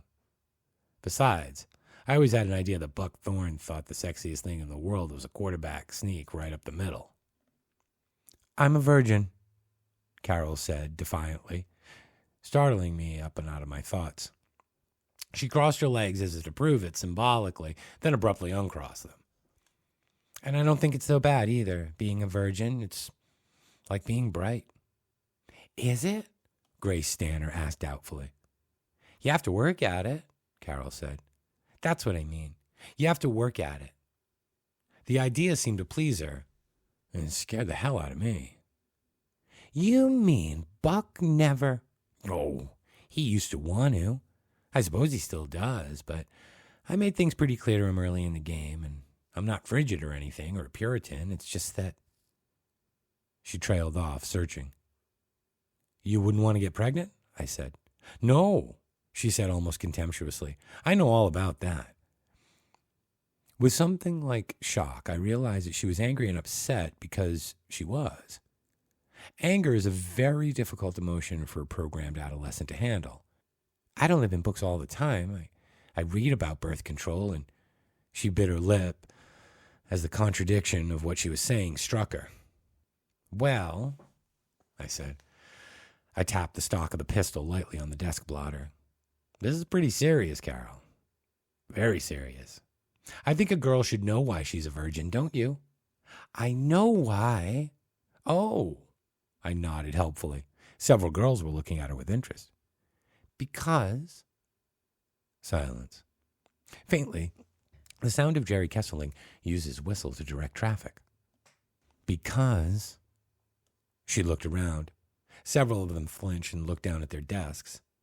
Just then I would have given my house and lot, as the old farmers say, to know just how many virgins we had in here. "And you don't have to all stare at me. I didn't ask you to stare at me. I'm not going to talk about it. I don't have to talk about it." She looked at me bitterly. "People tear you down, that's it. They grind you as if you let them. Just like Pigpen said. They all want to pull you down to their level and make you dirty. Look at what they're doing to you, Charlie." I wasn't sure they had done anything to me just yet, but I kept my mouth shut. I was walking along Congress Street last year in Portland just before Christmas. I was with Donna Taylor. We were buying Christmas presents. I just bought my sister a scarf, and we were talking about it and laughing and just silly stuff. We were giggling. It was about 4 o'clock, and it started to get dark, and it was snowing a little. All the colored lights were on, and the shop windows were full of glitter and packaging. It was so pretty. And there was one of those Salvation Army Santa Clauses on the corner by Jones's bookshop. And he was ringing his bell, and he was smiling. And I felt great. I felt really great. It was like Christmas spirit and all that. I was thinking about getting home and having some hot chocolate with whipped cream on top of it. And then this old cold car drove by. Whoever was driving cranked down his window, and he yelled, "Hi, cunt." Ann Lasky jumped. I have to admit that the word did sound awful funny coming out of Carol Granger's mouth. "Just like that," she said bitterly. "It was all wrecked. It was spoiled. Like an apple you thought was good and then you bit into a wormhole. Hi, cunt." As if that's all there was. No person, just a huh. Her mouth pulled down in a trembling, agonizing grimace. "And that's like being bright, too.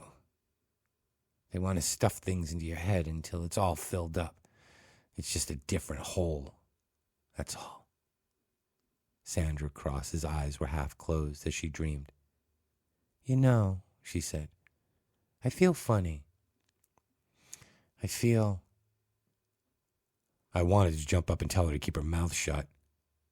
Tell her not to incriminate herself in this fool's parade, but I couldn't. Repeat, couldn't. If I didn't play by my rules, who would? "I feel like all this," she said. "Either all brains or all cunt," Carol said with bitter humor. "Doesn't leave the room for much else, does it?" "Sometimes," Sandra said. I feel very empty. Carol began and then looked at Sandra, startled. You do? Sure. She looked thoughtfully out the broken window. I like to hang out the clothes on windy days, and sometimes that's all I feel like a sheet on the line. You try to get interested in things like politics or school. I was on the student council last semester, but it's not real. It's awful dull.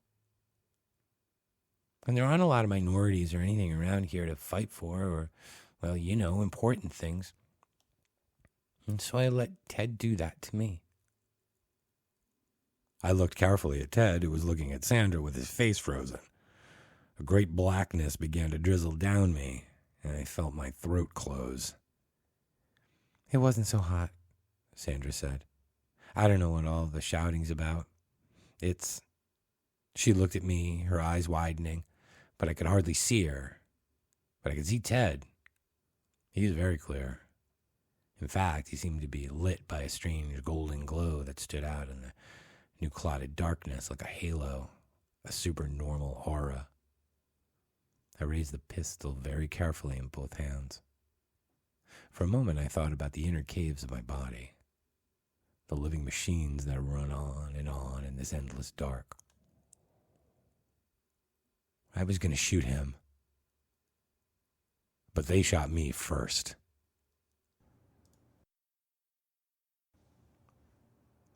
Chapter 24. I know what happened now, although I didn't know then. They had the best sharpshooter in the state out there, a state policeman named Daniel Malvern from Kent's Hill. There was a picture of him in the Lewiston Sun after everything was all over. He was a small man with a crew cut. He looked like an accountant. They had given him a huge Mauser with a telescopic sight. Daniel Malvern took the Mauser down to a gravel pit several miles away, test-fired it, and then brought it back in and walked down to one of the cruisers parked on the lawn with the rifle stuffed down his pant leg. He rested in the prone position behind the front fender in deep shadow. He gauged the windage with a wet thumb. Nil. He peered through the telescopic sight, through the 30X cross-hatched lens. I must have looked as big as a bulldozer. There wasn't even any window glass to throw a glare, because I'd broken it earlier when I fired the pistol to make them stop using the bullhorn. It was an easy shot. But Dan Malvern took his time. After all, it was probably the most important shot of his life. I wasn't a clay pigeon. My guts were going to splatter all over the backboard behind me when the bullet made its mushrooming exit. Crime doesn't pay. Looney bites the dust. And when I half rose, half leaned over Miss Underwood's desk to put a bullet in Ted Jones, Dan's big chance came. My body half twisted toward him. He had fired his weapon and put a bullet exactly where he had hoped and expected to put it, through my breast pocket, which lay directly over the living machine of my heart, where it struck the hard steel of Titus, the helpful padlock. Chapter 25. I held on to the pistol. The impact of the slug knocked me straight backwards against the blackboard, where the chalk ledge bit cruelly into my back. Both of my cordovan loafers flew off. I hit the floor on my fanny. I don't know what had happened. There was too much all at once. A huge auger of pain drilled my chest, followed by sudden numbness. The ability to breathe stopped. Spots flashed in front of my eyes. Irma Bates was screaming. Her eyes were closed, her fists were clenched, and her face was hectic, patched red with effort. It was far away and dreamy, coming from a mountain or a tunnel. Ted Jones was getting out of his seat again, floating really, in a slow, dreamy motion. This time he was going for the door. They got the son of a bitch. His voice sounded incredibly slow and draggy, like a 78 RPM record turned down to 33 1/3. They got the crazy... Sit down. He didn't hear me. I wasn't surprised. I could hardly hear myself. I didn't have any wind to talk with. He was reaching for the doorknob when I fired the pistol. The bullet slammed into the wood beside his head, and he shied away. When he turned around, his face was a stew of changing emotions. White astonishment, agonizing unbelief, twisted, murdering hate. You can't, you're... Sit down. A little better. Perhaps 6 seconds had gone by since I'd been knocked on my ass. Stop yelling, Irma. You're shot, Charlie, Grace Stanner said calmly. I looked outside. The cops were all rushing the building.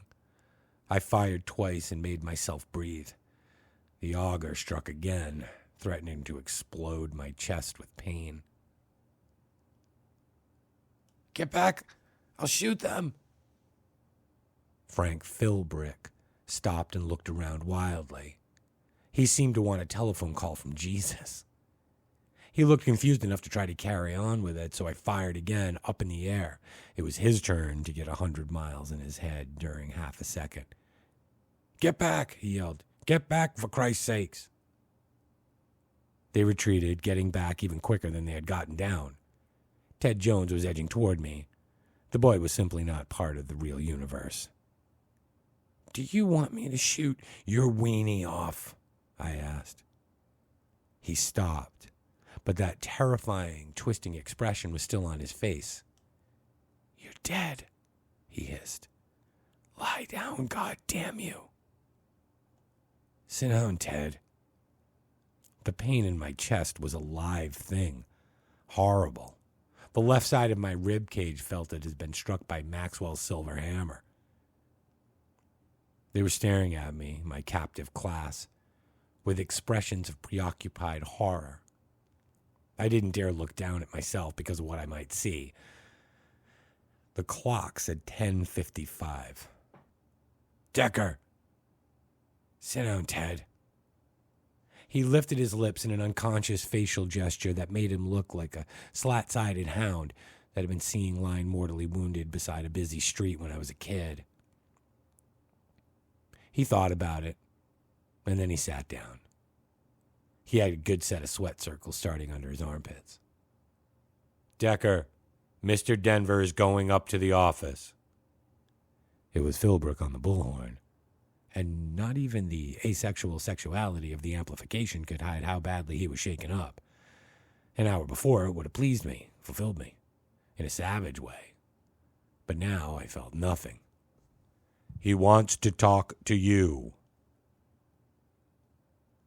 Tom walked across from behind one of the police cars and started across the lawn, walking slowly, as if he expected to be shot at any second. Even at a distance, he looked 10 years older. Not even that could please me. Not even that. I had gotten up a little at a time, fighting the pain, and stepped into my loafers. I almost fell, and I had to clutch the desk with my free hand for support. Oh, Charlie, Sylvia moaned.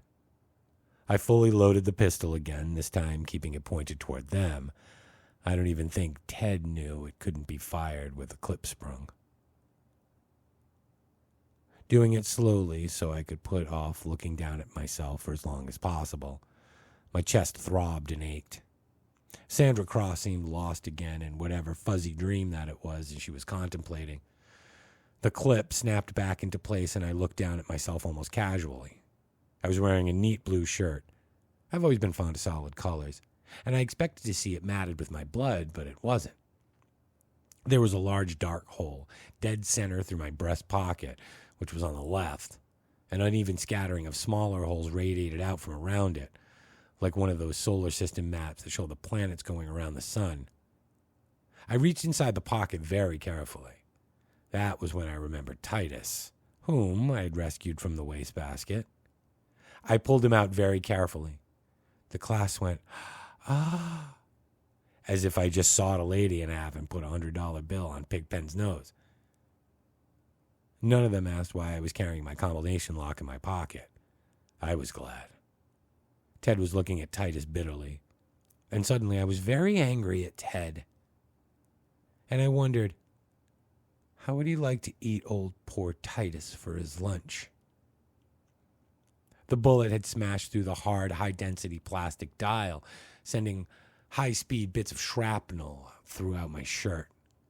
Not one of them had touched my flesh. The steel behind the face caught the slug. It had turned the deadly lead blossom with 3 bright petals. The whole lock was twisted as if by fire. The semicircular lock bar had been pulled like taffy. The backside of the lock had bulged but not broken through. It was a year and a half later when I saw the commercial on TV for the first time. The one where the guy with the rifle takes aim at the padlock nailed to the board. You even get a lock through a telescopic sight at a padlock, a Yale, a Master, I don't know which. The guy pulls the trigger, and you see the lock jump and dent and smash. And it looked in that commercial just the way old Titus looked right now. They showed it happen in regular motion, and then they showed it in slow motion. The first and only time I saw it, I leaned down between my legs and puked between my ankles. They took me away. They took me back to my room. And the next day, my pet shrink here looked at a note and said, "Tell me about the setback you had yesterday, Charlie. I want to talk about that." But I couldn't talk about it. I'd never been able to talk about it until now. Chink on the intercom. Charlie. Just a minute, Tom. Don't rush me. Charlie, you have to. Shut the fuck up. I unbuttoned my shirt and opened it. And the class went, again. Titus was imprinted on my chest in angry purple, and the flesh had been mashed into an indentation that looked deep enough to hold water. I didn't like to look at it any more than I'd like to look at the old drunk with the bag of flesh below his nose, the one that always hung around Gogan's downtown. It made me feel nauseated, so I closed my shirt. Tom, those bastards tried to shoot me. Don't tell me what they didn't mean to do, I screamed at him. There was a crazy note in my voice that made me feel even sicker. You get your old cracked ass out there and tell that motherfucker Philbrick. He almost had a bloodbath down here. Have you got it? Charlie, he was whining. Shut up, Tom. I'm fucking through fooling with you. I'm in the driver's seat. Not you, not Philbrick, not the superintendent in school, not even God. Have you got it? Charlie, let me explain. Have you got it? Yes, but all right. We've got that straight. So you go back and give him the message, Tom. Tell him that I don't want to see him or anyone else out there make a move during the next hour. No one is going to come in and talk on the goddamn intercom, and no one else is going to try to shoot me. At noon, I want to talk to Philbrick again. Can you remember all that, Tom? Yes, Charlie. All right, Charlie. He sounded relieved and foolish. They just wanted me to tell you that it was a mistake, Charlie. Somebody's gun went off by accident. And one other thing, Tom, very, very important. What, Charlie? You need to know where you stand with that guy, Philbrick, Tom. He gave you a shovel, and he told you to walk behind the ox cart, and you're doing it. I gave him a chance to put his ass on the line, and he wouldn't do it. Wake up, Tom. Assert yourself. Charlie, you have to understand what a terrible position you're putting us all in. Get out, Tom. He clicked off. We all watched him come out through the main doors and started back toward the cars. Philbrick came over to him and put his hand on his arm, and Tom shook it off. A lot of the kids smiled at that. I was past smiling. I wanted to be home in my bed and dreaming of all of this. Sandra, I said, I believe you were telling us about your affaire de coeur with Ted. Ted threw a dark glance at me. You don't want to say anything, Sandy. He's just trying to make all of us look dirty like he is. He's sick and full of germs. Don't let him infect you with what he's got. She smiled. She was really radiant when she smiled like a child. I felt a bitter nostalgia. Not for her exactly, for any imagined purity, Dale Evans panties and all of that. But for her, something I could not precisely put my hand on. Her, maybe. Whatever it was, it made me feel a little ashamed. But I want to, she said. I want to get it on too. I always have. It was 11 o'clock on the nose. The activity outside seems to have died. I was sitting well back from the windows now. I thought Philbrick would give me an hour. He wouldn't dare do anything else now.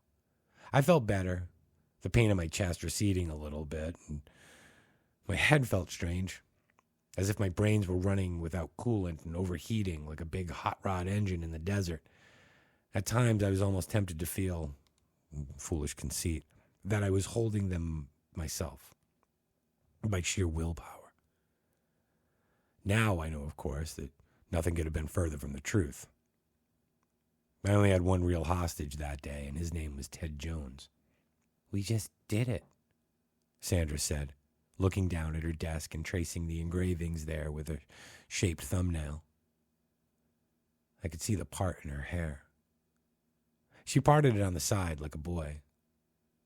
Ted asked me to go to Wonderland dance with him, and I said I would, and I had a new formal. She looked at me reproachfully. You never asked me, Charlie. Could it be that I was shot in the padlock only 10 minutes ago?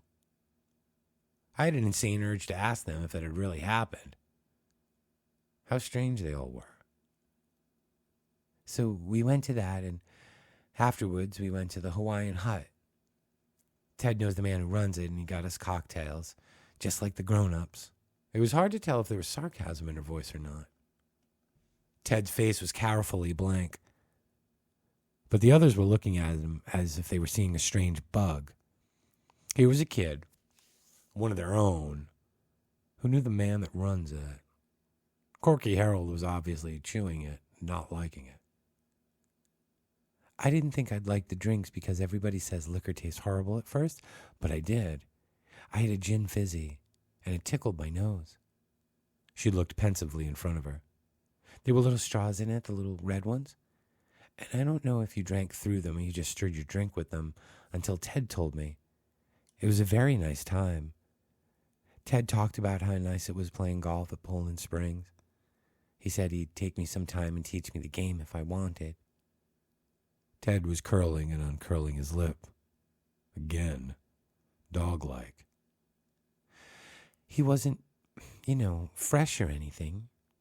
He kissed me goodnight, though, and he wasn't a bit nervous about it. Some boys are just miserable all the way home, wondering if they should try to kiss you goodnight or not. I always kissed them, just so they wouldn't feel bad. If they were yucky, I just pretended I was licking a letter. I remember the first time I took Sandy Cross out to the regular Saturday night dance at the high school. I had been miserable all the way home, too, wondering if I should kiss her goodnight or not. I finally didn't. After that, we went out to 3 more times. Ted was very nice. He could always think of funny things to say, but he never told dirty jokes or anything, like that. We did some necking, and that was all. And then I didn't see him for a long time to go out with, not until April. He asked me if I wanted to go to the roller dome in Lewiston. I had wanted to ask her to go to the Wonderland dance with me, but I hadn't dared. Joe, who always got the dates, whenever he wanted them, he kept saying, why don't you? And I kept getting more nervous and kept telling him to fuck off. Finally, I got up the stuff to call her house, but I had to hang up the telephone after one ring and run to the bathroom and throw up. As I told you, my stomach is bad. We were having a pretty blah time when all of a sudden these kids got into an argument in the middle of the floor, Sandra said. Harlow boys and Lewiston boys, I think. Anyway, a big fight started. Some of them were fighting on their roller skates, but most of them had taken them off. The man who runs it came and said if they didn't stop, he was going to close. People were getting bloody noses and skating around and kicking people that had fallen down and punching and yelling horrible things. And all the time, the jukebox was turned up really loud, playing Rolling Stones music. She paused and then went on. Ted and I were standing in one corner of the floor by the bandstand. They have live music on Saturday nights, This one boy skated by wearing a black jacket, and he had long hair and pimples. He laughed and waved at Ted, and when he went by and yelled, "Fucker, buddy, I did," and Ted just reached out and popped him upside the head. The kid went skating right into the middle of the rink, and he tripped over some other kid's shoes, and he fell on his head. Anyway, Ted was looking at me, and his eyes were, I don't know, sort of bugging out of his head. He was grinning. You know, that's really one time where I ever saw Ted grin, like he was having a good time. Ted goes to me, "I'll be right back," and then he walks across the rink to the inside part where the kid said that was just still getting up, and Ted grabbed him by the back of the jacket and, I don't know, started to yank him back and forth, and the kid couldn't turn around, and Ted just kept yanking him back and forth, and the kid's head was bouncing, and then his jacket ripped right down the middle. And he goes, "I'll kill you for ripping my best jacket, you MF." So Ted hit him again. And then the kid fell down, and Ted threw a piece of his jacket he was holding right down on top of him. Then he came back to where I was standing, and we left. We drove out to the Auburn gravel pit that he knew about. It was on that road to Lost Valley, I think. Then we did it. In the back seat. She was tracing the graffiti on her desk again. It didn't hurt very much. I thought it would, but it didn't. It was nice. She sounded as if she was discussing a Walt Disney feature film, one of those with the cute little animals. Only this one was starring Ted Jones as the bald-headed woodchuck. He didn't use one of those things like he said he would, but I didn't get pregnant or anything. Slow red was beginning to creep out of the collar of Ted's khaki army shirt, spreading up his neck and over his cheeks. His face remained fumingly expressionless. Sandra's hands made slow, languorous gestures. I suddenly knew that her natural habit would be a porch hammock at the very August height of summer, temperature 92 in the shade, reading a book, or perhaps just straightening out of the heat, the summer rising on the road. A can of 7-Up beside her, with an elbow straw in it, dressed in cool white shorts and a brief halter, with the straps pushed down, small diamonds of sweat stippled across the upper swell of her breasts and her lower stomach. He apologized after. He acted uncomfortable, and I felt a little bad for him. He kept saying he would marry me if, I got preggers. He was really upset, and I go, "Well, let's not buy trouble, Teddy." And he goes, "Don't call me that. It's a baby name." I think he was surprised I did it with him, and I didn't get preggers. There just didn't seem to be so much to it. Sometimes I feel like a doll. Not really real, I fix my hair, and every now and then I have to hem a skirt, or maybe I have to babysit the kids when Mom and Dad go out, and it just seems very fake. Like I could peek behind the living room wall and there would be cardboard, with a director and a cameraman getting ready for the next scene. Like the grass and the sky were painted on canvas flats. Fake. She looked at me earnestly. "Do you ever feel like that, Charlie?" I thought about that carefully. "No," I said. "I can't remember that ever crossing my mind, Sandy." It crossed mine, even more after with Ted. But I didn't get pregnant or anything. I used to think every girl got pregnant the first time without fail. I tried to imagine what it would be like telling my parents. My father would get really mad and want to know who the son of a bee was, and my mother would cry and say, "I thought we raised you right." That would have been real. But after a while, I stopped thinking about it. I couldn't even remember exactly what it felt like, having him, inside me. So I went back to the roller dome. The room was totally silent. Never in her wildest dreams could Mrs. Underwood have hoped to command such attention as Sandra Cross commanded now. This boy picked me up, and I let him pick me up. Her eyes had picked up a strange sparkle. I wore my shortest skirt, my powder blue one, and a thin blouse, and later on we went out back, and that seemed real. He wasn't polite at all. He was sort of jerky. I didn't know him at all. I kept thinking maybe he was one of those sex maniacs, that he might have a knife, that he might make me take dope, or that I might get pregnant. I felt alive. Ted Jones had finally turned and was looking at Sandra with almost woodcut expression of horror and dead revulsion. It all seemed like a dream, something out of Le Ménage, a dark passion play. That was Saturday night, and the band was playing. You could hear it out in the parking lot, but kind of faint. The roller dome doesn't look like much from the back, just all boxes and crates piled up and trash cans full of Coke bottles. I was scared, but I was excited too. He was breathing really fast and holding on to my wrists as if he expected me to try to get away.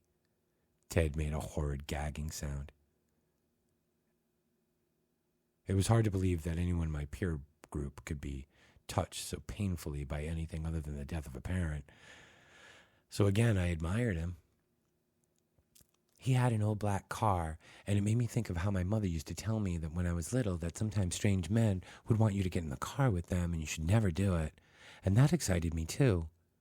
I can remember thinking, what if he kidnaps me and takes me to some old shack in the country and holds me for ransom? He opened the back door and I got in, and he started to kiss me. His mouth was all greasy, like he'd been eating pizza. They sell pizza inside for 25 cents a slice. He started to feel me up, and I could see he was smudging pizza on my blouse. Then we were lying down, and I pulled my skirt up for him. "Shut up!" Ted cried out with savage suddenness. He brought both fists crashing down on the desk, and everybody jumped. "You rotten whore! You can't tell that in front of people. Shut your mouth or I'll shut it for you. Shut up, Teddy, or I'll knock your teeth down your fucking throat," Dick Keene said coldly. "You got yours, didn't you?" Ted gaped at him.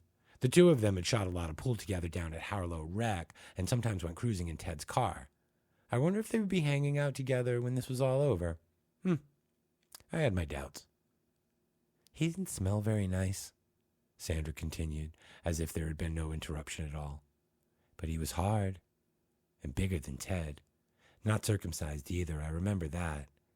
It looked like a plum when he pushed out of it, like his foreskin. I thought it might hurt even, though I wasn't a virgin anymore. I thought the police might come and arrest us. I knew they walked through the parking lots to make sure nobody was stealing hubcaps or anything. And a funny thing started to happen inside me before I even got my pants down.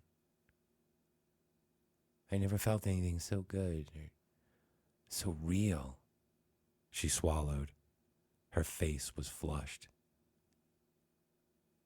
"He touched me with his hand, and I went just like that. And the funny thing was, he didn't even get to do it. He was trying to get it in, and I was trying to help him, and he kept rubbing against my leg, and then all of a sudden, he just laid there on top of me for a minute, and then he said in my ear, 'You little bitch. You did that on purpose.' And that was all." She shook her head vaguely. "But it was very real. I can remember everything. The music, the way he smiled, the sound his zipper made when it opened, everything." She smiled at me, that strange, dreamy smile. "But this has been better, Charlie." And the strange thing was, I couldn't tell if I felt sick or not. I didn't think I did, but it was really too close to call. I guess when you turn off the main road, you have to be prepared to see some funny houses. "How do people know they're real?" I muttered. "What, Charlie?" "Nothing." I looked at them very carefully. They didn't look sick, any of them. There was a healthy sheen in everyone's eyes. There was something in me, maybe it came over on the Mayflower, that wanted to know, how could she let that beyond the walls of herself? How could she say that? But there was nothing in the faces that I saw that echoed that thought. There would have been in Philbrick's face, in good old Tom's face. Probably not in Don Grace's, but we would have been thinking it. Secretly, all the evening news shows notwithstanding, I held the belief that things change but people don't. It was something of a horror to begin realizing that all these years I'd been playing baseball on a soccer field. Pigpen was still studying the bitter lines of his pencil. Susan Brooks only looked sweetly sympathetic. Dick Kane had a half-interested, half-lustful expression on his face.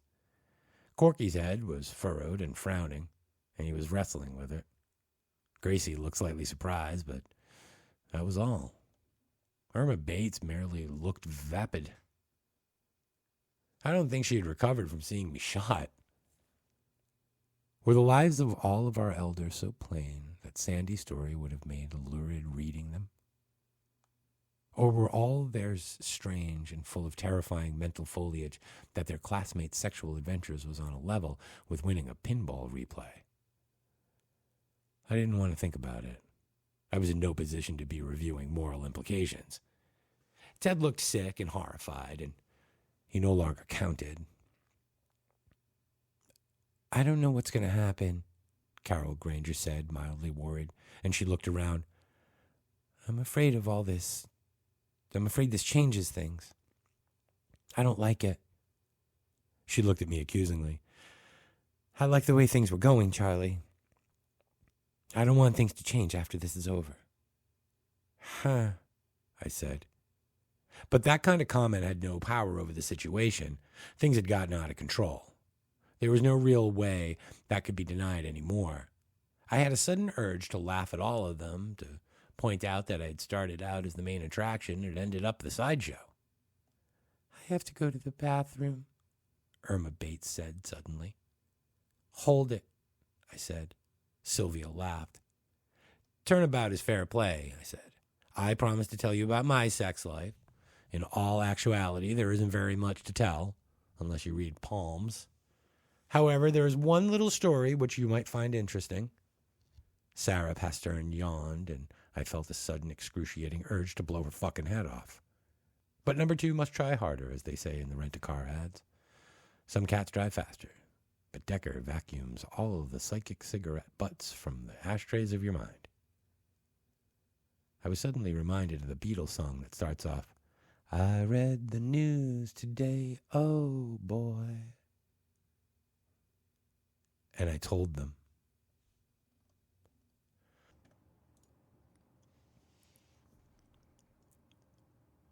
Chapter 26. In the summer before my junior year at Placerville, Joe and I drove up to Bangor to spend the weekend with Joe's brother. He had a summer job working for the Bangor Sanitation Department. Pete McKennedy was 21, a fantastic age it seemed to me as I was struggling through the open sewer that is 17. And he was going to the University of Maine where he was majoring in English. It looked like it was going to be a great weekend. On Friday night, I got drunk for the first time in my life, along with Pete and Joe and one or two of Pete's friends, and I wasn't even very hungover the next day. Pete didn't work on Saturdays, so he took us up to the campus and showed us around. It's really very pretty up there in the summer. Although on a Saturday in July, there weren't many pretty co-eds to look at.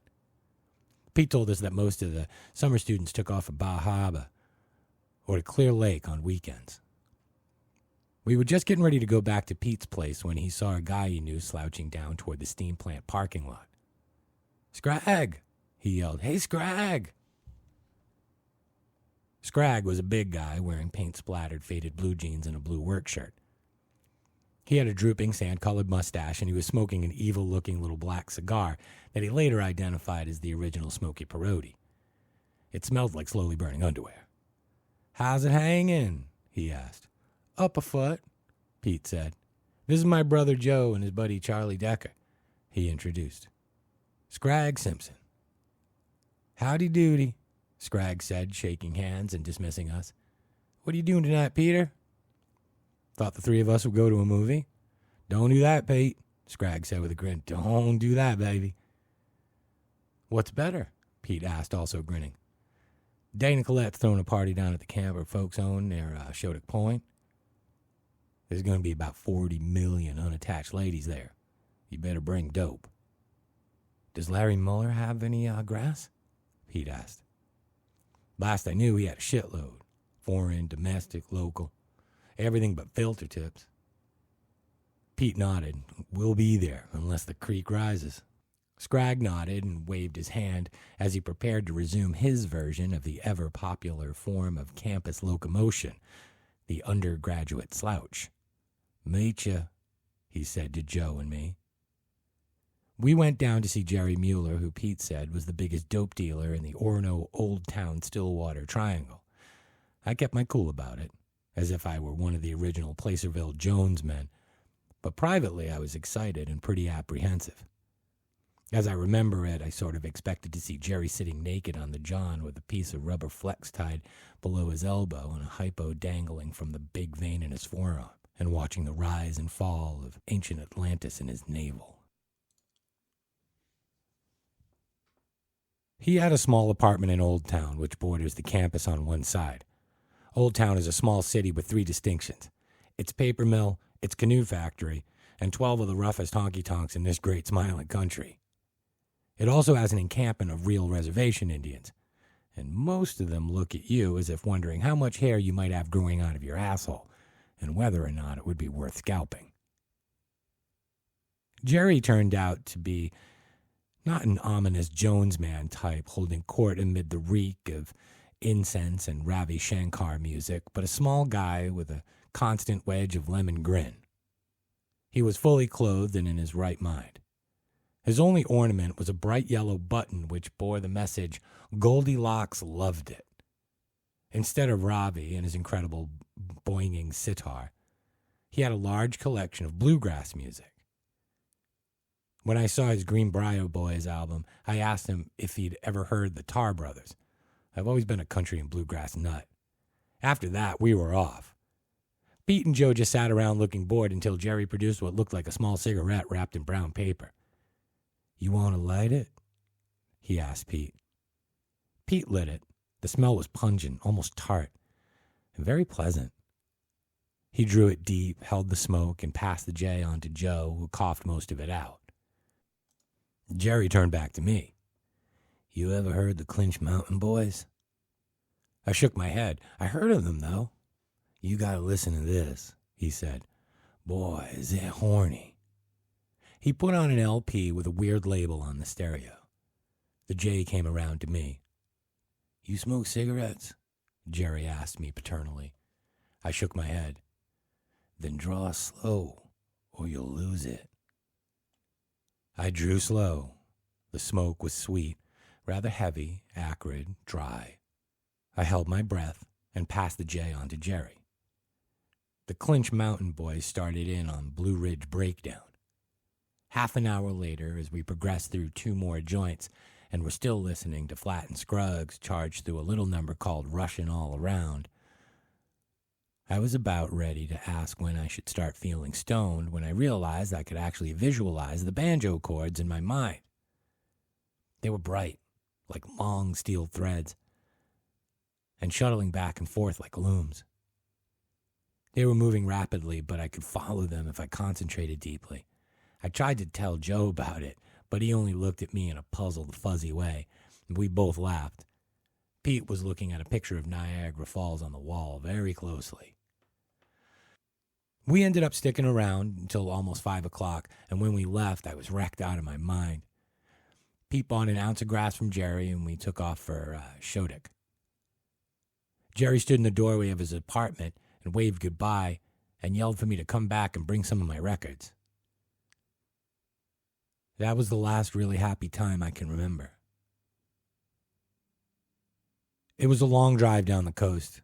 All 3 of us were still very high, and although Pete had no trouble driving, none of us could seem to talk without getting the giggles.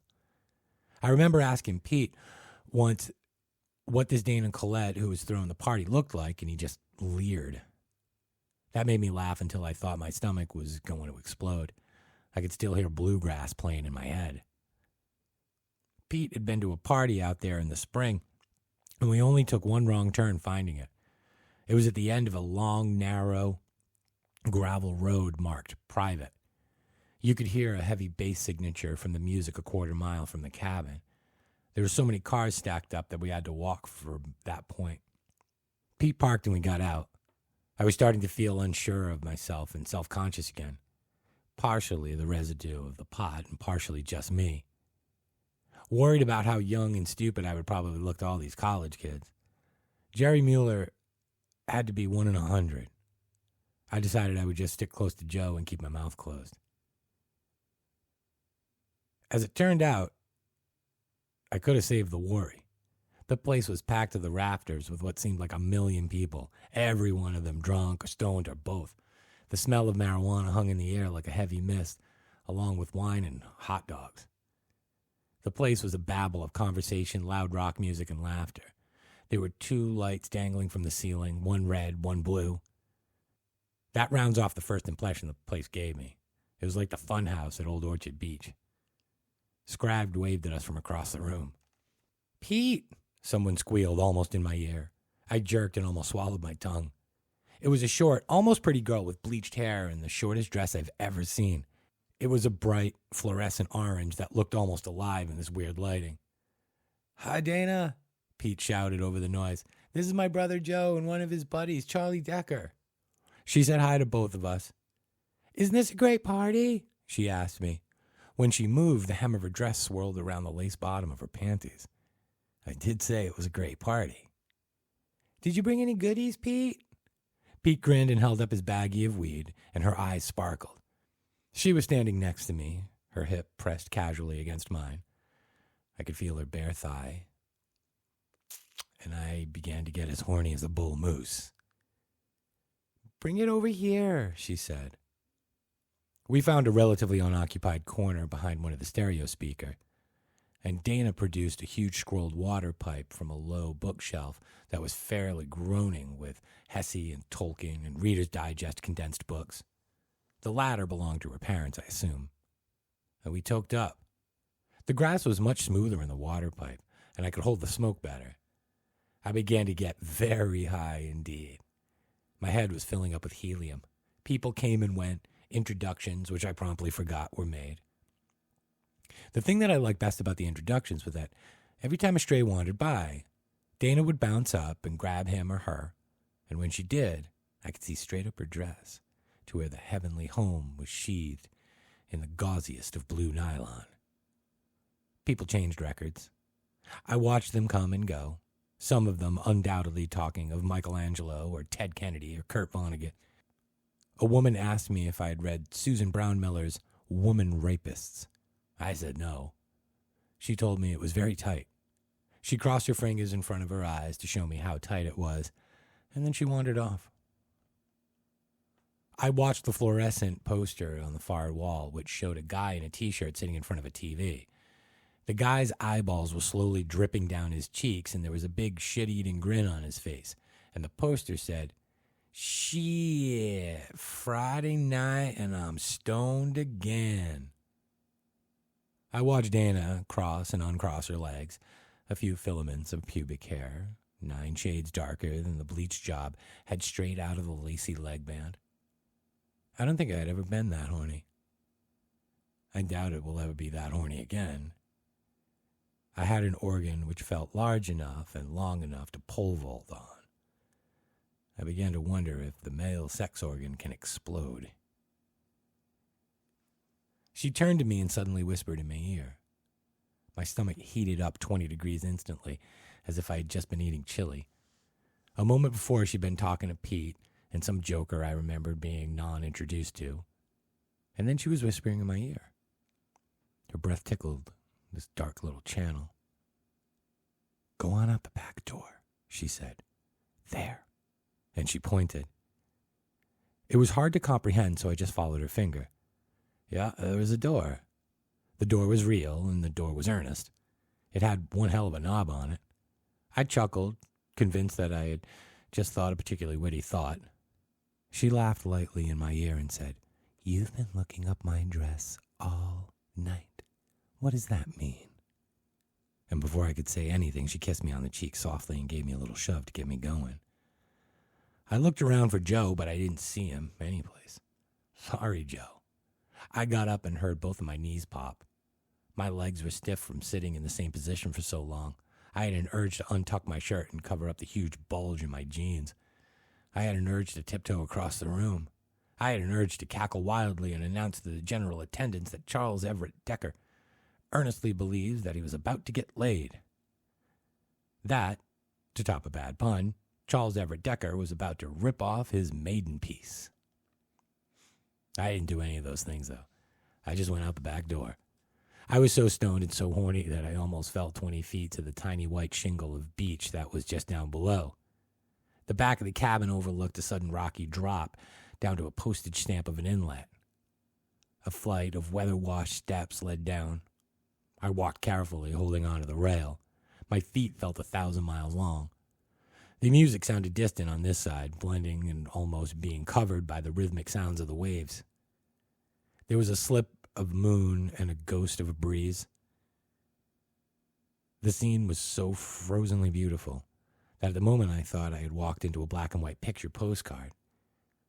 The cabin behind and above was only a dim blur. The trees climbed on both sides, pine and spruce that sloped off the naked rocks headland, twin spurs of it, and they cupped a crescent-shaped beach where all the waves licked.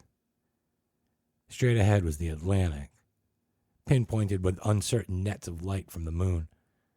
I could see the faintest curve of an island just to the left and wonder who walked out there at night beside the wind. It was a lonesome thought. It made me shiver just a little. I slipped off my shoes and I waited for her. I don't know how long it was before she came. I didn't have a wristwatch, and I was too stoned to be able to judge in any case.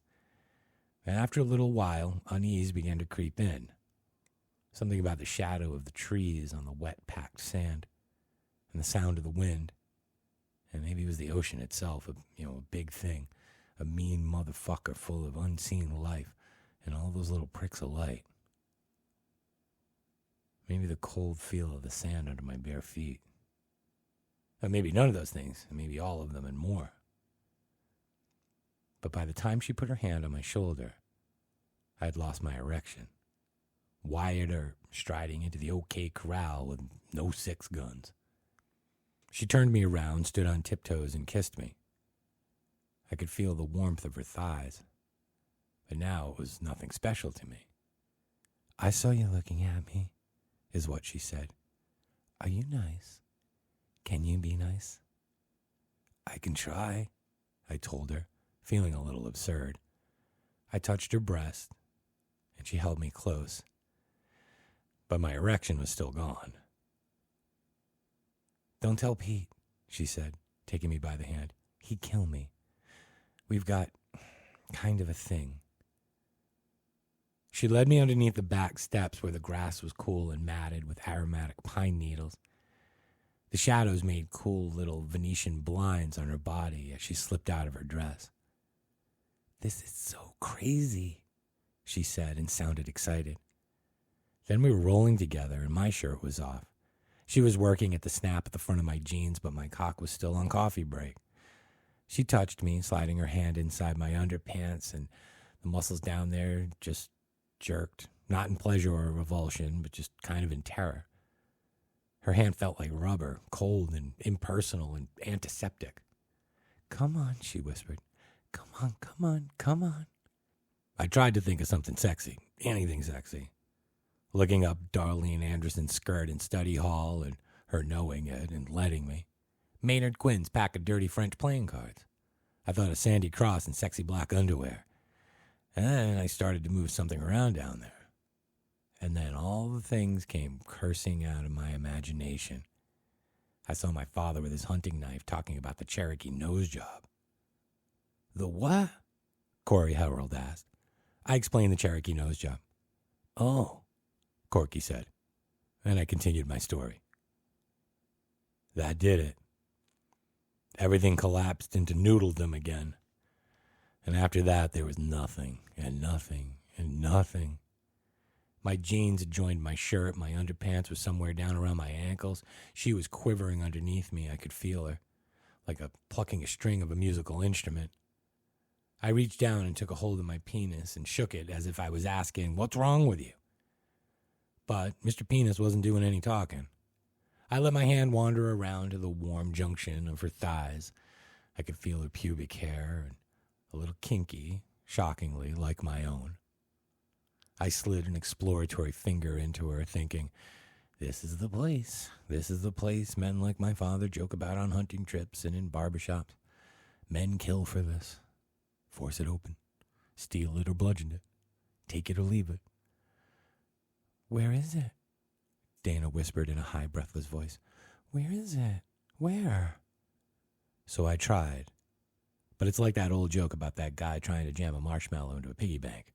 Nothing. And all the time I could hear the soft sound of the ocean grounding into the beach, like the soundtrack of a sappy movie. Then I rolled off. I'm sorry.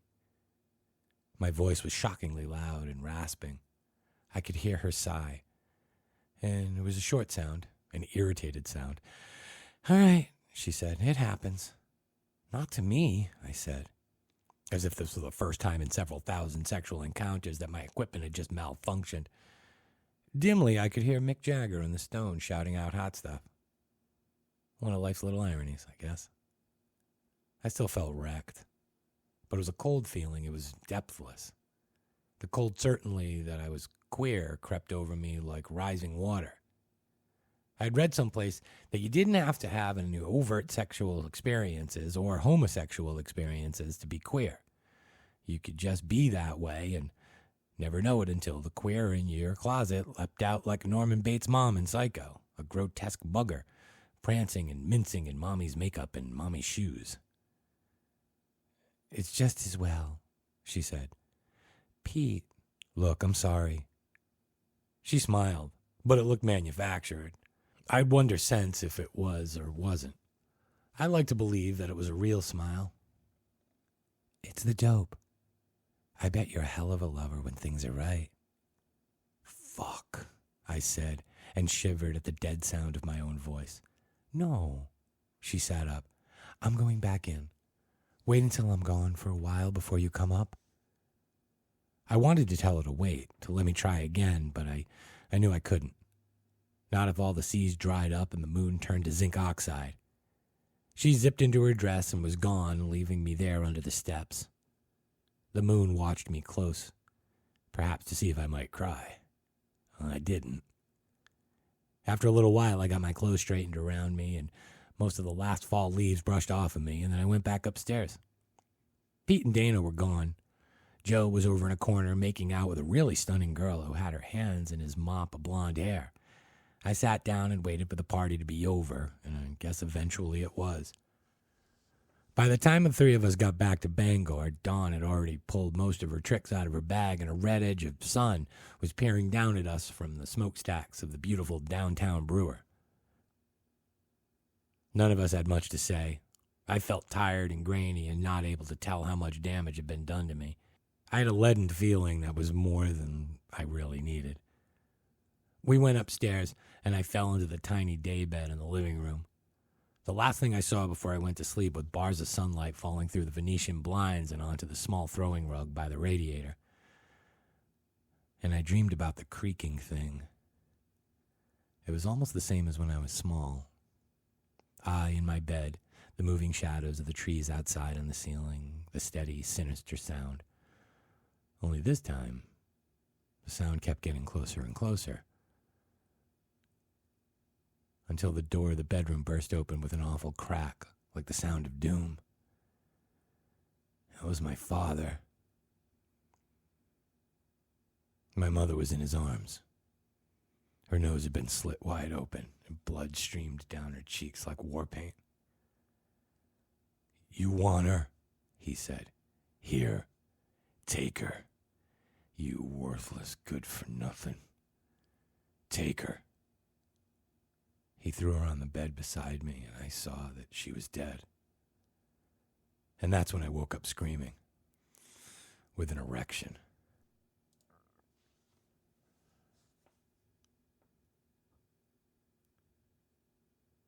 Chapter 27.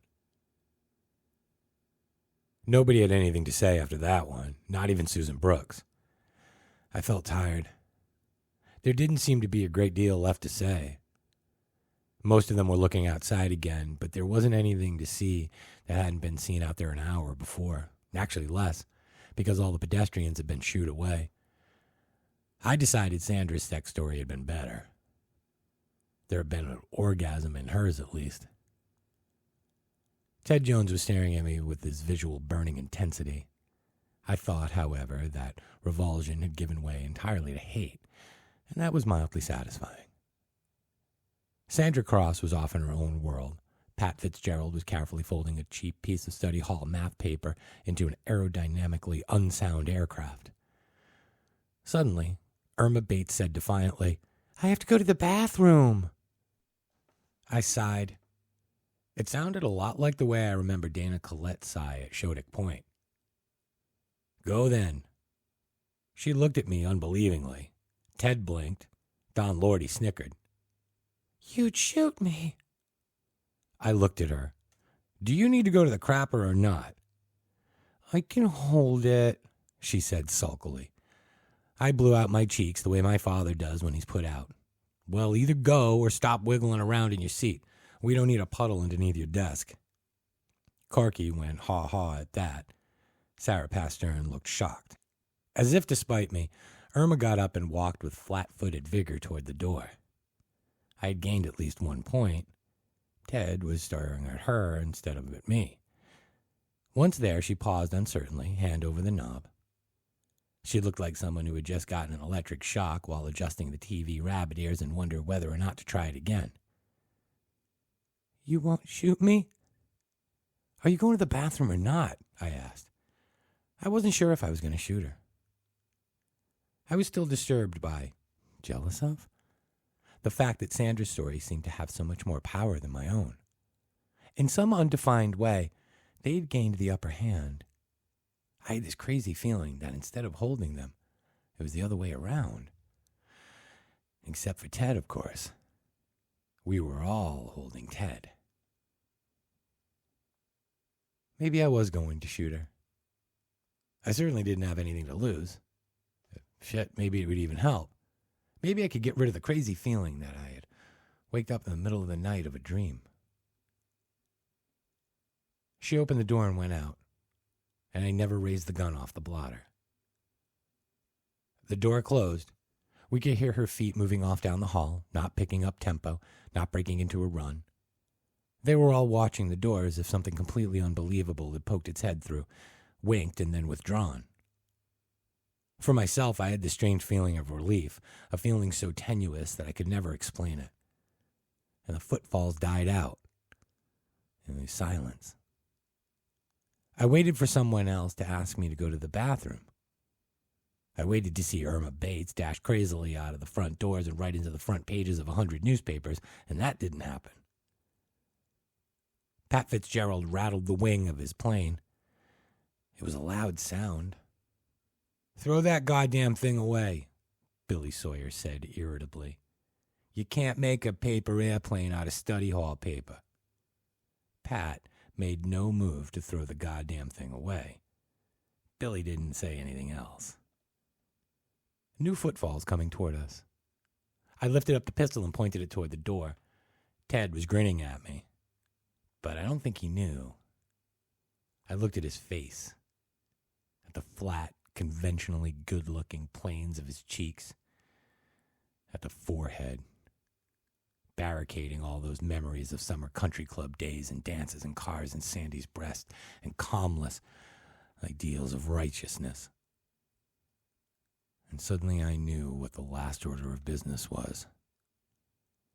Perhaps it had been the only order of business all along. And more importantly, I knew that his eye was the eye of a hawk, and his hand was stone. He could have been my own father, but that didn't matter. He and Ted were both remote and Olympian gods. But my arms were too tired to pull down the temples. I was never cut out to be Samson. His eyes were so clear and so straight and so frighteningly purposeful. They were fucking politicians' eyes. 5 minutes before the sound of the footfalls wouldn't have been bad, do you see? 5 minutes before, I could have welcomed them, put the gun down on the desk blotter and gone to meet them. perhaps with a fearful backward glance at the people I was leaving behind me. But now it was the steps themselves that frightened me.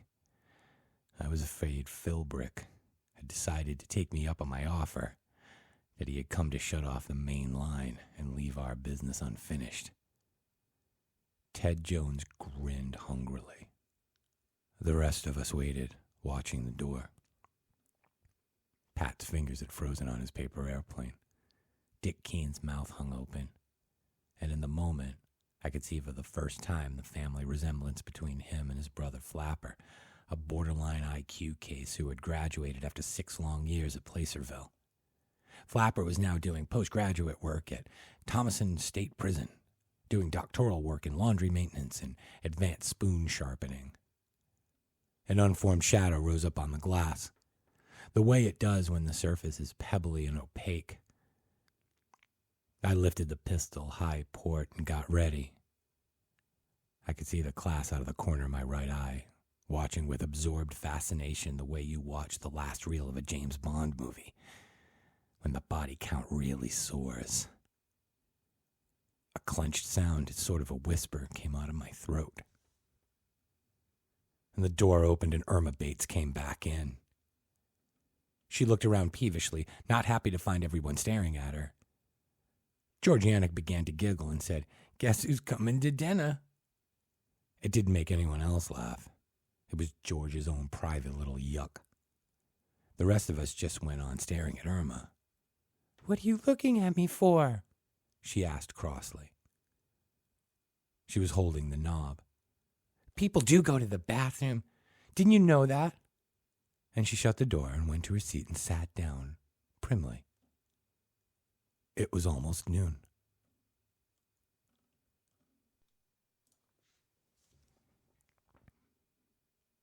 Chapter 28. Frank Philbrick was right on time. Chink, and he was on the horn. He didn't seem to be puffing and blowing as badly, though. Maybe he wanted to placate me. Or maybe he'd thought over my advice on his speaking voice and he decided to take it. Stranger things have happened. God knows. "Decker, I'm here." "Listen, that stray shot came through the window. It wasn't intentional. One of the men from Lewiston." "Let's not even bother, Frank," I said. "You're embarrassing me, and you're embarrassing these people down here who saw what happened. If you've got any integrity at all, and I'm sure you do, you're probably pretty embarrassed yourself." Pause. Maybe he was collecting his temper. "Okay. What do you want?" "Not much. Everyone comes out at 1 o'clock this afternoon in exactly," I checked the wall clock, 57 minutes by the clock down here. All without a scratch. I guarantee it." "Why not now?" I looked at them. The air felt heavy and nearly solemn, as if between us we had written a contract in someone's blood. And I said carefully, "We have a final piece of business down here. We have to finish getting it on." "What is it?" "It doesn't concern you, but we all know what it is." There wasn't a pair of eyes that showed uncertainty. They knew all right. And that was good, because it would save time and effort. I was feeling very tired. "Now, listen very carefully, Philbrick, so we have no misunderstandings, okay? While I describe the last act of this little comedy, in about 3 minutes, someone's going to pull down all the shades in here." "No way they are, Decker." He sounded very tough. I let the air whistle through my teeth. What an amazing man he was. No wonder he screwed up all his drive safely spiels. "When are you going to get it through your head that I'm the one in charge?" I asked him. "Someone is going to pull down the shades, Philbrick, and it won't be me. So if you shoot someone, you can pin your badge to your ass and then kiss them both goodbye." Nothing. "Silence gives consent," I said, trying to sound merry. I didn't feel very merry. "I'm not going to be able to see what you're doing either, But don't get any clever ideas, all right? If you do, some of these people are going to get hurt. If you sit until 1, everything will be fine, and you'll be the big, brave policeman everybody knows you are.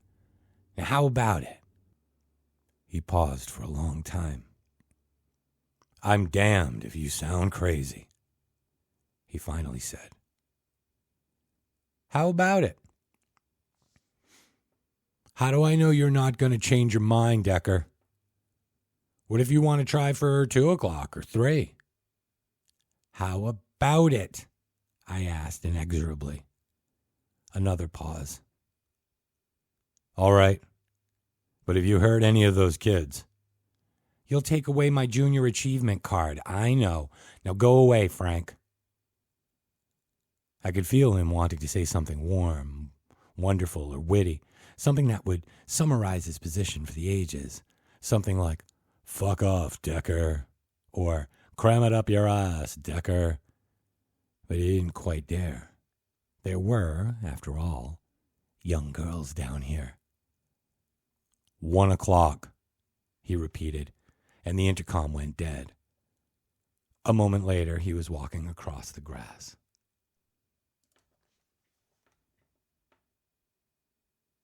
What nasty little masturbation fantasies have you got lined up now, Charlie? Ted asked, still grinning. Why don't you just cool it, Ted? Harmon Jackson asked remotely. Who will volunteer to close the shades? I asked. Several hands went up. I pointed to Melvin Thomas and said, do it slowly. They're probably pretty nervous. Melvin did it slowly. With the canvas shades pulled all the way down to the sills, the room took on a half-dreamlike drabness. Lackluster shadows clustered in the corners of the bats that hadn't been getting enough to eat. I didn't like it. The shadows made me feel very jumpy indeed. I pointed to Tanis Gannon, who sat in the row of seats closest to the door. Will you do us a favor with the lights, please? She smiled shyly, like a Deb, and went to the light switches. A moment later, we had cold fluorescents, which were not much better than the shadows. I wished for the sun and the sight of the blue sky, but I didn't say anything. There was nothing to say. Tanis went back to her seat and smoothed her skirt carefully behind her thighs as she sat down. To use Ted's antiquated phrase, I said, there is only one masturbation fantasy left before we get down to business, or 2 halves of 1 whole, if you want to look at it that way. That is the story of Mr. Carlson, our late teacher of chemistry and physics, the story that good old Tom Denver managed to keep out of the papers, but which, as the saying goes, remains in our hearts, and how my father and I got it on after my suspension. I looked at them, feeling a dull, horrid ache in the back of my skull. Somewhere, it had all slipped out of my hands. I was reminded of Mickey Mouse in The Sorcerer's Apprentice in that old Disney cartoon Fantasia. I had brought all the brooms to life. But now, where was the kindly old magician to say abracadabra backwards and make him go back to sleep? Stupid, stupid. Pictures whirled in front of my eyes, hundreds of them, fragments from dreams, fragments from reality. It was impossible to separate one from the other. Lunacy is where you can't see the seams where they stitch the world together anymore. I suppose there was still a chance that I might wake up in my bed, safe and still at least half sane. The black, irrevocable step not taken, or at least not yet. With all the characters of this particular nightmare retreating back into their subconscious caves. But I wasn't banking on that.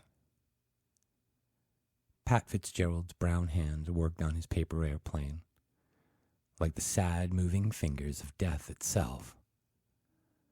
And I said,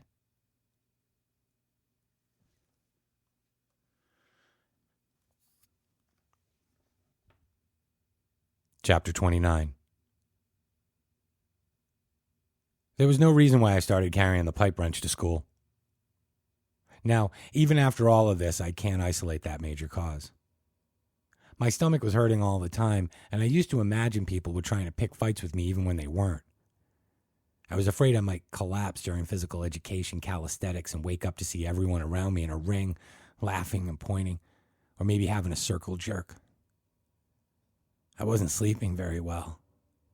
I've been having some goddamn funny dreams, and it really did scare me, because quite a few of them were wet dreams, and they weren't the kind that you were supposed to wake up after with wet sheets. There was one where I was walking through the basement of an old castle, and it looked like something out of an old Universal Pictures movie, and there was a coffin with the top up, and when I looked inside, I saw my father with his hands crossed on his chest.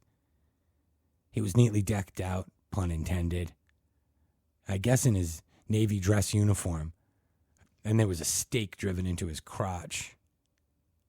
He opened his eyes and smiled at me, and his teeth were fangs. In another one, my mother was giving me an enema, and I was begging her to hurry because Joe was outside waiting for me.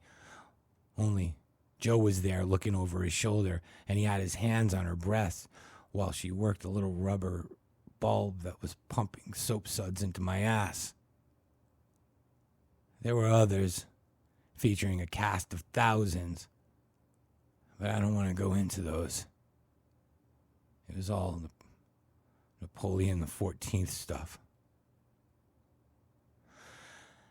I found the pipe wrench in the garage in an old toolbox. It wasn't a very big piece, but there was a rust-clotted socket on one end, and it hefted heavy in my hand.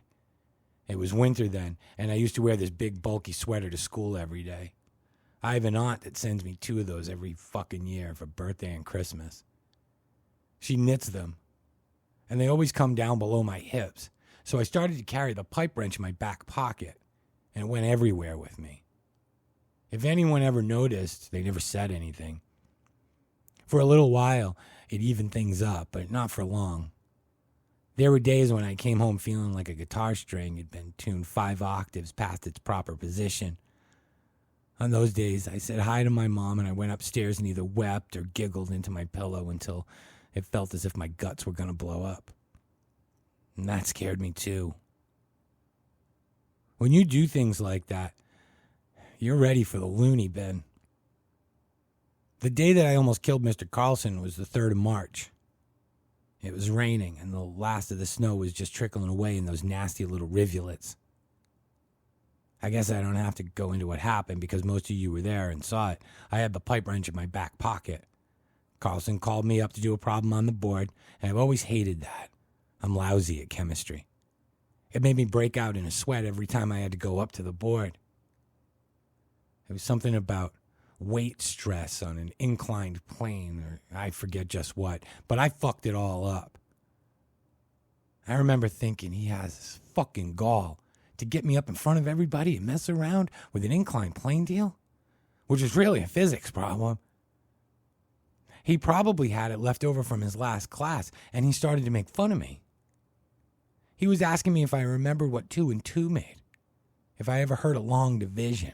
Wonderful invention, he said. Ha ha ha, a regular Henry Youngman.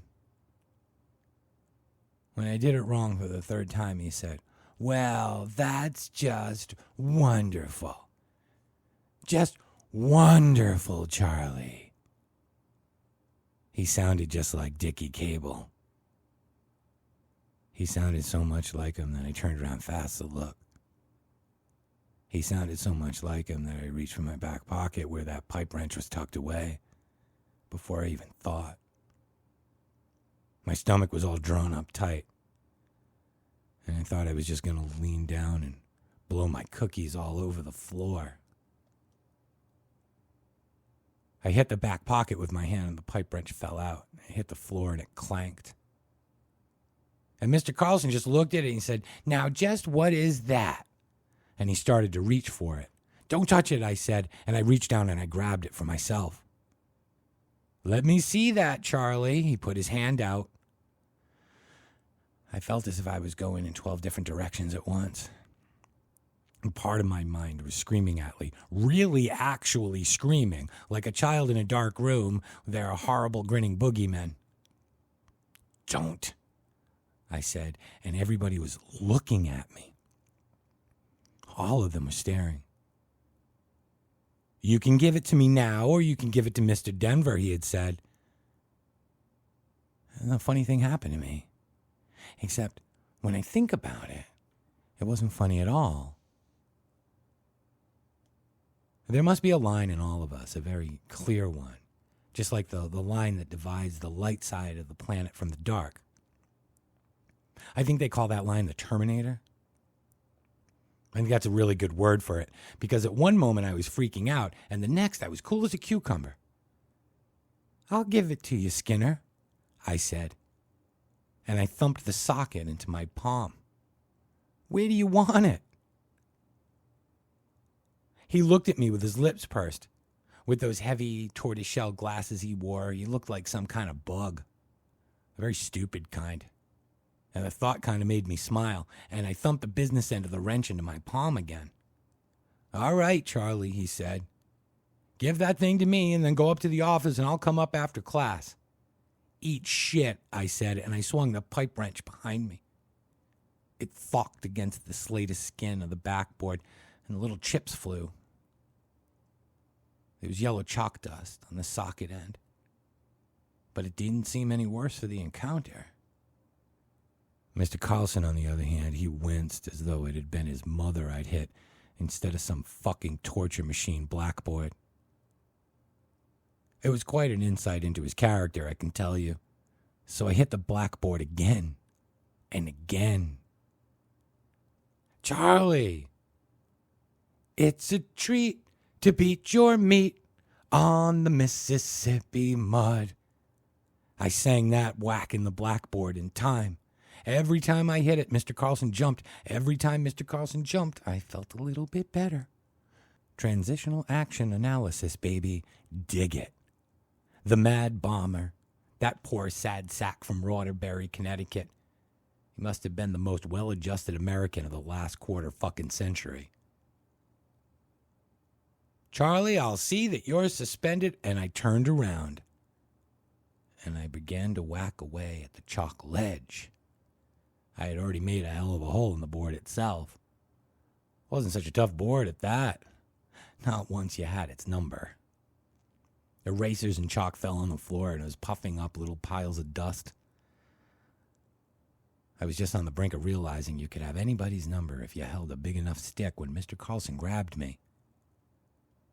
I turned around and I hit him. Just once. There was a lot of blood. He fell on the floor and his tortoiseshell glasses fell off and skated about 8 feet. I think that's what broke the spell. The sight of the glasses sliding across the chalk dust floor, leaving his face bare and defenseless, looking the way it must look when he's asleep. I dropped the pipe wrench on the floor and walked out without looking back. I went upstairs and I told them what I'd done. Jerry Kesseling picked me up in a patrol car, and they sent Mr. Carlson to Central Maine General Hospital, where an X-ray showed that he had a hairline fracture just above the frontal lobe. I understand they picked 4 splinters of bone out of his brain. A few dozen more, and they could have put them together with airplane glue, so they spelled out asshole, and then give it to him for his birthday with my compliments. There were conferences with my father, with good old Tom, with Don Grace, with every possible combination and permutation of the above. I conferenced with everybody but Mr. Fazio, the janitor. Through it all, my father kept admirably calm. My mother would come out of the house and was on tranquilizers, but every now and then, during these civilized conversations, he would turn an icy, speculative eye on me, and I knew eventually we would be having our own conference. He could have killed me cheerfully with his bare hands. In a simpler time, he might have done just that. There was a very touching apology to a bandage-wrapped, black-eyed Mr. Carlson and his stony-eyed wife. Distraught, I haven't been myself, sorrier than I can ever say. But I got no apology for being badgered in front of the chemistry class as I stood sweating at the blackboard with all the numbers looking like 5th century Punic. No apology from Dickie Cable or Dana Collette, or from your friendly neighborhood creaking thing who told me through tight lips on the way home from the hospital that he wanted to see me out in the garage after I'd changed my clothes. I thought about that as I took off my sport jacket and my best slacks and put on jeans and an old chambray work shirt. I thought about not going, just heading off down the road instead. I thought about just going out and taking it. Something in me rebelled at that. I'd been suspended. I'd spent 5 hours in a holding cell in Placerville Center before my father and my hysterical mother. Why did you do it, Charlie? Why? Well, they forked over the bail money and the charges and the joint agreement with the school and the cops and Mr. Carlson, not his wife. She'd been hoping I'd get at least 10 years. But they all been dropped later. One way or the other, I thought my father and I owed each other something. And so I went out into the garage. It's a musty, oil-smelling place, but completely trim. Ship-shape. It's his place, and he keeps it that way. A place for everything and everything in its place. Yo-ho-ho, matey. The riding lawnmower placed neatly with its nose against the wall. The gardening and landscaping tools neatly hung up on nails. Jar-top nails with the roof beams so jars of nails could be screwed into them at eye level. Stacks of old magazines neatly tied up with twine. Blue Book, True, Saturday Evening Post. The ranch wagon neatly parked facing out. He was standing there in an old faded pair of twill khakis and a hunting shirt. For the first time, I noticed how old he was starting to look. His belly had always been as flat as a 2x4, but now it was bulging out a little. Too many beers down at Guggen's. There seemed to be more veins in his nose, burst out into little purple deltas under his skin, and there was lines around his mouth, and his eyes, they were deeper too. "What's your mother doing?" he asked me. "Sleeping," I said.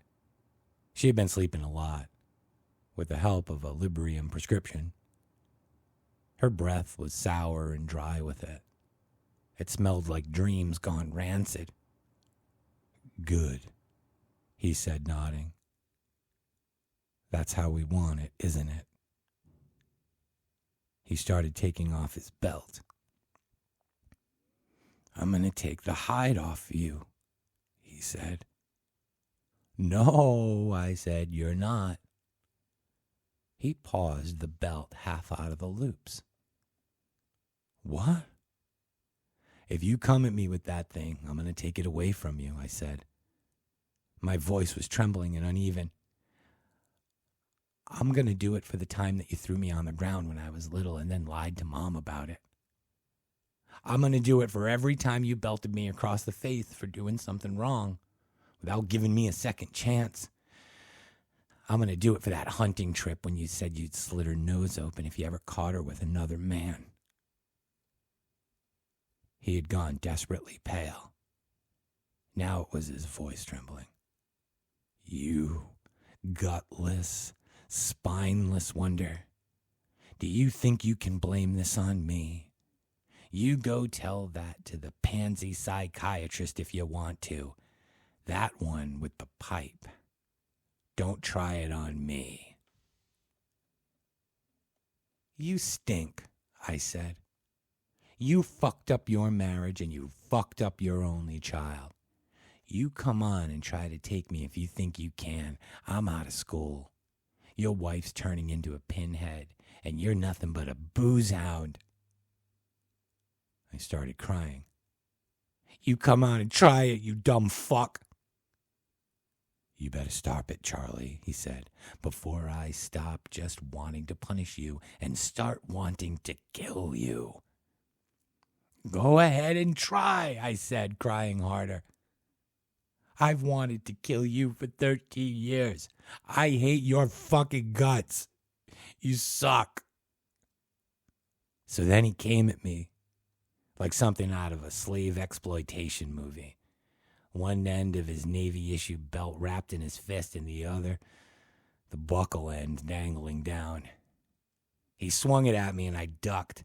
It went by my shoulder and it hit the hood of the country squire wagon with a hard clank, scoring the finish. His tongue was caught between his teeth and his eyes were bulging. He looked the way he had the day I broke the storm windows. And suddenly I wondered if that was the way he looked when he made love to my mother, or what passed for it. If that's what she had to look at once in a while when she was pinned under him. The thought froze me with such a bolt of disgusted revelation that I forgot to duck the next one. The buckle came down along the side of my face and ripped into my cheek, pulling it open in a long furrow. And it bled a lot. It felt like the side of my face and my neck had been doused in warm water. "Oh, God," he said. "Oh, God, Charlie." My eyes had watered shut on that side, but I could see him coming toward me with the other. I stepped to meet him and grabbed the end of the belt and I pulled. He wasn't expecting it. It jerked him off balance, and when he started to run a little to catch back up, I tripped him and he thumped onto the oil-stained concrete floor. Maybe he'd forgotten I wasn't 4 anymore, or a 9-year-old cowering in the fucking tent, having to take a whiz while he yucked it up with his friends. Maybe he'd forgotten or never knew that little boys grow up remembering every fucking blow and every word of scorn that they ever had to grow up with, and they want to eat their fathers alive. A harsh little grunt escaped him as he hit the concrete. He opened his hands to break his fall, and I had the belt. I doubled it and brought it down on his broad khaki ass. It made a loud smack, and it probably didn't hurt much, but he cried out in surprise, and I smiled. It hurt my cheek to smile. He had really beaten the shit out of my cheek. He got up wearily, and he said, "Charlie, put that down. Let's take you to the doctor and get that stitched up." "You better say yes, sir, to the Marines, you see, when your own kid can knock you down," I said. And that made him mad. And he lunged at me, and I hit him across the face with the belt.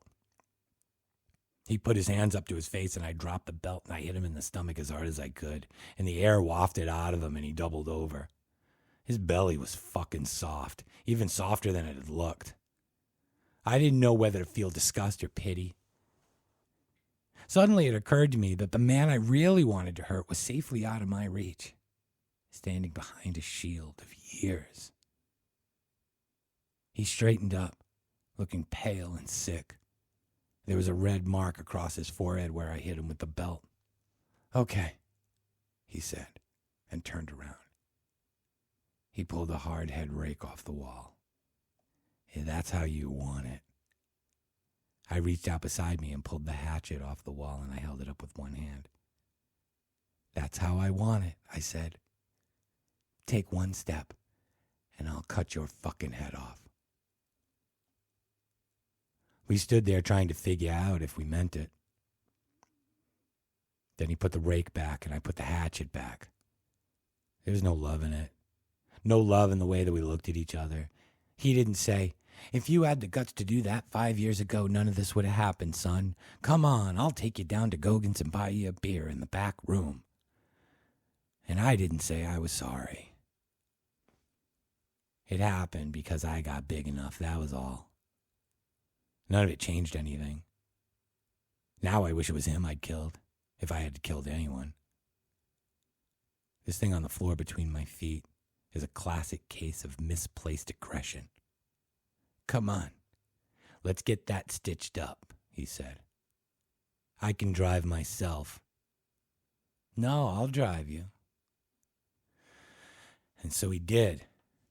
And we went down to the emergency room in Brunswick, and the doctor put 6 stitches in my cheek, and I told him that I tripped over a chunk of stove wood in the garage, and I cut my cheek on a fireplace screen. My dad was blacking. We told Mom the same thing. And that was the end of it. We never discussed it again. He never tried to tell me what to do again. We lived in the same house, but we walked in wide circles around each other like a pair of old Toms. If I had to guess, I'd say he'll get along without me very well, like the song says. During the second week of April, they sent me back to school with a warning that my case was still under consideration and I would have to go see Mr. Grace every day. They acted like they were doing me a favor. Some fucking favor. It was like being popped back into the cabinet of Dr. Calgary. It didn't take long to go bad this time. As the way the people looked at me in the hall. The way I knew they were talking about me in the teacher's room. The way nobody would even talk to me anymore except Joe. And I wasn't very cooperative with Grace. Yes, folks, things got very bad very fast indeed, and they went from bad to worse, but I've always been fairly quick on the uptake, and I don't forget many lessons that I've learned well. I certainly learned the lesson about how you could get anyone's number with a big enough stick. My father picked up the hard-head rake, presumably planning to trepan my skull with it. But when I picked up the hatchet, he put it back. I never saw the pipe wrench again, but what the fuck? I didn't need it anymore, because that stick wasn't big enough. I'd known about the pistol on my father's desk for 10 years, and near the end of April, I started to carry it to school.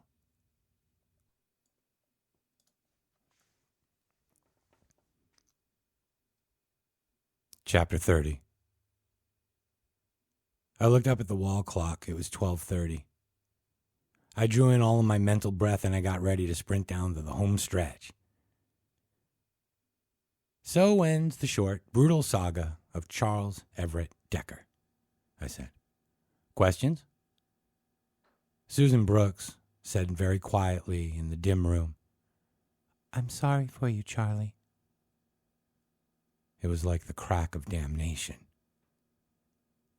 Don Lordy was looking at me in a hungry way that reminded me of Jaws for the second time that day. Sylvia was smoking the last cigarette in her pack.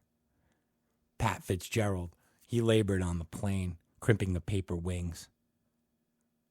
The usual funny, sly expression gone from his face, replaced by something that was wooden and carved. Sandra Cross still seemed to be in a pleasant daze. Even Ted Jones seemed to have his mind on other matters, perhaps on a door that he had forgotten to latch when he was 10, or a dog he might have once kicked. If that's all, then it brings us to the final order of business in our brief but enlightening stay together. Have you learned anything today? Who knows the final order of business? Let's see. I watched them. There was nothing. I was afraid it wouldn't come. Couldn't come. So tight, so frozen, all of them. When you're 5 and you're hurt, you make a big noise unto the world. At 10, you whimper. But by the time you make 15, you begin to eat the poisoned apples that grow on your own inner tree of pain. It's the Western way of enlightenment. You begin to cram your fists into your mouth to stifle the screams. You bleed on the inside. But they had gone so far. And then, Pigpen looked up from his pencil. He was smiling, a small, red-eyed smile. The smile of a ferret. His hand crept up into the air, the fingers still clenched around his cheap writing implement. Bebopalooba, she's my baby. So then it was easier for the rest of them. One electrode begins an arc and sputter, and yoinks! Look, Professor, the monster walks. Susan Brooks put her hand up next, and then there were several together. Sandra raised hers. Grace Stanner raised hers delicately, and Irma Bates did likewise. Corky, Don, Pat, Sarah Pastor, some smiling a little, most of them solemn. Tanis, Nancy Kaskin, Dick Keene, and Mike Gavin, both renowned in the Placerville Greyhounds backfield. George and Harmon, who played chess together in study hall. Melvin Thomas, Ann Lasky. At the end, all of them were up, except for one. I called on Carol Granger because I thought she deserved her moment. You would have thought she might have had the most trouble making the switch, crossing the Terminator, so to speak, but she had done it almost effortlessly, like a girl shedding her clothes in the bushes after dusk had come to the class picnic. Carol, I said, what's the answer? She thought about how to word it. She put her finger up to the small dimple beside her mouth as she thought, and there was a furrow in her milk-white brow. We have to help, she said. We have to help show Ted where he has gone wrong. That was a pretty tasteful way to put it, I thought. Thank you, Carol, I said. And she blushed. I looked at Ted, who had come back to the here and now. He was glaring again, but in kind of a confused way. I think the best thing, I said, would be if I became a sort of combination judge and public attorney. Everyone else here can be witnesses, and of course, you're the defendant, Ted. Ted laughed wildly. You, he said. Oh, Jesus, Charlie. Who the fuck do you think you are? You're crazy as a bat. Do you have a statement? I asked him. You're not going to play tricks with me, Charlie. I'm not saying a damn thing. I'll save my speech for when we get out of here. His eyes swept his classmates accusingly and distrustfully. And I'll have a lot to say. You know what happens to squealers, Rocco? I said in a tough Jimmy Cagney voice. I brought up the pistol and pointed it at his head. And I screamed, bang! Ted shrieked in surprise. Ann Lasky laughed merrily. Shut up, Ted yelled at her. Don't you tell me to shut up, she said. What are you so afraid of? What? His jaw dropped. Then his eyes bulged. In that moment, I had a great deal of pity for him. The Bible says the snake tempted Eve with the apple. What would have happened if he had been forced to eat it himself? Ted half rose from his seat, trembling. What am I? What am I? He pointed a shivering finger at Anne, who did not cringe at all. You goddamn silly bitch. He has a gun. He's crazy. He shot 2 people, fucking dead, and he's holding us here. Not me, he isn't, Irma said. I could have walked right out. We've learned some very good things about ourselves, Ted, Susan said coldly. I don't think you're being very helpful, closing yourself in and trying to be superior. Don't you realize that this could be the most meaningful experience of our lives? He's a killer, Ted said tightly. He's killed 2 people. This isn't fucking TV. Those people aren't going to get up and go off to their dressing rooms and wait for the next take. They're really dead. He killed them. Soul killer, Pigpen hissed suddenly. Where the fuck do you think you get off? Dick Keene asked. All this just shakes the shit out of your tight little life, doesn't it? You didn't think anybody'd find out about banging Sandy, did you? Or your mother? Ever think about her? You think you're some kind of white knight? I'll tell you what you are. You're a cocksucker. Witness! Witness! Grace cried merrily, waving her hands. Ted Jones buys girly magazines, and I've seen him at Ronnie's Variety doing it. Beat off much, Ted? Harmon asked, and he was smiling viciously. And you were a star scout, Pat said dolorously. Ted twitched from them like a bear that's been tied to a post for the villagers' amusement. I don't masturbate, he yelled. Right, Corky said disgustedly. I bet you really stink in bed, Sylvia said. She looked at Sandra. Did he stink in bed? Well, he didn't really do it in a bed. We were in a car, and it was over quick.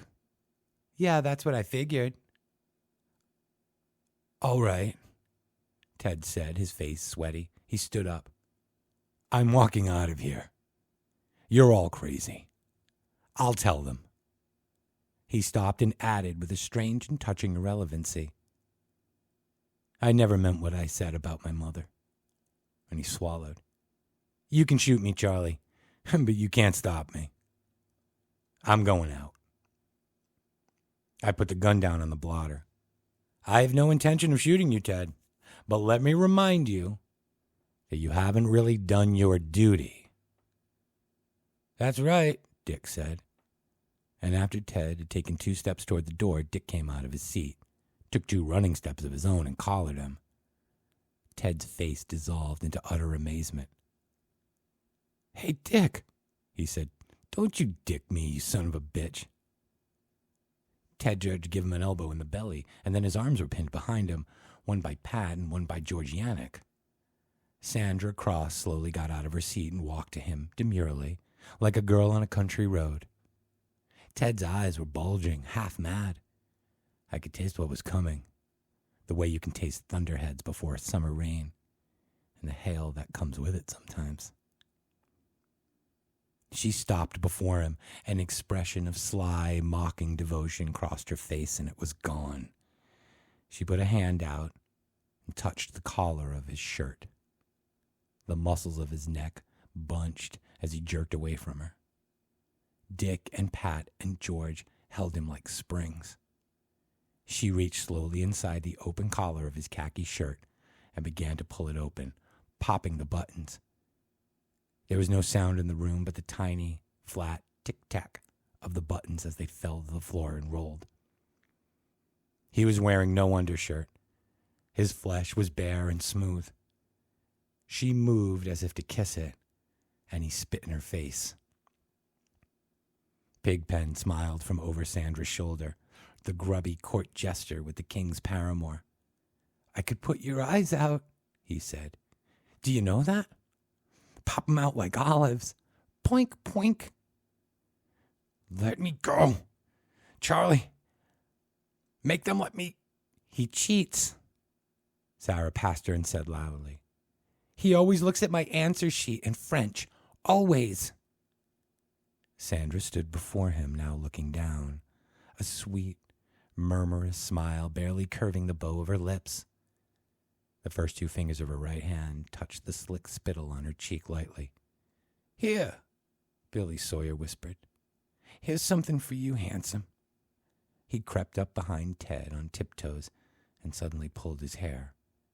Ted screamed. "He cheats on laps in the gym, too," Don said harshly. "You really quit football because you didn't have no sauce, didn't you?" "Please," Ted said. "Please, Charlie." He had begun to grin oddly, and his eyeballs were shiny with tears. Sylvia had joined the little circle around him. She might have been the one who goosed him, but I really couldn't see. They were moving around him in a slow kind of dance that was nearly beautiful. Fingers pinched and pulled, questions were asked, accusations made. Irma Bates pushed a ruler down the back of his pants. Somehow his shirt was ripped off and it flew to the back of the room in 2 tatters. Ted was breathing in great high whoops. Ann Lasky began to rub the bridge of his nose with an eraser. Corky scurried back to his desk like a good mouse, found a bottle of Carter's ink, and dumped it in his hair. Hands flew out like birds and rubbed it in briskly. Ted began to weep and talk in strange, unconnected phrases. "Soul brother," Pat Fitzgerald asked. He was smiling, whacking Ted's bare shoulders lightly with a notebook in cadence. "Be my soul brother. That's right. Little head start. Little free lunch. That's right. Brothers. We gonna be soul brothers." "Got your silver star, hero," Dick said, and raised his knee, placing it expertly on the big muscle of Ted's thigh. Ted screamed. His eyes bulged and rolled toward me, the eyes of a horse staved on a high fence. "Please, please, please, Charlie, please, Charlie." And then Nancy Caskin stuffed a large wad of notebook paper into his mouth, and he tried to spit it out, but Sandra rammed it back in. "That'll teach you to spit," Sire said reproachfully. Harmon knelt and pulled off one of his shoes. He rubbed it in Ted's inky hair and then slammed the sole against Ted's chest. It left a huge, grotesque footprint.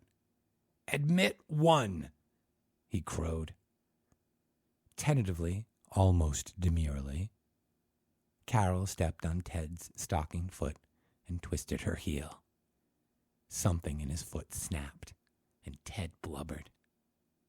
He sounded like he was begging somewhere behind the paper, but you couldn't really tell. Pigpen darted in spider-like and suddenly bit his nose. There was a sudden black pause. I noticed that I had turned the pistol around so that the muzzle was pointed at my head. But of course, that would not be at all cricket. I unloaded it and put it carefully in the top drawer, on top of Mrs. Underwood's plan book. I was quite confident that this had not been in today's lesson plan at all. They were smiling at Ted, who hardly looked human at all anymore. In that brief flick of time, they looked like gods. Young, wise, golden. Ted did not look like a god. Ink ran down his cheeks in blue-black teardrops. The bridge of his nose was bleeding, and one eye glared disjointedly toward no place. Paper protruded through his teeth. He breathed in great white snuffles of air. I had time to think, we've got it on. Now we have got it all the way on. They fell on him.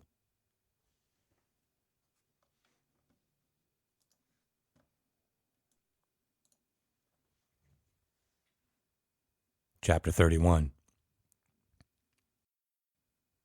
I had Corky pull up the shades before they left. He did it with quick, jerky motions. There were now what seemed like hundreds of cruisers out there, thousands of people. It was 3 minutes to 1. The sunlight hurt my eyes. "Goodbye," I said. "Goodbye," Sandra said. They all said goodbye, I think, before they went out. Their footfalls made a toony, echoing noise going down the hall. I closed my eyes and I imagined a giant centipede wearing Georgia Giants on each one of 100 feet. When I opened them up again, they were walking across the bright green of the lawn. I wish they used the sidewalk. Even after all that happened, it was still a hell of a lawn. The last thing I remember seeing of them was their hands were streaked with black ink. People enveloped them. One of the reporters, throwing caution to the wind, eluded 3 policemen and raced down to where they were, pell-mell. The last one to be swallowed up was Carol Granger. I thought she looked back, but I couldn't tell for sure. Philbrick started to walk stolidly toward the school. Flashbulbs were popping all over the place. Time was short.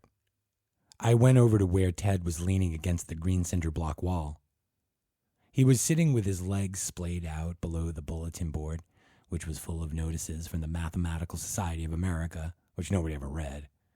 Peanuts comic strips, the acme of humor in the late Mrs. Underwood's estimation, and a poster showing Bertrand Russell and a quote, "Gravity alone proves the existence of God."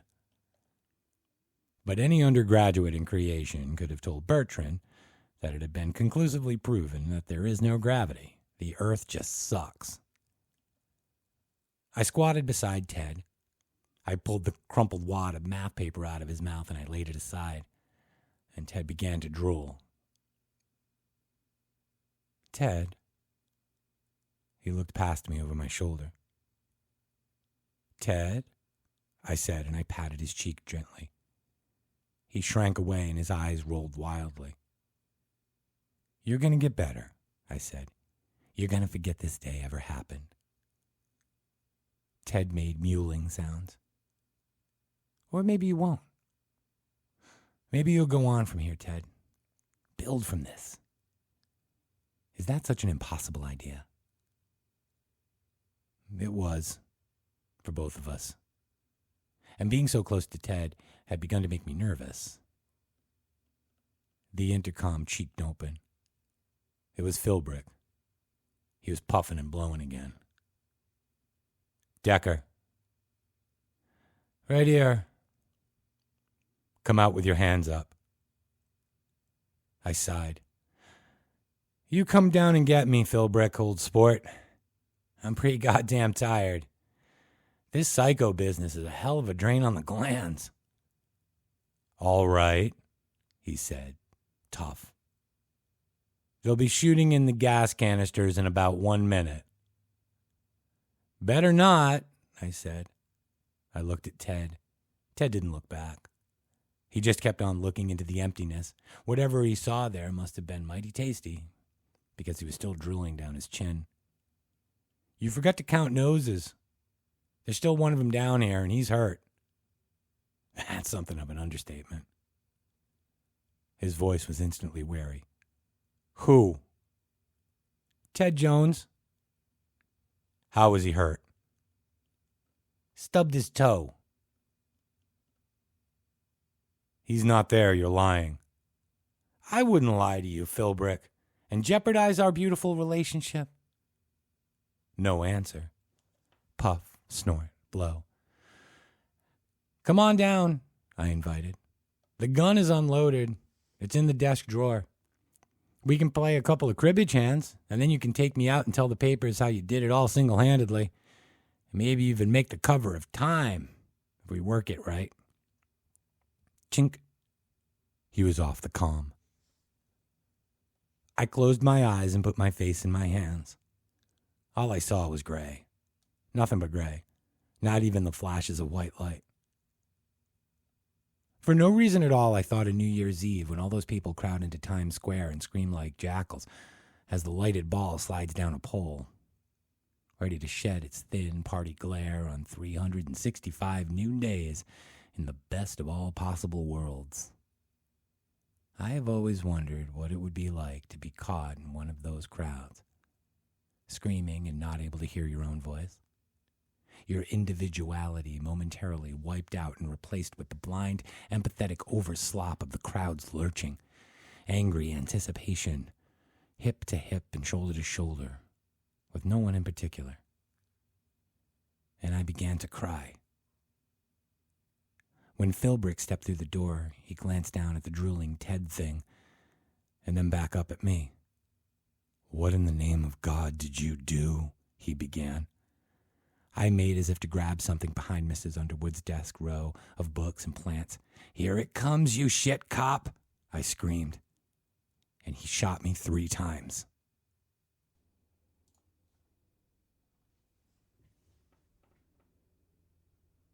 Chapter 32.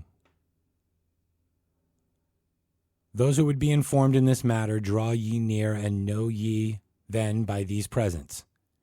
Charles Everett Decker, convicted in Superior Court this day, August 27, 1976, of the willful murder of Jean Alice Underwood, and also convicted this day, August 27, 1976, of the willful murder of John Downs Vance, both human beings. It has been determined by 5 state psychiatrists that Charles Everett Decker cannot at this time be held accountable for his actions by reasons of insanity. It is therefore the decision of this court that he be remanded to the Augusta State Hospital, where he will be held in treatment until such time as he can be certified responsible to answer for his acts. To this writ have I set my hand. Signed, Judge Samuel K.N. Delanavie. In other words, until shit sticks to the moon, baby.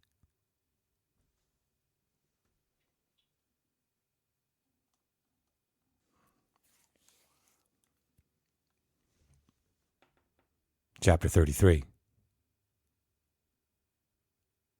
Inter-office memo from Dr. Anderson to Rich Gossage, Administration Wing. Subject, Theodore Jones. Rich, I'm still loath to try the shock treatment on this boy, although I can't explain it even to myself. Call it a hunch. Of course, I can't justify hunch to the board of directors or to Jones's uncle, who's footing the bill. which, in a private institution like Woodlands, don't come cheap. And we both know that. If there's no movement in the next 4 to 6 weeks, we'll go on with the standard electroshock therapy.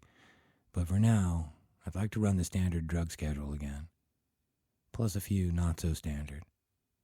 I'm thinking of both synthetic mescaline and psilocybin, if you concur. Will Greenberger has had a great deal of success with semi-catatonic patients, as you know, and these two hallucinogens have played a major part in his therapy.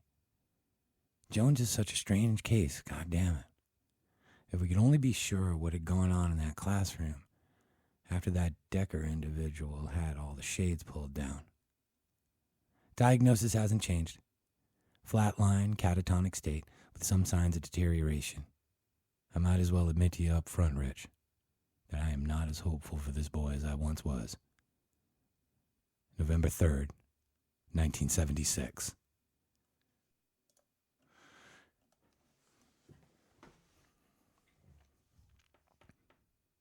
Chapter 34. December 5, 1976. Dear Charlie, they tell me you can have mail now, so I thought I'd drop you a line. Maybe you noticed this is postmarked from Boston.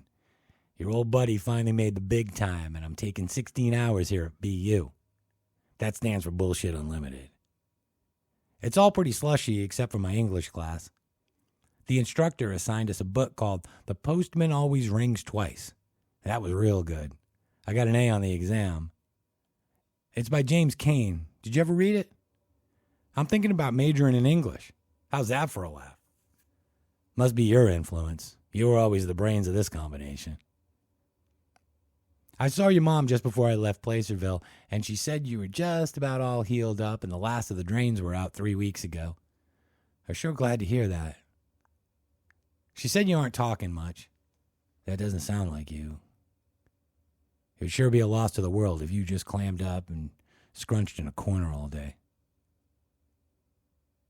Although I haven't been home since the semester started, Sandy Cross wrote me a letter with a lot of news about all the people back home. Will these bastards censor that part? I bet they read your mail. Sandy herself decided not to go to college this year. She's just sort of hanging around waiting for something to happen, I guess. I might as well tell you that I dated her a couple of times last summer, but she just seemed kind of distant. She asked me to say hi to you, so hi from Sandy. Maybe you know what happened to Pigpen? No one in the town can believe it. About him and Dick Keene? Following has been censored as possibly upsetting to the patient. So you can never tell what people are going to get up to, can you? Carol Granger's valedictorian speech was reprinted in 17 magazine. As I remember, it was self-integrity, the normal response to it, or some such happy horse shit. We would have had some fun ranking that one out, right, Charlie? Oh, yeah, and Irma Bates is going out with some hippie from Lewiston. I guess they were even in a demonstration when Robert Dole came to Portland to campaign in the presidential election stuff. They were arrested and then let go when Dole flew away. Mrs. Bates must have been having a bird about that. Can't you just see Irma trying to brain Robert Dole with a Gus Hall campaign sign? That just kills me. We would have had some laughs over that one too, Charlie. God, I miss your old cracked ass sometimes. Gracie Stanner, that cute little chick, she's going to get married, and that's also a local sensation. It boggles the mind. Following has been censored as possibly upsetting to the patient. Anyway, you can never tell what sort of monkey shines people are going to get up to, right? Well, guess that's it for now. I hope they're treating you all right, Vern. You got to be out of there as soon as they'll let you. And if they start letting you have visitors, I want you to know that I want to be the first one in line. There's a lot of us pulling for you, Charlie. I'm pulling hard. People haven't forgotten. You know what I mean? You got to believe that. With love, your friend, Joe McKay.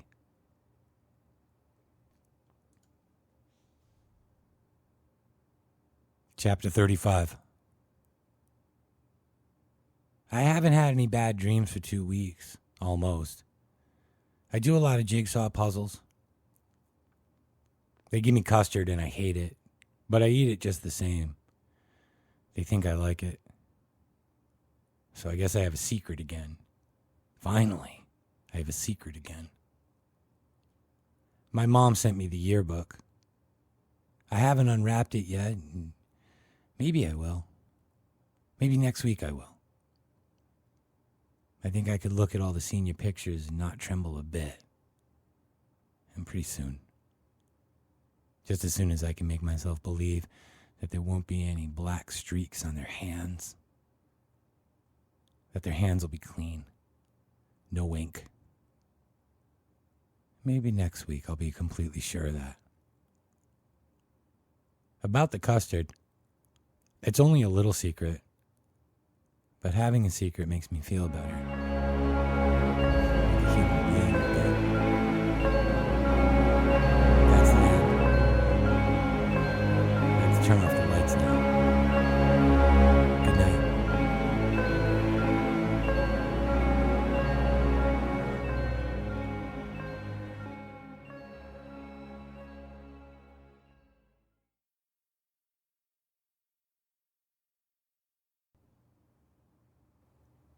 Rage was written by Stephen King, writing under the pseudonym Richard Bachman.